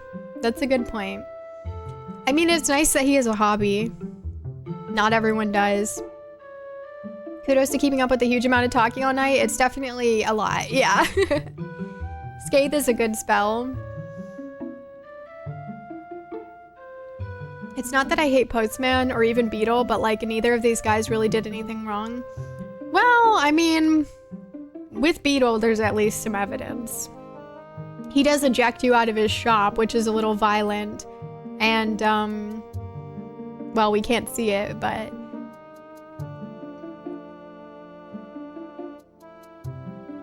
this is a bit of a violent act. And then the price gouging is definitely questionable. Hello, Fuse. Yes, it is. I'm playing a lawyer tonight. I gotta defend and prosecute. How's it going? It's going great. We're having a lot of fun here. Postman has gotten a couple more votes, but Beetle is still in the lead by a lot. Any of you guys voting for Postman, let me know if there's any more arguments against him. I'm definitely curious. That's like all that I could really think of. Thank you for the 100 bits, Minstrel007. Appreciate it. I don't feel overly annoyed with either character, so I feel like either choice is fine. Yeah, I really didn't dislike either of these guys. He also lets you sleep in his shop while he peddles all that extra weight. That's true. That's a good point. Hi, Punch De Leon. That's a good point. I'm fine with both characters, but it is true that I wish I could buy more / cooler things from Beetle and Wind Waker. Well, you can get some cool stuff from the price gouger. Going great. It's been a good weekend. I'm ready to see some top tier defense and prosecution. Glad to hear that. Yeah, this has been a really interesting night so far. We've, this is the last of like the 16 brackets of the first round. And we've had some pretty interesting results. Trip my goofy ass. I just went after people who nominated the Postman based on what I imagined the reason was. Yeah, like to me, it's got to be the quest. I feel like he's pretty inoffensive and like Twilight Princess and stuff. Okay, Beetle has won. He will be moving on, which means round 1 is officially done. Isn't that amazing? Postman, you are spared. Get to live another day. Okay, so round 2 is gonna bring us back to LD301 and Yuga. But I will take a quick bathroom break and like just get some water and stuff. So feel free to do so as well. Just gonna take a couple minutes. Like I mentioned earlier, for anyone who missed it, we're gonna go through these next rounds a little bit faster. So since we've already presented all the evidence, we'll mostly be discussing between the two characters, right? Since it's a new matchup, so. Little intermission and then we will get back to the bracket. But yeah, it's been so much fun. I hope that you guys are enjoying. I've been having such a great time. BRB.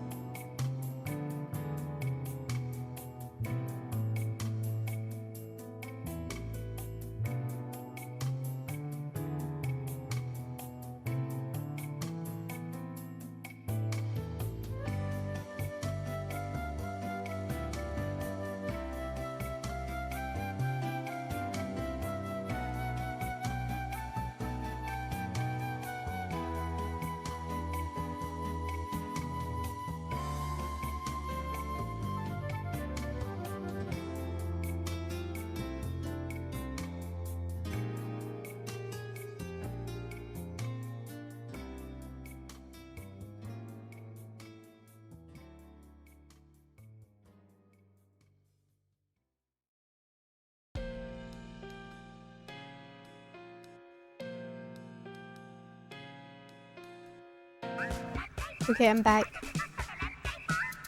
Thank you guys for waiting. I'm excited to see. I'm honestly, you guys have kept this very, very interesting. Like, I'm very excited to see what you guys are gonna do when we get into these future rounds, because don't you guys think this has been really interesting? Like, I hope you guys are having fun, but I think these are like not really predictable, honestly, for a lot of it. Like, we had some like upsets too. I guess he's the second one. We gotta do the right order.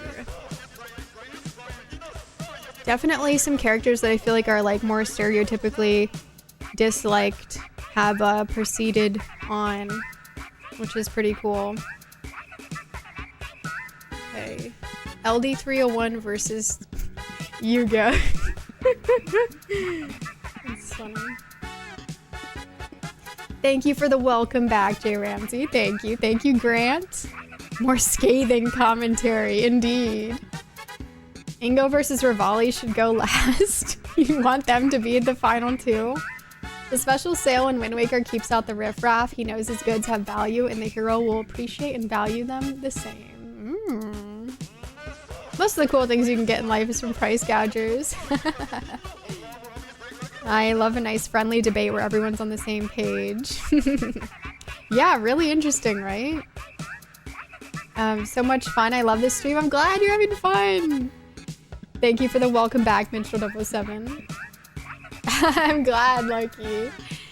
Thank you, Paul. The final two of round 2. I see. Okay, so we have LD301 versus Yuga. We're gonna start the poll right away, so you guys can just start voting. We have 5 minutes to decide.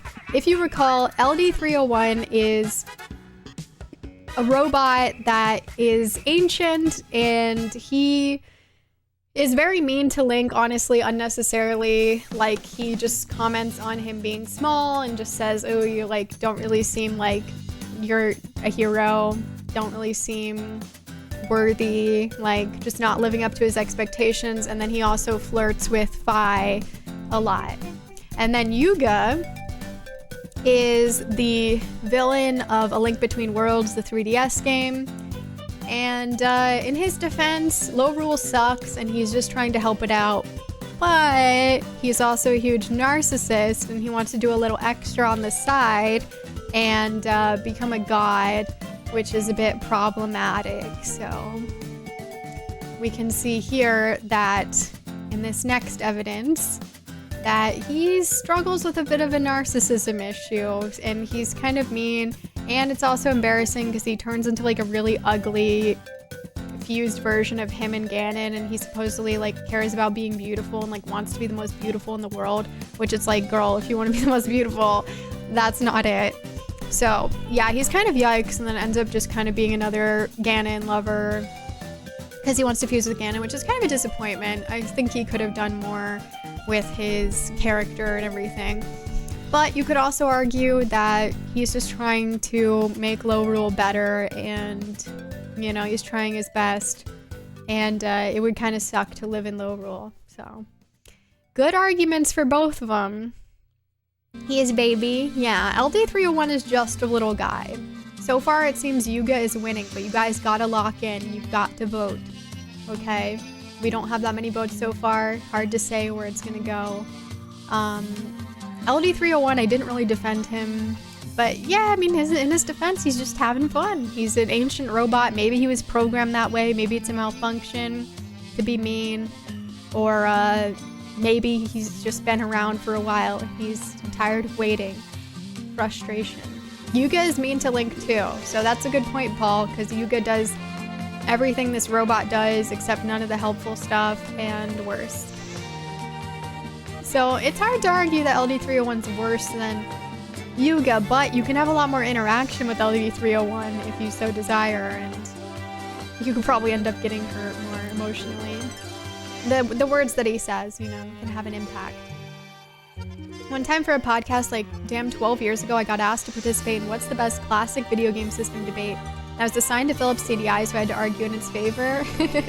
That's funny. Two narcissists, basically. Yeah, I mean, a little bit there.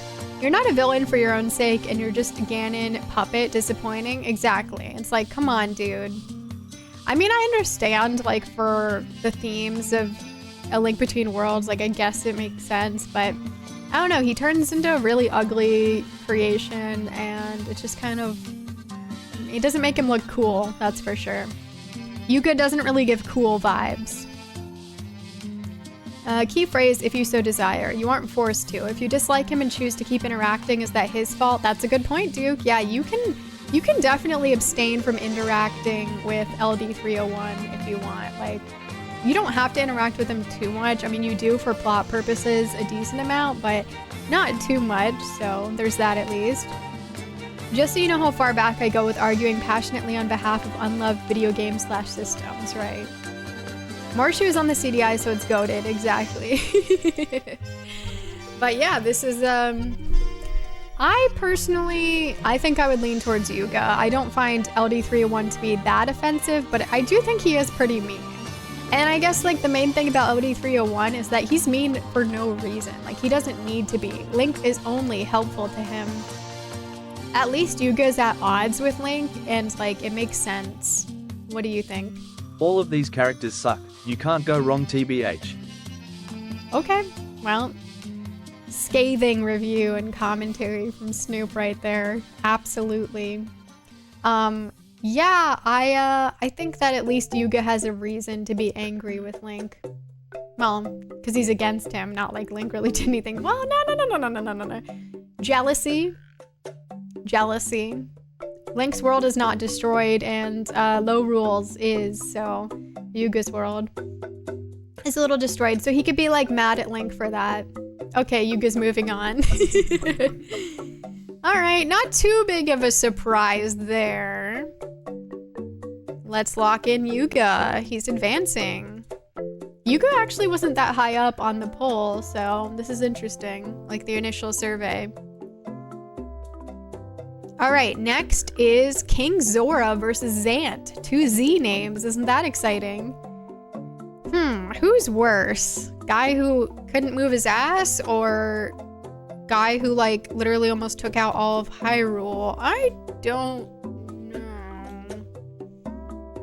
That is difficult for me to say. I know a lot of people really don't like King Zora, so tough call. Let's talk about King Zora real quick. But let's also get that new poll going. 7 years without being able to move your ass. 7 years without being able to move your ass. I genuinely invite you to imagine. Put yourself in that scenario.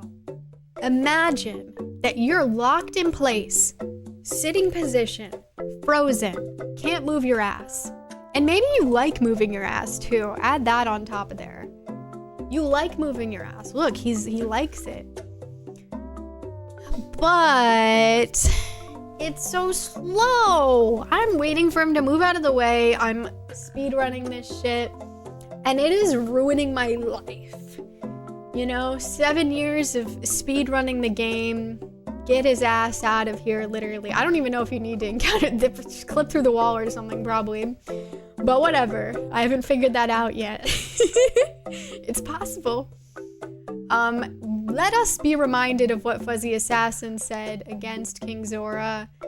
He's really slow. His ass water is soiling all the drinking and crops, which is very concerning. And he doesn't seem very capable of governing his kingdom or protecting its people. Now let's talk about Zant. Zant is the main villain of Twilight Princess, and he's a very ambitious character, someone to respect. He actually gets shit done. Vote in the poll, guys. It's up, okay? Speaking of getting shit done, it's time to vote between King Zora and Zant. You need to lock it in. Who's worse?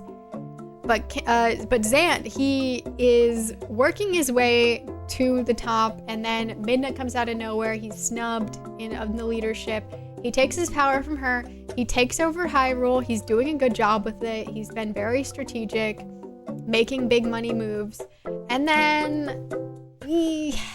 unfortunately, Zant, some of us Midna fans don't really like the things that you did to her, taking her power and burning her. that doesn't really sit well with us. And not to mention, in the end, guess who he was doing it all for? Ganon. Again? I thought you were an alpha male. I thought you were going your own path, building up your empire. Oh, it was just for Ganon? Oh. Okay. All for Ganon, huh? Cool guy. Wow, you're so cool. You're just doing all that for Ganon. Okay. Yeah, that's fine. Disappointing. We see a tie here. We're halfway through the poll. King Zora or Zant? A disappointment or a man that wouldn't move his ass? What more do we need to say? Weep. Hello, Battery LSD. What's up? One wrong turd, King Zora could have killed all of Hyrule. That's true. Poisoning. Very dangerous. Kind of with Snoop on this. Sorry, not sorry. LD301's only at odds with Link over Fi. Maybe there's just some tension there. Sycophant a third time? I can't think of many things more annoying than someone not moving their ass. All of these characters suck. You can't go wrong, TBH. He did say that recently. We get it. I'm always going to vote for an actual villain who does actual war crimes and causes actual tangible harm over someone who's temporarily annoying. Exactly. He certainly does a lot more than King Zora does. King Zora's winning, though, by 1 vote, which is quite interesting. Curious why you guys think he's worse than Zant. Pretty sure speedrunners have moved well past Zora's ass by now. Well, maybe some people are still stuck. Agreed, Midna's the best. We must protect her. I agree. He's an usurper. I remember that. He stole the power and the kingdom. I think he's the one who cursed Midna. He is, yes. He attacked Midna. And yet the King Zora haters say, that's okay, I'm voting for King Zora. Zant was so mid, I got to Hyrule Castle and Twilight Princess and flushed the game. Damn. As a Midna fan and isn't actually Ganon Again fan, gotta say I can't vote Zant. I voted Zant. King Zora is entitled to not move their ass as the king. Ganon is evil Kevin Bacon. All evil can be traced back to him in 6 steps. Person who caused real actual harm is always worse than someone who annoyed me for 1 minute. Yeah, so far King Zora is winning, guys. If you need to vote for Zant, now is the moment because he is not winning. And apparently the guy whose biggest crime is moving his ass slowly is worse than the guy who tried to destroy all of Hyrule in Ganon's honor, not even for himself. Am I seeing this correctly? By the gods. What is going on here? Zant killed people, Zora went weep, which apparently is a way worse offense to the people in this community. Vote! Vote! You guys are out of your goddamn minds! But okay. Just wait for the end when someone votes just to make it a tie. By the 8. Gadzooks! Worst does not equal evil, that's true. That's true. Okay, King Zora is moving on, you guys. He apparently is worse than Zant, which is valid because you could argue that he's the worst character. You know, it's open-ended. It's for your own discretion or whatever. All right, Zant, you're free to go. No charges here. Free to go, no crimes. King Zora, life imprisonment, maybe, once we finish the poll. Okay. This next one is going to be a doozy. I need you guys to help me now. It is Lady Maud versus Chancellor Cole. 2 villains from 2 games I have not played. So I need you guys to seriously lock in and be serious. Because I don't know. I only know what I researched. But Lady Maud and Chancellor Cole are problematic and they both suck. It's honestly kind of tough because, like, they both kind of suck. Am I right, guys? What do we do? Lady Maud versus Chancellor Cole. Need I remind you that Lady Maud is ahead of her time? Triforce Heroes is all about fashion, okay? What is fashion but a form of art, right? And art is subjective. Now, in a world that is closing her out, cute designs only, cute designs only. Shut up. What about avant-garde? What about avant-garde fashion? Imagine being a visionary of your time and being surrounded by people who are like, I only like cute stuff. Whatever, you guys can like what you like, but God, can anybody appreciate real art around here? That's how she feels, okay? And I understand that that can be a little rude of her too, but let's sympathize with her for a minute because she's kind of ahead of her time with these looks. She's cooking. She's a bit of a fashion icon. Pioneer of the Dookie outfit. People are going to be wearing this in droves. You will not be able to go down the street without seeing gallons of people wearing this in the next couple years. I promise you guys. Lock it in. People will be wearing this, okay? Then again, she actually sucks, and that boss fight sucked, and she was unable to do anything. Am I right, guys? What the hell was the point of this character? Flop. Made a game that was a flop, already a bigger flop. Could have been better if she wasn't there. Chancellor Cole. Let's talk about Chancellor Cole. Chancellor Cole likes being a bit of a master manipulator. That's pretty cool, and that's a good thing, because that's interesting. We all love a good master manipulator, don't we? It's very intriguing, very entertaining. He's planting the seeds. He got in with the family. Not many do that. Ganon did that. Who else did that? Ganondorf in Ocarina of Time. Remember that, guys? Yeah, well, Chancellor Cole also pulled one of those, and he became besties. He got in the cabinet, got a position, did some manipulation. That was cool. However, look at that. This guy's unhinged, apparently not very memorable. We have multiple sources in the chat saying they played Spirit Tracks and they have no memory of him. How is that possible? I thought he was the villain as someone who hasn't played this. Zero memory. Like he didn't even exist. That's scathing. If I dare say anything is scathing, that is scathing right there. Imagine being the villain question mark of your own game and nobody remembers you? What? That's crazy. That's crazy. I don't think a lot of people on this list could say that. So that's really embarrassing. Who's worse, guys? Lady Mod or Chancellor Cole? Get those votes in. The poll is going now. It's over halfway done. Chancellor Cole is in the lead, so if you believe it's Lady Mod, you definitely need to vote. But if you believe it's Chancellor Cole, don't think you're sitting pretty. Something could happen. You need to vote still too. Both of you need to vote. Both of you hypothetical people. All he had to do was move his behind, but he couldn't even do that, SMH. That's true. It's hard. It sounds like Zant, in being a good villain, is also a good character. True. I was trying to separate evil from worse, like a bad guy can still be an interesting character. Yeah, no, you guys are valid for that. You're valid for that. Don't take anything I'm saying seriously unless you want to. Honestly, I see Chancellor I'm voting for as the worst thing ever. Chancellors are usually shit. It's just true. Rarely good. What's more fashion than two top hats? That's true, he's kind of serving. Snoop? Seeing everyone hate on these two makes me sad. They're both great. Well, that's certainly a hot take. It doesn't really seem like that's the public sentiment, but okay, Snoop. I'm glad that you like both these characters. Pioneer of the Dookie outfit. Lady Mod's a big reason why Triforce Heroes is a letdown. Yeah, it seems like it. Without seeing gallons of Dookie, people are going to be wearing this outfit on the streets in the next couple years. I'm making a prediction. And I'm talking about that outfit that the girl who looks like Zelda is wearing, but she's not Zelda. Don't be confused.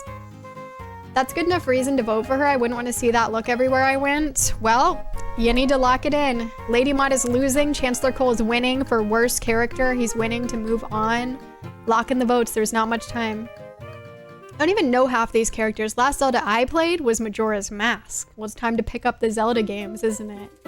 He wears many hats, literally. He does. He's wearing two hats as a hat liker. The first piece of advice I'd give to a fellow hat liker is don't wear two of them. Case closed. I would remember his goofy ass. I feel like I would, but I don't know. I've worn two of them at once. Lady Mod takes fashion far too seriously. Is it really worth cursing a princess over? Yes. I voted for Cole. Maybe he can have more power and influence on other characters than Lady Mod. That's true. You gotta think strategically, Tony. That's smart. I couldn't make it out. What did Snoop say to this one? He said they're both great characters. It makes him sad to see them getting so much hate. Lady Mod kind of rocks her outfit, not gonna lie. She's kind of serving. All right, Lady Mod is spared. Chancellor Cole is making it on to the next round. He will suffer. All right, Chancellor Cole. You done did it. Now we get back to my beloved. I don't even... This next one is emotionally devastating. to those of us who care. Me. I'm in shambles. I don't even want to advocate for anything. Uku versus Mallow. That's what we're doing, which is messed up, honestly. You guys. All right, Uku versus Mallow. Both of them innocent, TBH. Making it past the first round. I voted for Cole. Maybe Snoop is sad to see the hate. He likes both characters. Yeah. Enjoy this moment in the sun, Cole. Yeah, we'll see how it goes for him next time. Uku haters, you're ridiculous. Go ahead, book a room. I love Uku. I think she's so cute and like a cool design. And she's one of the rare Zelda side characters who is just nothing but nice. She's a sweetheart and she's helpful. She's nice and helpful. Very, very great. She's there to help you in many ways. She helps you get to the dungeon. She helps you get out of the dungeons. She helps you with everything. She's cute and nice. We have this great defense by a freebie, just basically illustrating that the world of Hyrule is a diverse one. It's very diverse. And so we're gonna judge Uku for being strange looking and weird when Hyrule is a rich world that has so many weird looking people even. And it just seems like a ridiculous thing to say that someone's the worst because of that. Next. Uku is the worst for no reason, but also we have some skeptics who are not sure. Maybe they lied about building the Great Sky City or whatever. Skeptical. And then we have Fuzzy Assassin criticizing the design, saying it's creepy, it's unnecessary, doesn't like the nipples, thinks that the other original design could have been better, which is the image on the right. Doesn't like the discordant and dreamlike song as well, doesn't like the child. Lots of things to not like there. Mallow, on the other hand. Mallow is a young entrepreneur, motivated, intelligent, funny. Love that guy. And we got Mallow Mart. Mallow Mart is cool, good deals. We got the dance. Come on, guys. What's not to love? Mallow is so cool, and he only helps you. Yes, maybe he has some sneaky little remarks to say sometimes, but he's a great guy. And his deals are actually good. Things are cheaper than if you don't have Mallow Mart, so hey. We have some enjoyers of Mallow here defending him, enjoying him, showing how he's funny and he cares and he actually helps people. But on the other hand, some people might be mad that that child is more successful and more intelligent than them, which could be upsetting. It seems like Mallow is winning. The poll is halfway through. Mallow has 12 votes. Uku has 6 votes. I cannot advocate for either because I love both of these characters, so I don't want to see either of them advance, but unfortunately something has to occur. So I implore you to vote with your heart and vote for who you believe is truly the worst out of these two characters. Who do you think could make it far? If either of them, and I hope that neither of them do, to be honest. Cole might make it to finals. His bracket was super easy, plus with King Zora upset. Yeah, honestly, things are looking good for him. But he did really well in the survey, I believe, if I recall. Abomination against nature versus, I already forgot who or what Mallow was, an innocent child, mind you. He's just a normal child. You're both up against characters you like too. There's literally no way for this to work out in your favor. I know. The character on the left is by far the worst. Couldn't be me. But Snoop, you just defended Uku earlier. Inconsistent. Fake. Capitalism. Hello, Roxy Wolf fan. How are you? I don't remember anything negative about Uku. Exactly. That shop theme is insanely catchy. It is. Mose, thank you for the 598 bits. Thank you. I appreciate that. You guys hear that? It's so good. Thanks, Mose. Mallow's hairline looks like it has a mortgage and 5 kids. Listen, he's like a baby. Have you ever seen... Okay, well, he's not a baby. We don't know. Do we know his age? Hello, Maxwell. We don't know. We don't know. Babies kind of have receding hairlines. I've seen it. Save Uku. Mallow is winning by a lot. Which, I'm just glad Uku's not winning, I guess. The slight edge to me is that I'll support an unloved sweetie over a baby with a job. Like, calm down, baby. Just be a baby. You got your whole life ahead of you. Yeah, I would argue that Mallow is worse than Uku, I guess, if I had to. Because Uku doesn't do anything. The crime of being ugly? That shouldn't even be a crime. Let people be ugly. I do love Malomars. Malomars, I haven't had one in forever, though. You're doing good? Good. Glad to hear that. Another suspect aspect of Mallow. That's true. We don't know his age. I mean, they may look like receding hairlines, but they're actually advancing hairlines. That's true. All right, Mallow has been locked in. He will be advancing. Let me move him up. Go, Mallow. Move on. Uku has been spared and will no longer receive hate in this stream at this time. Next is Ingo versus Rivali. Which honestly, I'm very curious to see what you guys say for Ingo versus Rivali. Because I know you guys are pretty passionate about both of them, but I don't know. So let's revisit Ingo. You're guilty of the crime of being ugly, lock you up. Apparently it's pretty bad. Is child labor legal in Hyrule? Do I need to take this up with the king? You might need to. The poll has begun. Ingo versus Rivali. Need I remind you that Ingo is an abused worker? Questionably, I don't know. He's like working around the clock. He says that his boss is lazy. And we can see that Talon is found sleeping alive. So it is questionable if Talon is actually working or if he's making Ingo do all the work.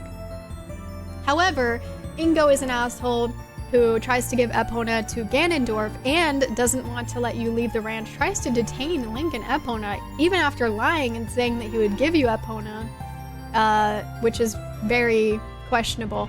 And poor Malon is stuck there working for him. He does a lot of toxic shit, you know? We don't like that. Rivali, on the other hand, is, you know, he's just shy. He has trouble being honest about his feelings. In his diary, if you read that, you can see that he really struggles. He just wants to do his best, and he really seeks positive affirmation from Link specifically, because he does actually respect Link a lot. But there's one big issue. Link doesn't speak. So he takes that as Link being like antagonistic to him. And that's the reason why he is so aggressive, is because he thinks that Link is being mean to him by not speaking, which some would consider that to be mean, but we all know Link just doesn't talk.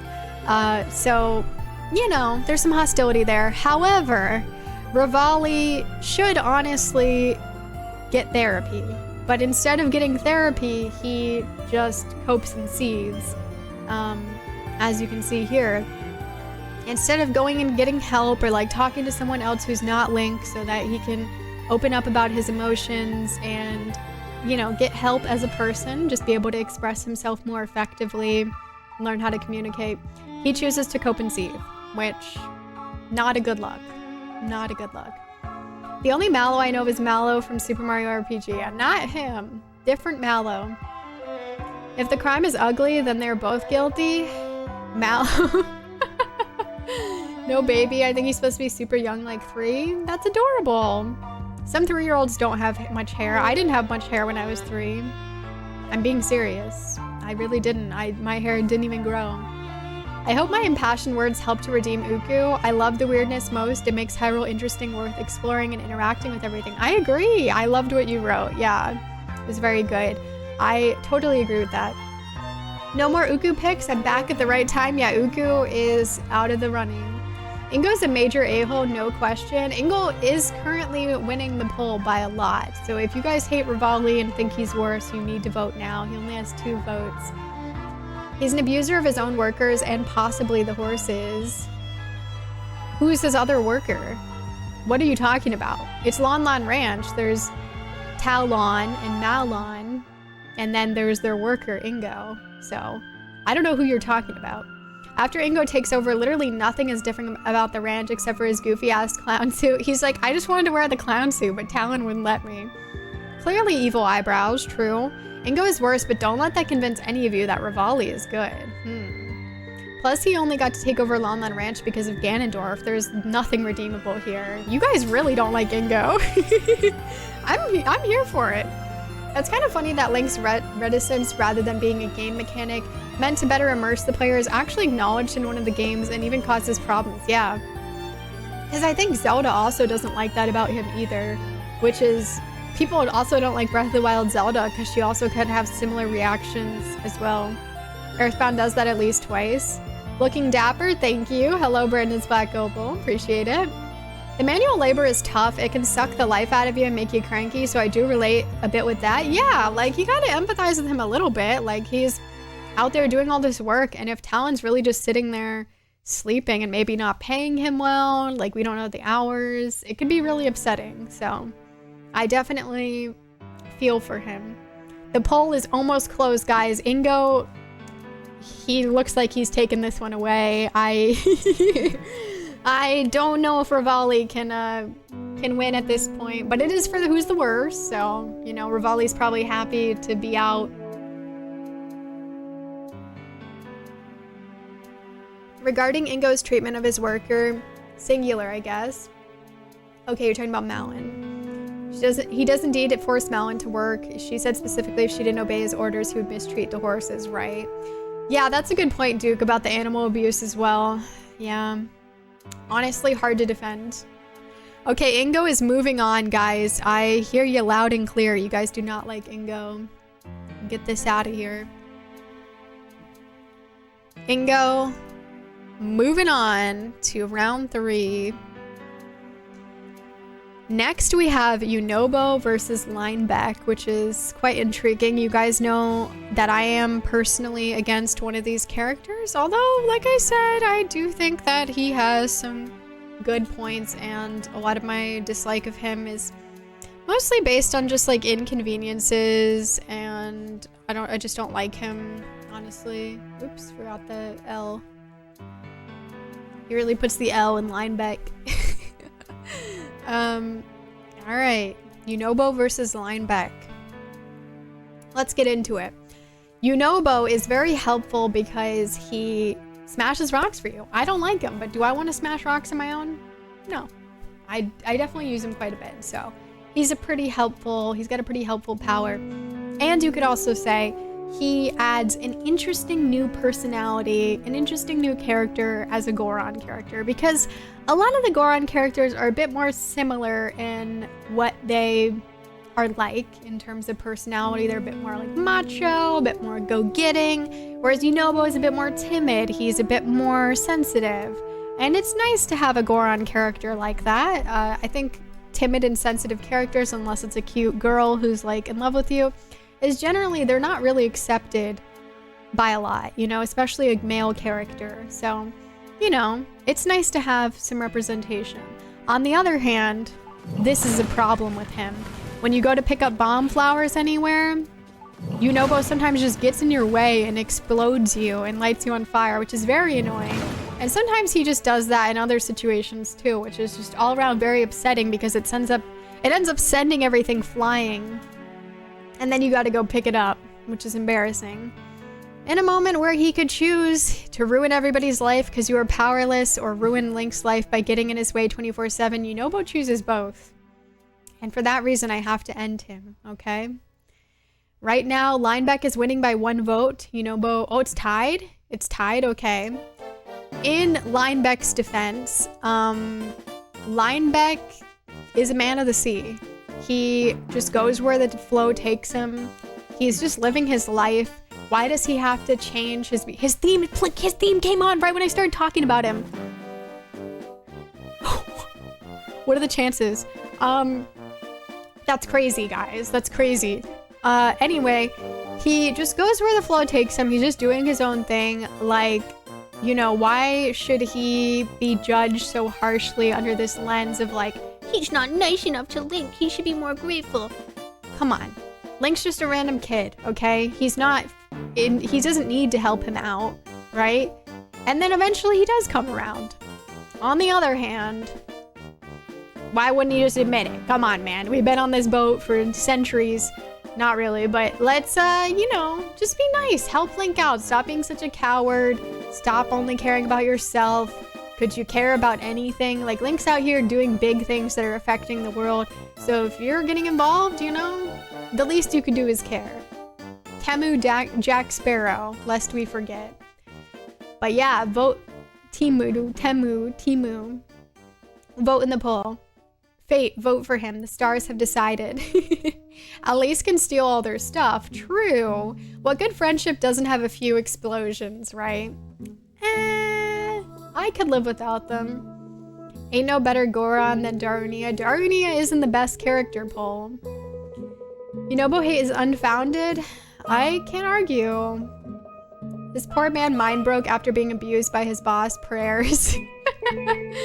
Rivali had a good showing against Navi. It would have been entertaining to see Navi go against Ingo, but there's no way Ingo wasn't winning either contest. True. While I could support Lineback as a worse character than Groose, I'm suddenly finding myself more relating to this adult who doesn't want to be bothered. Yeah, he's just doing his own thing. Interruptions mid-flight too. Oh, mid-fight. Flight. Or trying to see in front of you and he's just in the way. Yeah, I find it really annoying. And when you're on like on a vehicle and then he wants to launch, it's like, go away. No, that's not what we're doing. He doesn't understand the assignment. He's very bad at like picking up on the vibe.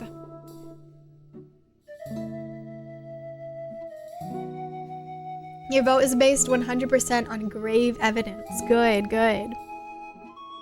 The poll is almost closed. Yunobo is winning. Lineback is losing. So we'll see.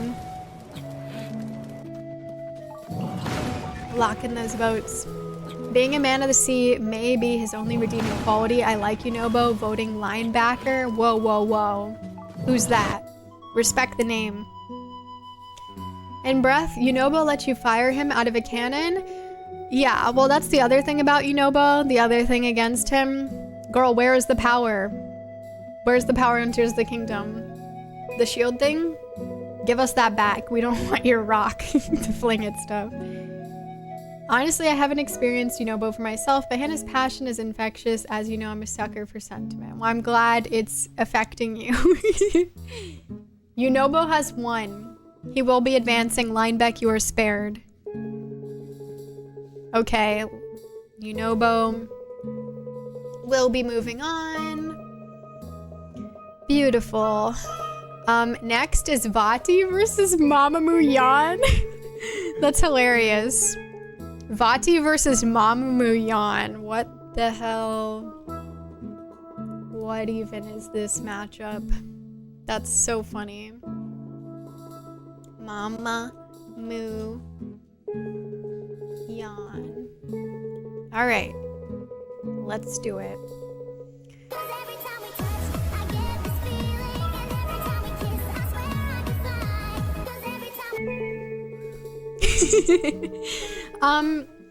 That's in defense of Vati, if you can believe it. The poll's up, by the way, so you can start voting.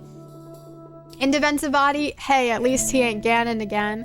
Vati is just like a cute little femboy. He's so cute, you know? A lot of the villains are kind of ugly.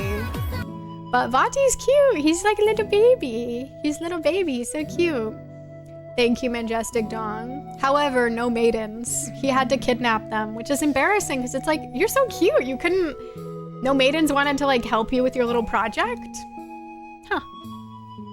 That's interesting. Because you would think, but I guess his personality is just like so rancid that no one wants to help him with his project. Or maybe they just don't agree with it. That could be it. Anyway, Mamamoo Yan, her biggest crime is loving her dog. Interesting. I think some people in here might love a dog or two. I have found that when you are deeply troubled, there are things you can get from the silent, devoted companionship of a dog that you can get from no other source. And that just resonates with all of us here, doesn't it? The silent, devoted companionship. She just loves her dog. That's her thing. Oh, but wait a second. Her dog got lost. Your dog looks like this? Yep. And your dog is in the market? Yep. I found All I know is the character you are supporting is not good. Okay. I found this dog in the market, and if that's the case, that must be your dog. Makes sense to me. Then take it. Ugh, that is not my dog. How could you mix up my puppy with a mutt like that? Girl, you're sitting here on your ass while a random kid who just entered your home without knocking goes to look for your dog for you, and you don't even give him any information of how to find said dog? And like, you're also not looking for your dog, and then she continues to lose her dog over and over again, apparently. Which is insane. Because also, like, that dog looks exactly like your dog, by the way. And why is your dog out here on the loose? Probably unneutered? Question mark? When there's a bunch of wild dogs on the run in Ocarina of Time Market Castle Town at night. It seems very irresponsible. Sorry. Her biggest crime is her irresponsibility. Yeah, and she's rude. She's rude about it. I love 2 dogs. He petrified Zelda. Understandable the maidens would stay away from him.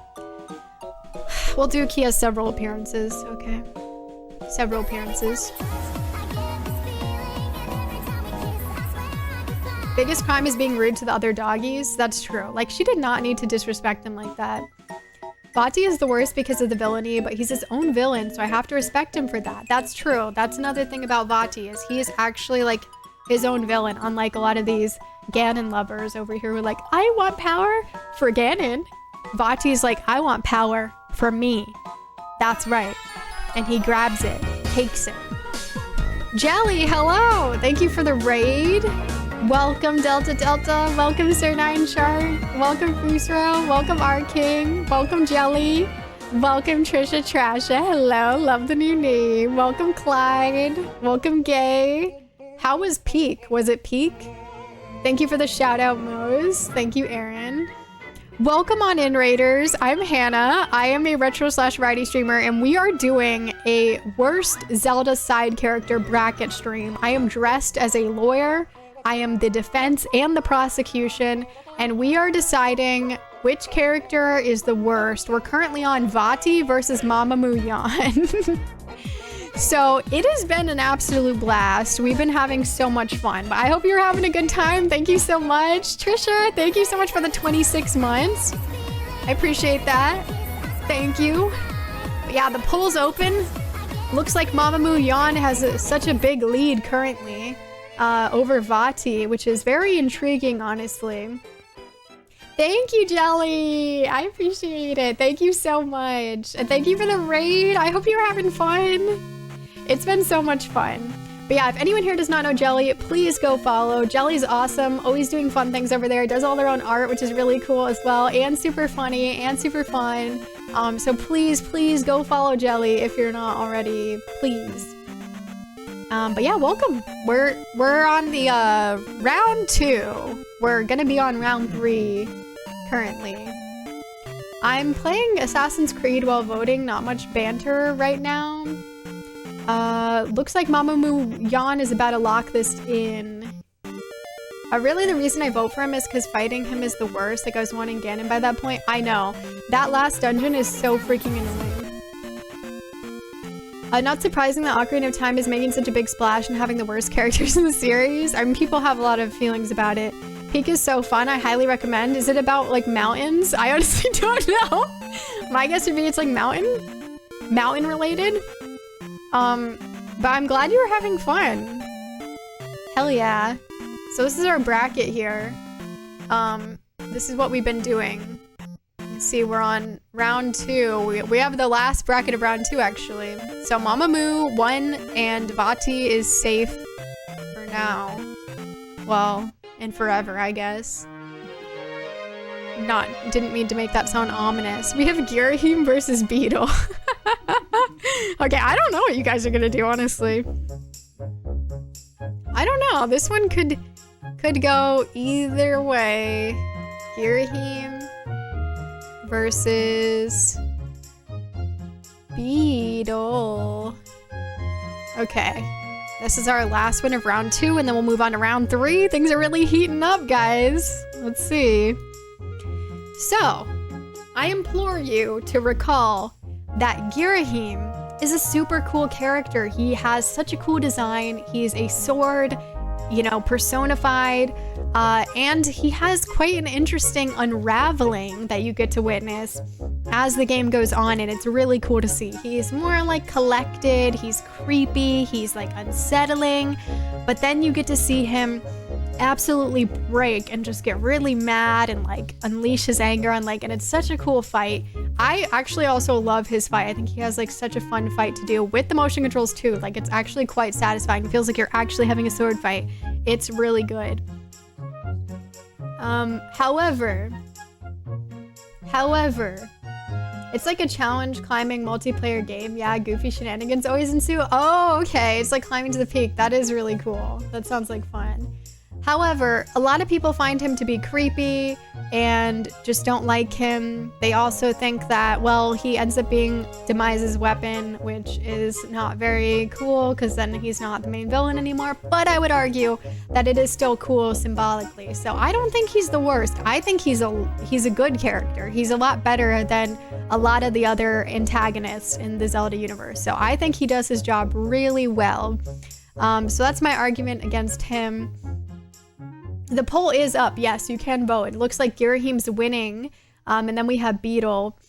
Beetle, however, I have a lot to say about. I would hire Hannah to be my lawyer any day. Thank you. Thank you. Beetle, we do know him to be quite eco-friendly, right? Beetle, he walks around with his backpack in Tears of the Kingdom and Breath of the Wild. And in Wind Waker, he is eco-friendly. He pedals his own like airship around. It's completely powered by him, which is really cool. And he's really sweet. He always expresses his gratitude with a nice thank you. And he appreciates the beetles that you give him when you do give him beetles.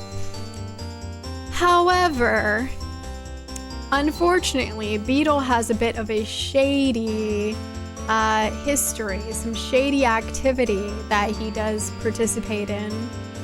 Does it look a little bit like Slash from Chrono Trigger? I could see that, yeah. My passion for the Postman is such that I want to bury Beetle for randomly assigned to compete with him. Yeah, sounds good, Jelly. Thank you. Appreciate it. Girahim's a hard boss. The fight can really get drawn out if you don't get the motion controls right, and he isn't fair, but it is really fun. I personally enjoyed it a lot. For Beetle has some questionable things that he's done. So if you guys have played Breath of the Wild and Tears of the Kingdom, you know that he tries to emotionally manipulate you, continually harass you into giving him beetles. When you won't give him the beetle that's been in your inventory the last 387 times you've talked to him, and all his emotional manipulation tactics won't work. It's really annoying. It's like, just leave me alone. I just want to buy some arrows. I don't want to do all this shit. And then you also have Skyward Sword, where if you don't purchase anything, he literally ejects you from his airship. Like, it is in the air, and he just pulls the ground right out underneath you, sends you flying out there, which is absolutely insane, honestly. And then we have this nice evidence from Zelda Sensei demonstrating that Beetle was involved in price gouging in Wind Waker, which is messed up. He basically was getting rid of all the other businesses there so that he could charge you more, and pretending that he was a different person. As you can see, he is clearly, that's got to be him wearing a mask. So it's a little unsettling. It's a little unsettling. Currently, Girahim is winning for who is worse, but not by much. Personally, I am not sure on this one, but it's kind of tough. It's kind of tough. I do think that Beetle's repeated exploitation and harassment of Link is definitely questionable, although he can be helpful sometimes. Whereas Girahim only appears in one game. Beetle also in Tears of the Kingdom and Breath of the Wild, if you don't give him the beetle, he starts mumbling under his breath that he is going to break into his home, like Link's home, and steal the beetle and everything that Link has, which is a little concerning. Like, that's pretty threatening energy. I feel like he almost intends for Link to hear that, which is highly concerning, honestly. So I don't know. I laugh every time I hear Beetle. He does have a very funny voice. Such a smart business.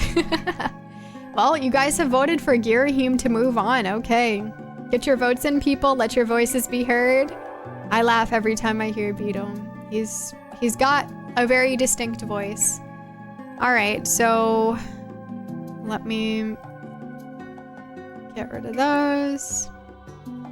And let's lock in Beetle, and then we'll officially be beginning round 3. I mean, Girahim.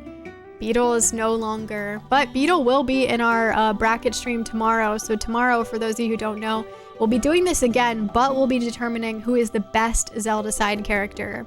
So Beetle actually made it high in the surveys for both, so he's also on the best bracket as well. All right, Girahim will be moving on.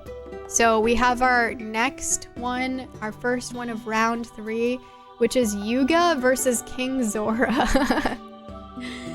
Which is definitely...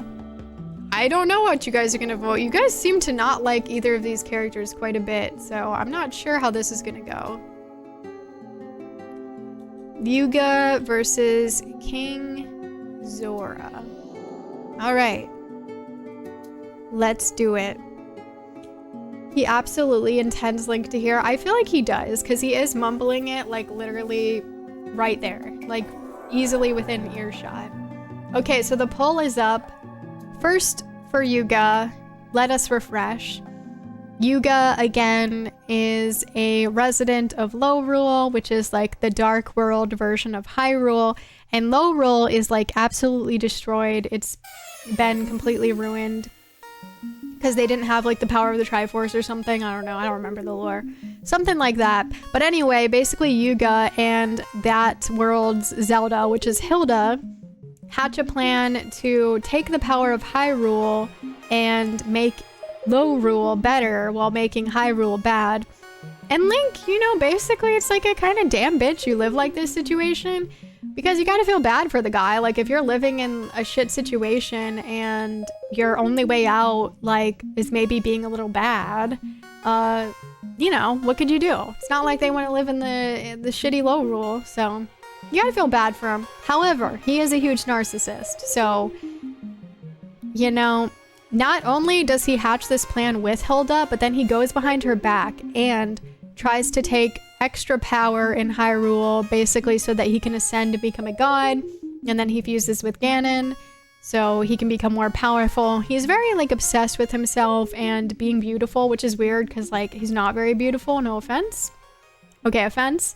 So it's just kind of questionable all around and problematic behavior, to be honest.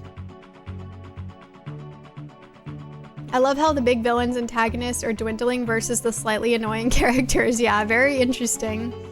So far, King Zora is winning against Yuga, which is very intriguing. Because I ask you guys to recall 7 years without being able to move your ass. Think about what that does to a man. Guys, take it seriously, okay? Put yourself... Imagine 7 years you can't move because you're frozen solid. And maybe you like moving your ass, maybe you like doing a little weep, weep, but you can't because you're frozen solid for 7 years.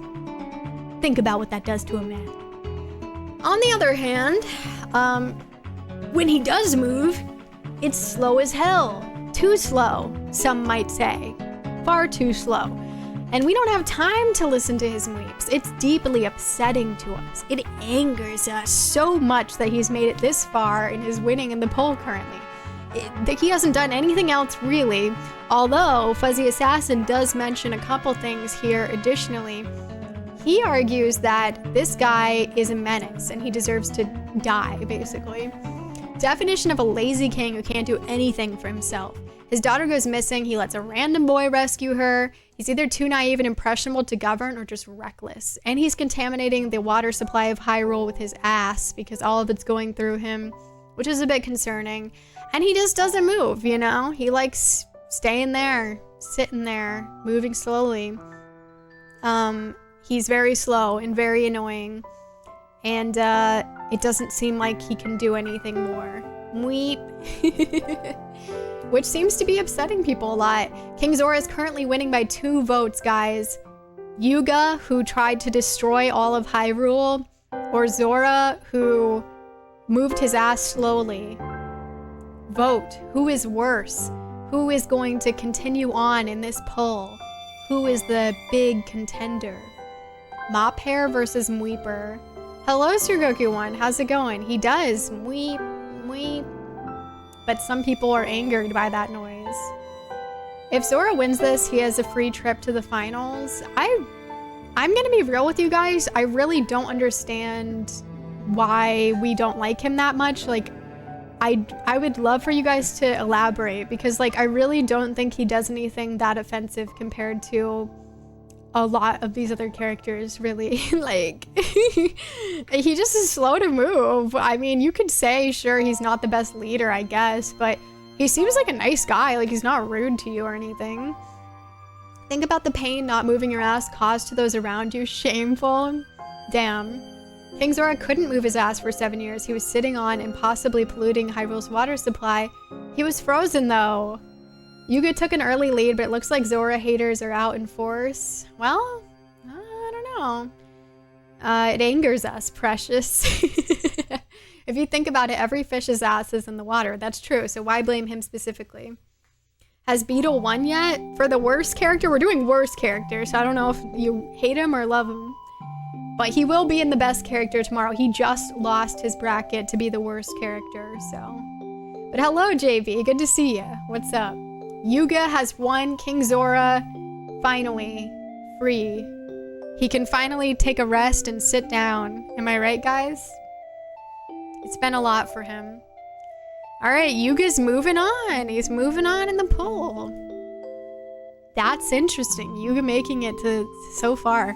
Next is Chancellor Cole versus Mallow. I swear to God. I swear to God. Chancellor Cole versus Mallow. All right. Let's do this. Okay, the poll is up. Vote, vote, vote. Great to see you. I hope it's been fun with this so far. Oh, it's been so much fun. Yeah, thank you. I've been enjoying it a lot. It's actually been really interesting too. Like, I feel like a lot of the generic takes have not been occurring tonight. It's been quite refreshing. Yeah, the weep, weep, weep is kind of entertaining. Yeah, it is funny he's such a strong competitor. So Chancellor Cole in Spirit Tracks, he's a master manipulator. That's pretty cool, guys. But apparently, nobody remembers his ass. Multiple people have said they played this game and they do not remember him at all, which is insane because I thought he was the main villain. Granted, I have not played this game, but yeah, he works his way into the Zelda fam. He becomes their chancellor just so he can get power. He manipulates Link, says go polish your train or something so he can end up removing Zelda's soul from her body, question mark? I don't really know like how he does that, but that's not good. So that's kind of devious. Because Zelda's like a child in this too, so it's like, damn, leave the children alone, you know what I mean? It's kind of messed up. He never stood up. Well, yeah. King Zora gave Link important job experience early in his adventuring career for him to put on his resume. True. We just need to take a few minutes break while King Zora weeps his way off stage. I actually thought of the different Mallow. Yep, you're not the first one. This perfect disguise of two tiny top hats covering his devil horns. That's why everyone's memory is fuzzy. That's true. Maybe it's that. Yeah, he wasn't a tool for Ganon as far as I know. Her soul? Ouch. I think I lost some of my soul when I saw those two hats. Damn. Well, now we move on to Mallow, who I am a fan of. I implore you to listen to this.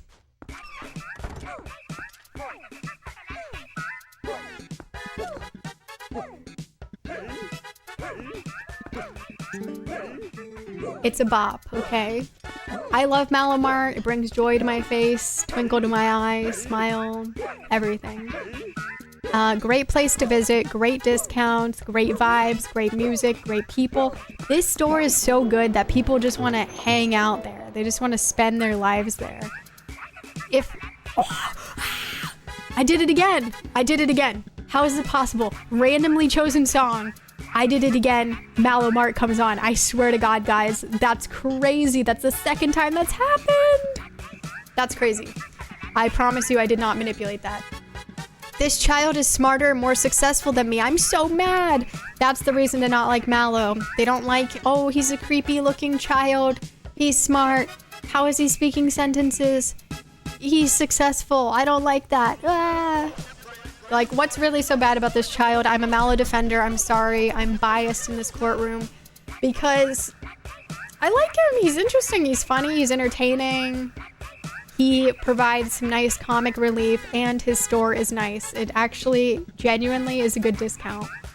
Isn't Cole that guy in the marshmallow cereal box? The Lucky Charms guy? Yeah, might as well be. Mallow had been Marb. When I was in Casino earlier, I noticed a lot of the slot machines were made by Konami. It was cool to see. They do love that. The Weird Man Babe, yeah. Mallow Mart. It's a sign, yeah. Chancellor Cole is winning by a landslide. You guys hate this guy. Hate his ass. Guess I need to play Spirit Tracks to find out why we hate him. And we also can't remember him. But we just remember feeling hatred. Which I am okay with. I approve. Mallow looks like he'd actually contain enough power for a Super Saiyan and wreck Link. He's only in this part of the tournament because he was slightly worse than all the other characters you've expressed a love for. True. I throw Mallow into a bomb in the arena edge while screaming, "So long, a King Mallow!" Damn. He's 3 years old. Did you know that? Well, maybe. At least, if we trust chat. If you think about it, Mallow is kind of revitalizing the economy with how much his shop boomed. Exactly. He's providing jobs. And if I recall, the guy he took over from kind of sucked. Yes, his prices were insanely high. Mallow made life so much easier by having his nice little discounts. I'm gonna relatively hate anyone I don't know against Mallow. Mallow's pretty great. His angry face is kind of terrifying, and it's not as if the baby merchant did anything particularly wrong. We're forced to look at it as we listen to Mallow Mart, apparently. But yeah, it looks like this is gonna be a landslide for Chancellor Cole moving on. I see. Chancellor Cole is really getting a lot of hate. I'm cool with it. All right, Chancellor Cole is moving on. Go ahead, King. Mallow is spared. All right, next is Ingo versus Unobo. Heated. Now, I know you guys are really passionate about Ingo, so I wouldn't be surprised, but I guess we'll see what you guys decide. You know, I don't like Unobo. That's no secret. Can't say that I like Ingo either, though. All right, Ingo versus Unobo. Let's refresh ourselves with Ingo. Ingo is a mistreated worker, okay? He is working for the lazy talent, and he complains about it a lot, and no one cares. Cry on deaf ears. Great Naruto episode. Am I right, guys? But anyway, no one's listening. No one's helping him. He has toxic work conditions. However, he's also a huge asshole, and he takes over the ranch, forces Malin to work, threatens to harm the horses, says that he'll give you Epona, but then actually traps you and says that he's never gonna let you leave, which is like, do I have to live here for the rest of my life, or are you killing me? And he says that he's gonna give Epona to Ganondorf, and then he never apologizes for it, which is problematic, to say the least. The poll is up. Yes, vote. I need Eternal Cole. You want Cole's image up, hypersaturate it till it burns into your monitor? I mean, that would be funny. Have you known a good Chancellor in any video game? No. Yes, actually. in FF5, I guess he's nice. Ingo sure looks familiar, doesn't he? Ingo sucks, no brainer vote here. The will of the people versus the will of Hannah. Yes, I invite the court to listen to what I have to say about Unobo. He's great. I don't want to smash rocks on my own. Unobo, please do it for me. Please, please, please. Also love the soft, gentle Goron representation. I try to pick up Bomb Flower. He's killing me. He's exploding me. I can't walk through anywhere. I can't walk through a cave. No, I will not turn them off. Because he keeps ruining my life. Also, you could hold against him what he did with the mask. I just want to say I don't. That's definitely doesn't come into play for me. But interesting plot line compared to everyone else, isn't it? a certain someone's very susceptible to being a bad guy. Curious, isn't it? Ruin everybody's lives because you're powerless. Ruin Link's life by getting in his way 24/7. Unobo does both. Get his ass out of here. You guys know Unobo is way worse than Ingo. Please. Because Ingo is, you know, he's donezo, okay? He loves working at Lon Lon Ranch. That's all we heard of him last in 1998. He's done, okay? Unobo is fresh. That's a fresh wound. It hurts. It pains me. He's in Tears of the Kingdom. That's where he's wreaking the most havoc. And it's very painful, okay? He's very mean, he's very annoying, and he needs to be destroyed. Well, he's the Gorman brother there, you know. We can imagine that's somebody else, or we cannot. I'm doing good though, just got home from helping take care of my niece while her parents were at the Coldplay concert. The Coldplay concert? Wowzers. Well, I hope that went well. Unobo did nothing wrong. Some may say, some may say. I almost thought that was Ingo works for Lazy Town and him in that show would be surreal. That would be. Evil Luigi from Ocarina, Ganon gave him the horse ranch where he makes Malon work under threat of mistreating the horses. It is scary. Talon's actually lazy or is he overworked? Yeah, I don't know. That is a little hard to say whether Talon's actually being lazy or not because he does go to deliver the milk, but he does fall asleep. Ingo never apologizes. He puts on a fake smile and is all, ooh, ooh, I'm a good guy now who loves life. Ha ha ha. But he could be being controlled by Ganon, so maybe he was never evil at all and Ganondorf was just controlling him with his evil. So maybe you guys are attacking an innocent man. Unobo is at least annoying even when he wasn't being controlled.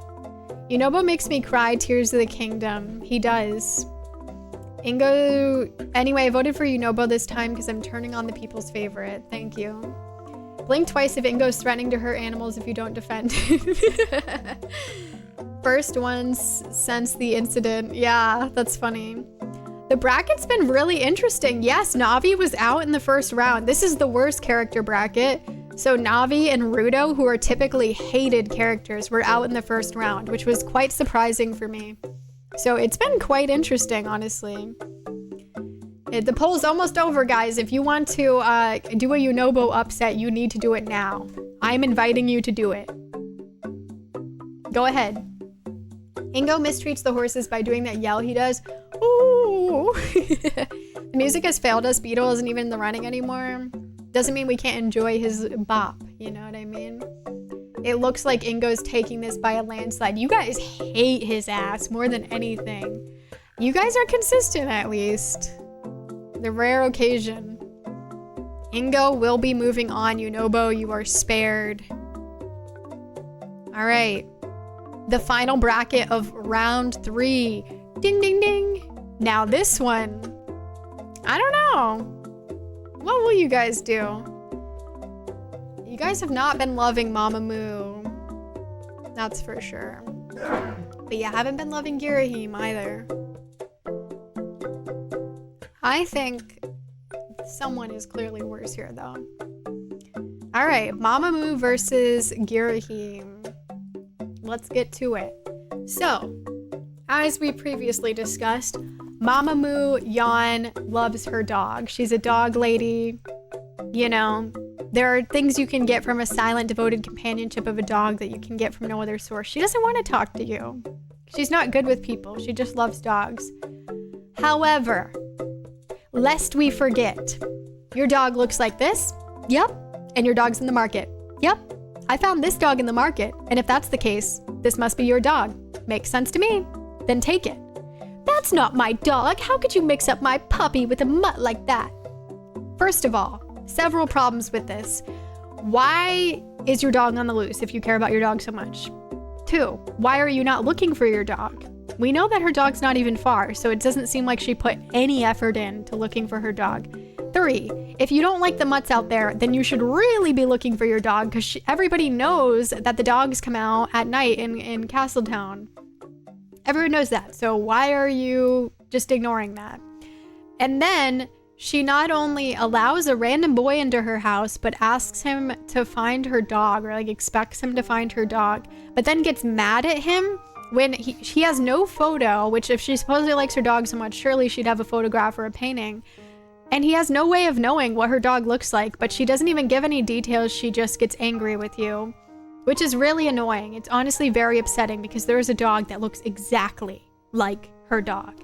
And there's just no sympathy extended at all. And it's just like, do you even care? That's like her whole personality, and yet she can't be bothered. And lest we forget, even after you get the heart piece, she continues to lose her dog over and over again. So, great dog owner. Now, Girahim is a really cool character. He has a really cool design, really cool theme, being the weapon. He's a personified weapon, Ganon's weapon or demise, which is really, really cool. And you get to see his personality sort of unravel and change by the end of the game. As you can see here, he's getting angry, but he normally is more composed, and he likes to, you know, get close to Link and be unsettling and creepy and just sort of foreboding. So it's really cool to see that. However, a lot of people found him to be very creepy, too disturbing. They just didn't like him. And again, he is not his own man. He is a weapon for another villain who's basically Ganon. But in my opinion, I'd say it works in this game because he's literally a sword. So it makes sense. He's not like Zant, who's like, yes, Ganon, anything for you, Ganon. He's literally a sword. So it just makes sense for him to be subservient. He's not like, oh my god, love you, Ganon. I did it all for you, King. You know? Which is good, because like, you know, it's not the same. It's not the same. I feel like you can't diss him for that. And he's incredibly interesting because Skyward Sword really nails that. That's something that Skyward Sword does really well. All the characters are really interesting, and you get to see them grow and change throughout the game. Interesting, Rudo Duff pretty annoying. I didn't mind Navi too much. She was pretty helpful in the game at times. Yeah, I mean, I would agree. It's Nestor Day. Hello. Thank you for the raid. Welcome on in. I blinked twice. Mamamoo is definitely in the lead, which honestly, I agree with. I agree with that one. Welcome. How was Star Ocean? I hope you're having a fun time. Thanks for the shout out, Aaron. Thank you, Mose. Hello, everybody. I'm Hannah. I am a retro/variety streamer, and we're doing a special stream tonight. We're doing a whole weekend special. Today, we're determining the worst Zelda side character, and we are into round 3 here. And we're between Mamamoo Yan from Ocarina of Time and Girahim from Skyward Sword. So it's been so much fun. I'm currently a lawyer. I'm the defense and the prosecution, and I'm presenting evidence on why each character is bad and good. But yeah, it's been a blast. I hope you're having fun. Thank you. Who's the worst Zelda character? I love this game, right? Star Ocean 2 is great. It's hard for me to put down. Hell yeah, I'm glad to hear that. Yeah, I've heard really good things about that game. Haven't gotten into Star Ocean, but I certainly have heard a lot of good.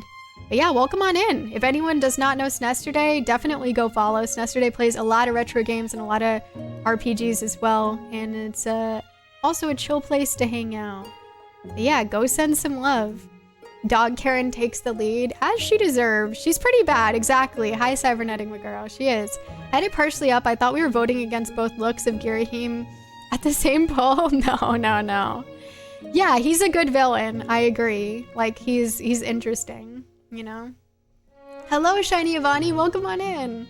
There's a conflict of interest between the defense and the prosecution. There might be. SNES is awesome, yeah. Hey, Vic. Good to see you. Judge and defense? Who's running this quorum? I'm the prosecution and defense. You guys are the judge. Mamamoo is passing on to the next round, not the next world. Girahim is out. I support that, just so you guys know. I support that. She's honestly pretty bad. Like, if you look at it, it's like, yeah, this is pretty bad. She's pretty egregious. All right. Are you guys ready? We're so close to finding out who is going to be the worst Zelda character. It is between Yuga, Chancellor Cole, Ingo, and Mamamoo Yan. Who would have ever imagined? This is quite shocking. You guys are revolutionary, fresh, new takes. Love it. I love how revolutionary you guys are. Let's start with our first one, which is Yuga versus Chancellor Cole, which, I don't know, you guys have been hating these characters a lot, so that'll be interesting to see. This is getting serious. I will say this whole thing has been a lot of fun. I'm glad you've been enjoying. Yeah, I have certainly had a lot of fun with it too. Okay, Yuga. And then Chancellor Cole. Chancellor Cole. Alright. It's getting serious. Yeah, we're in the semifinals. It's intense. Okay, the poll is up.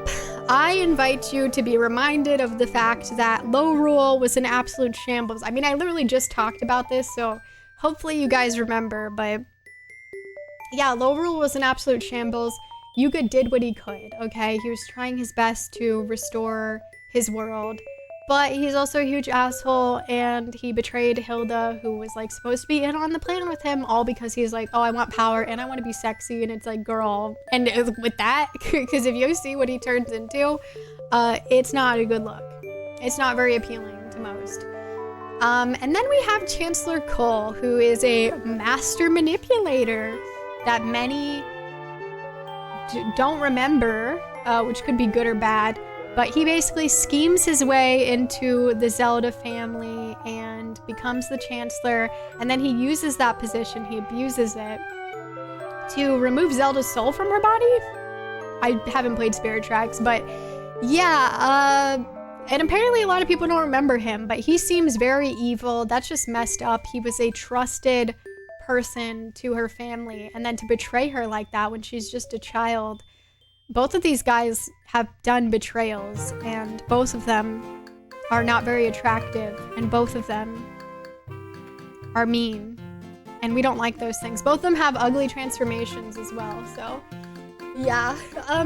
Much to think about, you guys. Get voting. It looks like Chancellor Cole is getting a lot of hate, which love to see it. Semis already, yeah.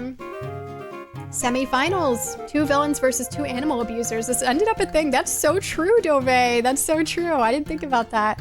I'll say this whole thing has been a lot of fun. I'm really glad. I'm glad that you guys are enjoying. I'm really enjoying. And I'm very excited for tomorrow's too, because tomorrow, for anyone that doesn't know, we're going to be doing this again, but determining the best Zelda side character. So there's actually not much overlap between these two brackets. Like, a lot of the ones in the worst are not in the best. There's only like a handful of characters that are on both. So it'll be really interesting. And I have all new evidence. Like, everything that I made, even for the overlap characters, is new. So it's going to be really cool. There's literally hundreds of stuff that I made and other people submitted. But yeah, vote in the poll. Who you think is worse, Yuga or Chancellor Cole? Who's going to move on to the final bracket? Chancellor Cole was the better villain. Yuga's just a Mario Sunshine villain in the wrong game. He's just like Bowser Jr. We're gonna change the internet with these results. Yeah, honestly, like, I feel like you would expect the generic take to be like Navi and Rudo making it to the finals or something, or like Fi. But Fi was out in the first round too, which is really cool. I live for character analysis like this. Yeah, right? It's so much fun. I love doing this. I love that 3DS one I was playing it the other day. Link Between Worlds is a lot of fun, yeah. It's a good game. Cole sounds worse to me. It's honestly a tough pick. It really is. They're both really bad. At this point, being forgettable is Cole's biggest crime for me. Yeah, that's true. Nobody said that they forgot about Yuga, so I certainly didn't. The only thing about Yuga is people thought he was a woman, which that is definitely not a crime or a bad thing necessarily. Hannah throwing the ugliness shade in there? I mean, well, you know, people in here apparently care about being ugly, so I know I'm just trying to appeal to you guys. I'm literally appealing to you because you guys keep mentioning that we don't like these characters, the other ones, for being ugly. So I'm just trying to, you know, meet you where you're at. Chancellor Cole seems to be really taking this one. I don't know if Yuga haters can have a comeback here, honestly. You guys really hate him. That'll be interesting. That'll be interesting to see. The next one and like the finals too. Because you guys really don't like a lot of these people at this point, which makes sense. But you know, someone could have gotten carried.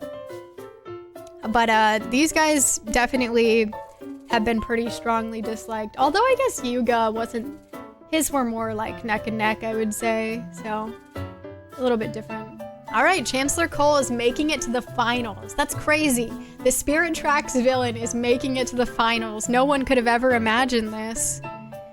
Wow. All right. Lock him in. Chancellor Cole making it to the final bracket. The next one, our last semifinal, is Ingo versus Mamamoo Yan. All right. These are both the animal abusers.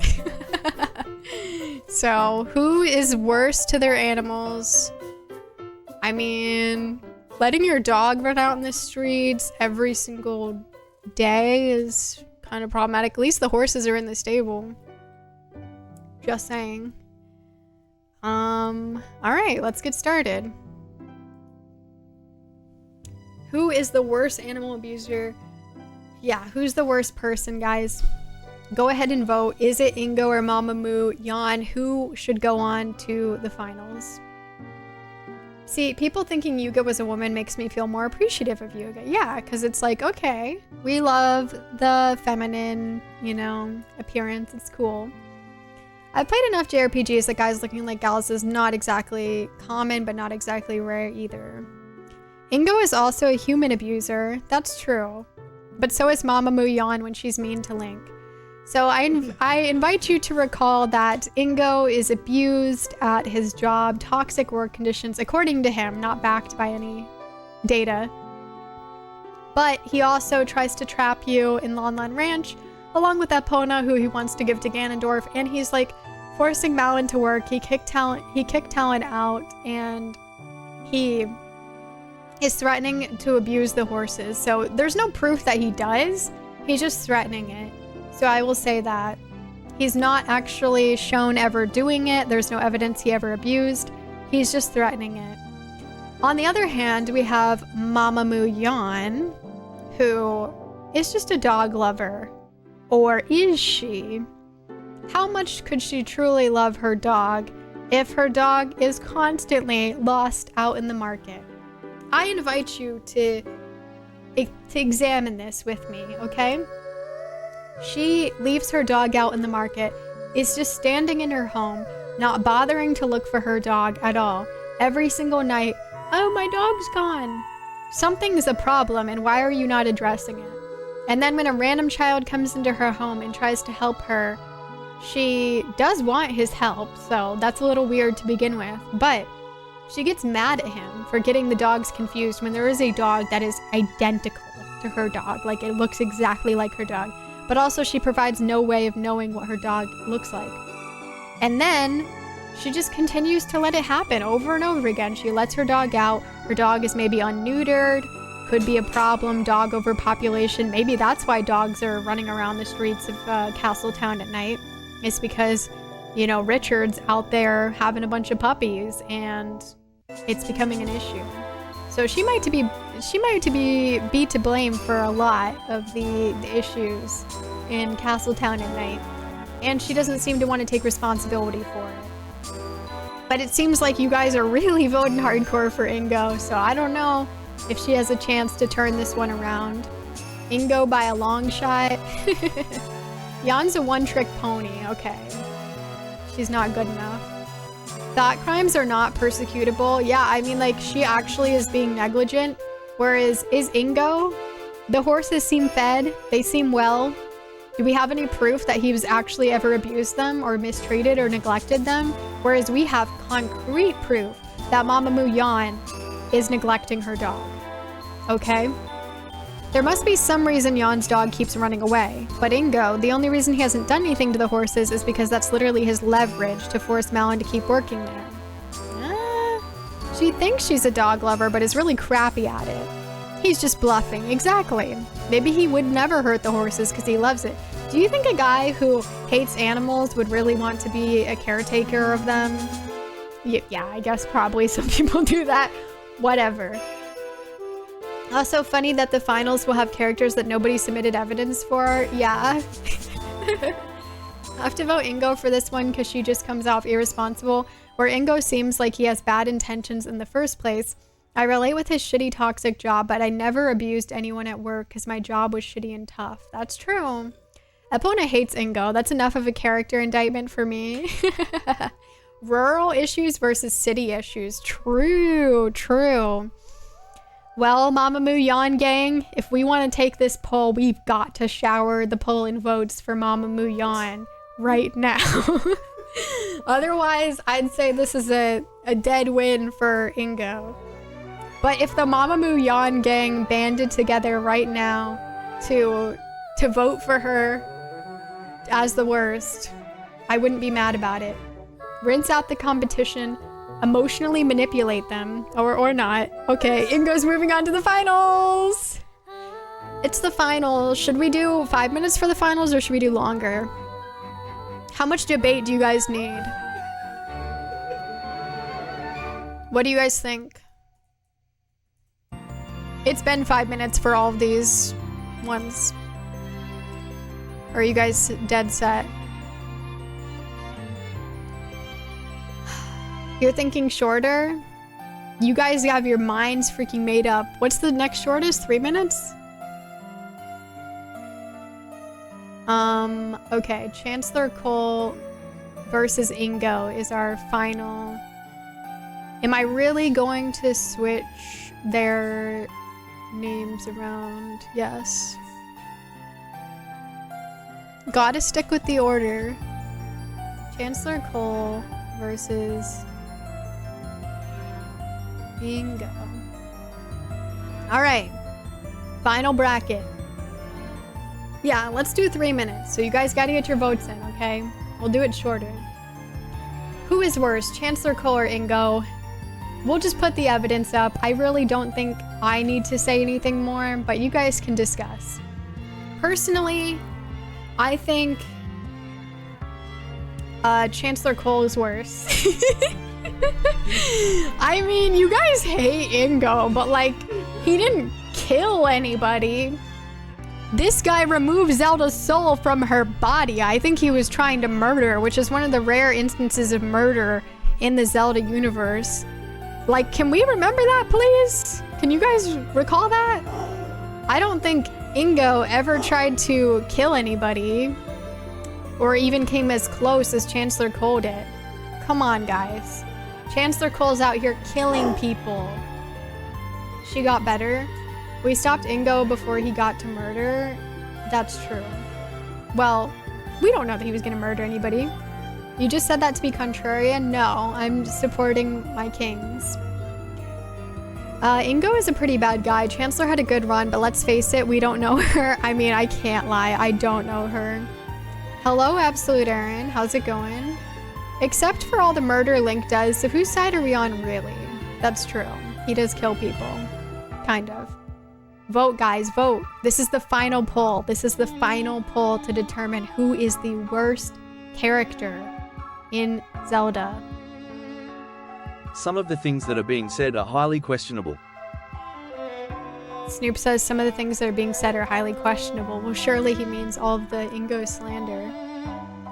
One is a standard scheming villain. The other is a kidnapper and threatens to abuse animals. Well, Chancellor Cole kind of kidnaps as well, and he, like, removes Zelda's soul from her body, which seems like murder. I don't need to say anything here, but it's got to be Chancellor Cole. I'm just saying, you guys, do you understand what that is like, to have your soul removed from your body? That's like murder. If I had the choice, I think I'd rather be kidnapped in the way that Ingo was kidnapping people. Like, it didn't seem that bad.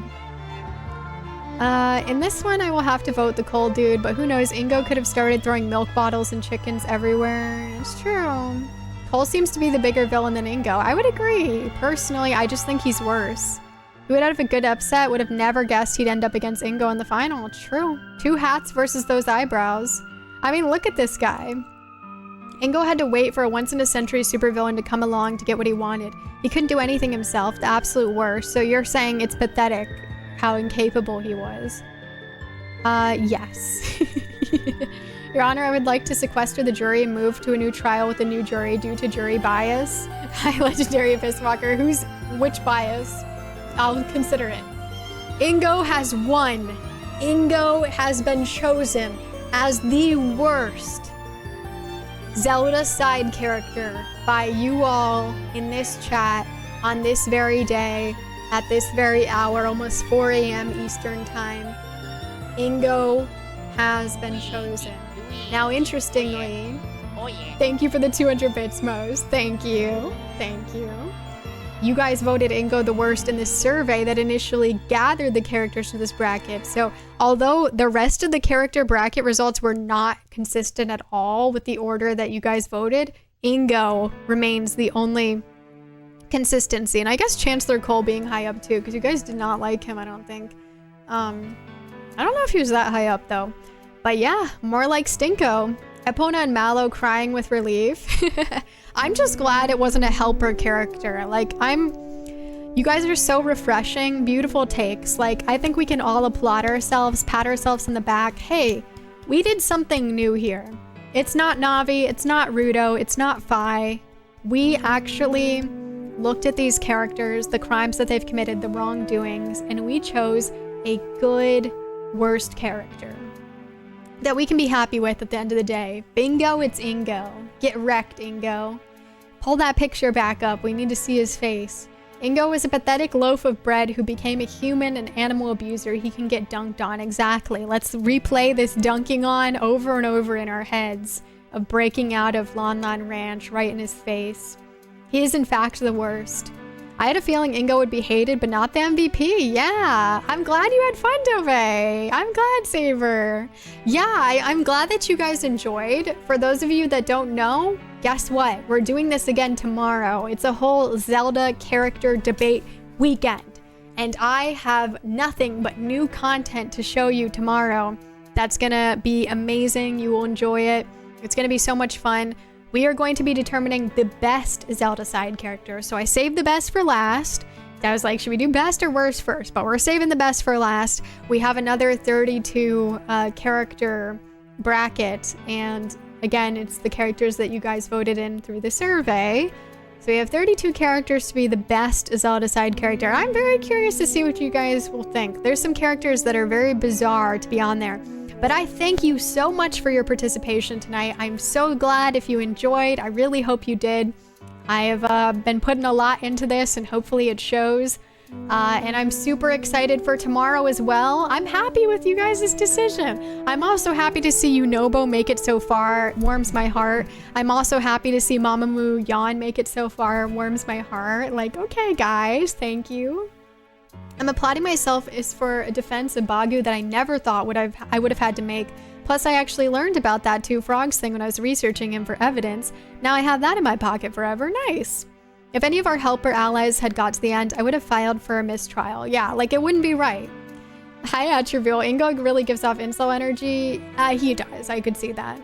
I can get used to more lawyer Hannah. Oh yeah, I'll be here. I love this. I didn't think I'd be as into it because I'm not the biggest Zelda fan except Zelda 2, but now I'm pumped for tomorrow. Let's go. I'm glad you had fun, Liar. Thanks for participating. I'm glad you had fun, Loki. I'm so excited. I have been having so much fun. Hopefully you guys can tell. This has been so cool. This was fun and interesting. I learned some new stuff about the characters. I'm glad, Tony. Good. His design's based on Luigi. As a Luigi enjoyer, Ingo's a disgraceful character. XP. Luigi would never associate with a vermin like him. I mean, he's really not like Luigi at all, for sure.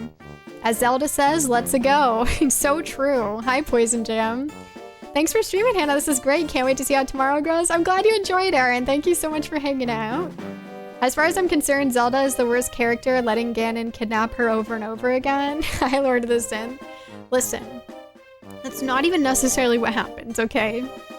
But yeah, thank you for your help as well, Aaron. Most of my Zelda knowledge is secondhand, so I learned a lot tonight. I'm glad. I learned a lot when I was doing the research as well. Thanks for another clever, fun stream idea. Thank you, Mose. And thank you so much for your help. Thank you, Sugoku1. This is beautiful. Good stream. Thank you. Thank you, Minstrel Delta 7. I'm glad to hear it. But yeah, we will wrap up for tonight. Don't forget, I'll be back 10 p.m. Eastern tomorrow night. If you get here on time, you'll be able to see the intro video that showed the matchups of everybody. So if you want to see that, I made one for tonight, and that was at the beginning of this stream. And tomorrow night, It'll be at the beginning of next stream. So then you can see like who's all going to be facing each other in the first 16 matchups. But yeah, I'm certainly looking forward to it. It's so much fun. So thank you guys so much for hanging out. Have a good one, Lord of Synth. Thank you, Freemy. I'm glad to hear that. Thank you so much. And thanks for participating. I have a new queen, Uku. I'm so glad that you like Uku, Jurassic. I love Uku. Tomorrow's gonna be rough. I have several characters I really like from the series. I know.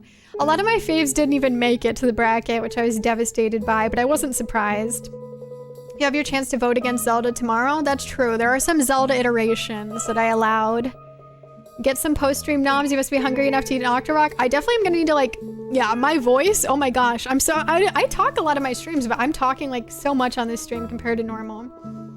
Hannah's showing why she's my most watched streamer. Oh, thank you, Saber. See you, Grant. Thanks for hanging out. Okay, I'm gonna find someone to raid, so if you guys want to stick around for that, much appreciated. But yep, we'll be back later tonight. Ingo is our worst character. We'll find out who is going to be the best Zelda side character, so that'll be fun. Let me see who I can raid. Yeah, thanks for hanging out, Signospector. Have a good night. Not having better scrutiny? Yeah, feel free to join the Discord server, and also feel free to follow. All the follow alerts are anonymous. If you're new here and you want to make sure you catch that next stream, would love to have you. You can also yeah, join the Discord if you want to stay up to date on stuff. Check me out on Blue Sky and YouTube as well. Good night, Black with MJ. Thank you. I'm glad you had fun, Hardy Harda. Thanks for hanging out. Have a good night. I'll see you then, Tony. Thanks for hanging out. Good night, Mirage Moonlight. It's like double talking. Very well done. Sticking with it for 6 hours straight. Thanks, Liar. Yeah, I'll try to drink even more water. Have a good night, Karaguro. Thank you. Yeah, I'm 2 lawyers, so it's true. I think it's gonna be so much fun. I'm glad you're excited, Minstrel. Thank you, Mirage Moonlight. Thanks for hanging out, Shiny Avani. See you, Vicent. See you in about 18 hours, Saber. Have a good night, Xanthiox. Night, everyone. Let me find somebody to... Let's see. Who should we raid? Okay, I think I have somebody. Let me just try to like make sure to the best of my ability that they're still going.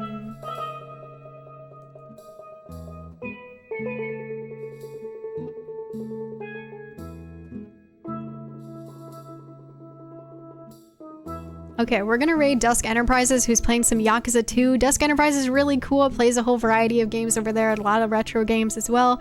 But yeah, it's a really chill place to hang out. Let's go send some love. They're super cool. And I really like Yakuza. I need to play more Yakuza myself, but I really enjoy the series. It's really fun. But yeah, let's go send them some love. Like I said, I'll be back 10 p.m. Eastern tonight, and we'll be doing this for the best Zelda side character. I have hundreds more things to show you. I'm not kidding. I know it's crazy, but it's cool, right? And it's all new, so new stuff. It'll be fun. See you later, Battery. And thank you, Mose. Feel free to copy and paste the raid messages if you'd like to join in. Always appreciate it. But yeah, see you guys later tonight. Have a good Sunday, and I'll see you then. See you, Duke. See you, Crazy Town Banana Fans. Thanks for hanging out, Jurassic. Have a good one. Bye, everybody. Bye-bye. Good night, Liar. Yeah, thanks for hanging out. Thank you for the raid. I appreciate it. And thank you for participating. Thank you for hanging out, JB, of course. Bye, everyone. Thank you.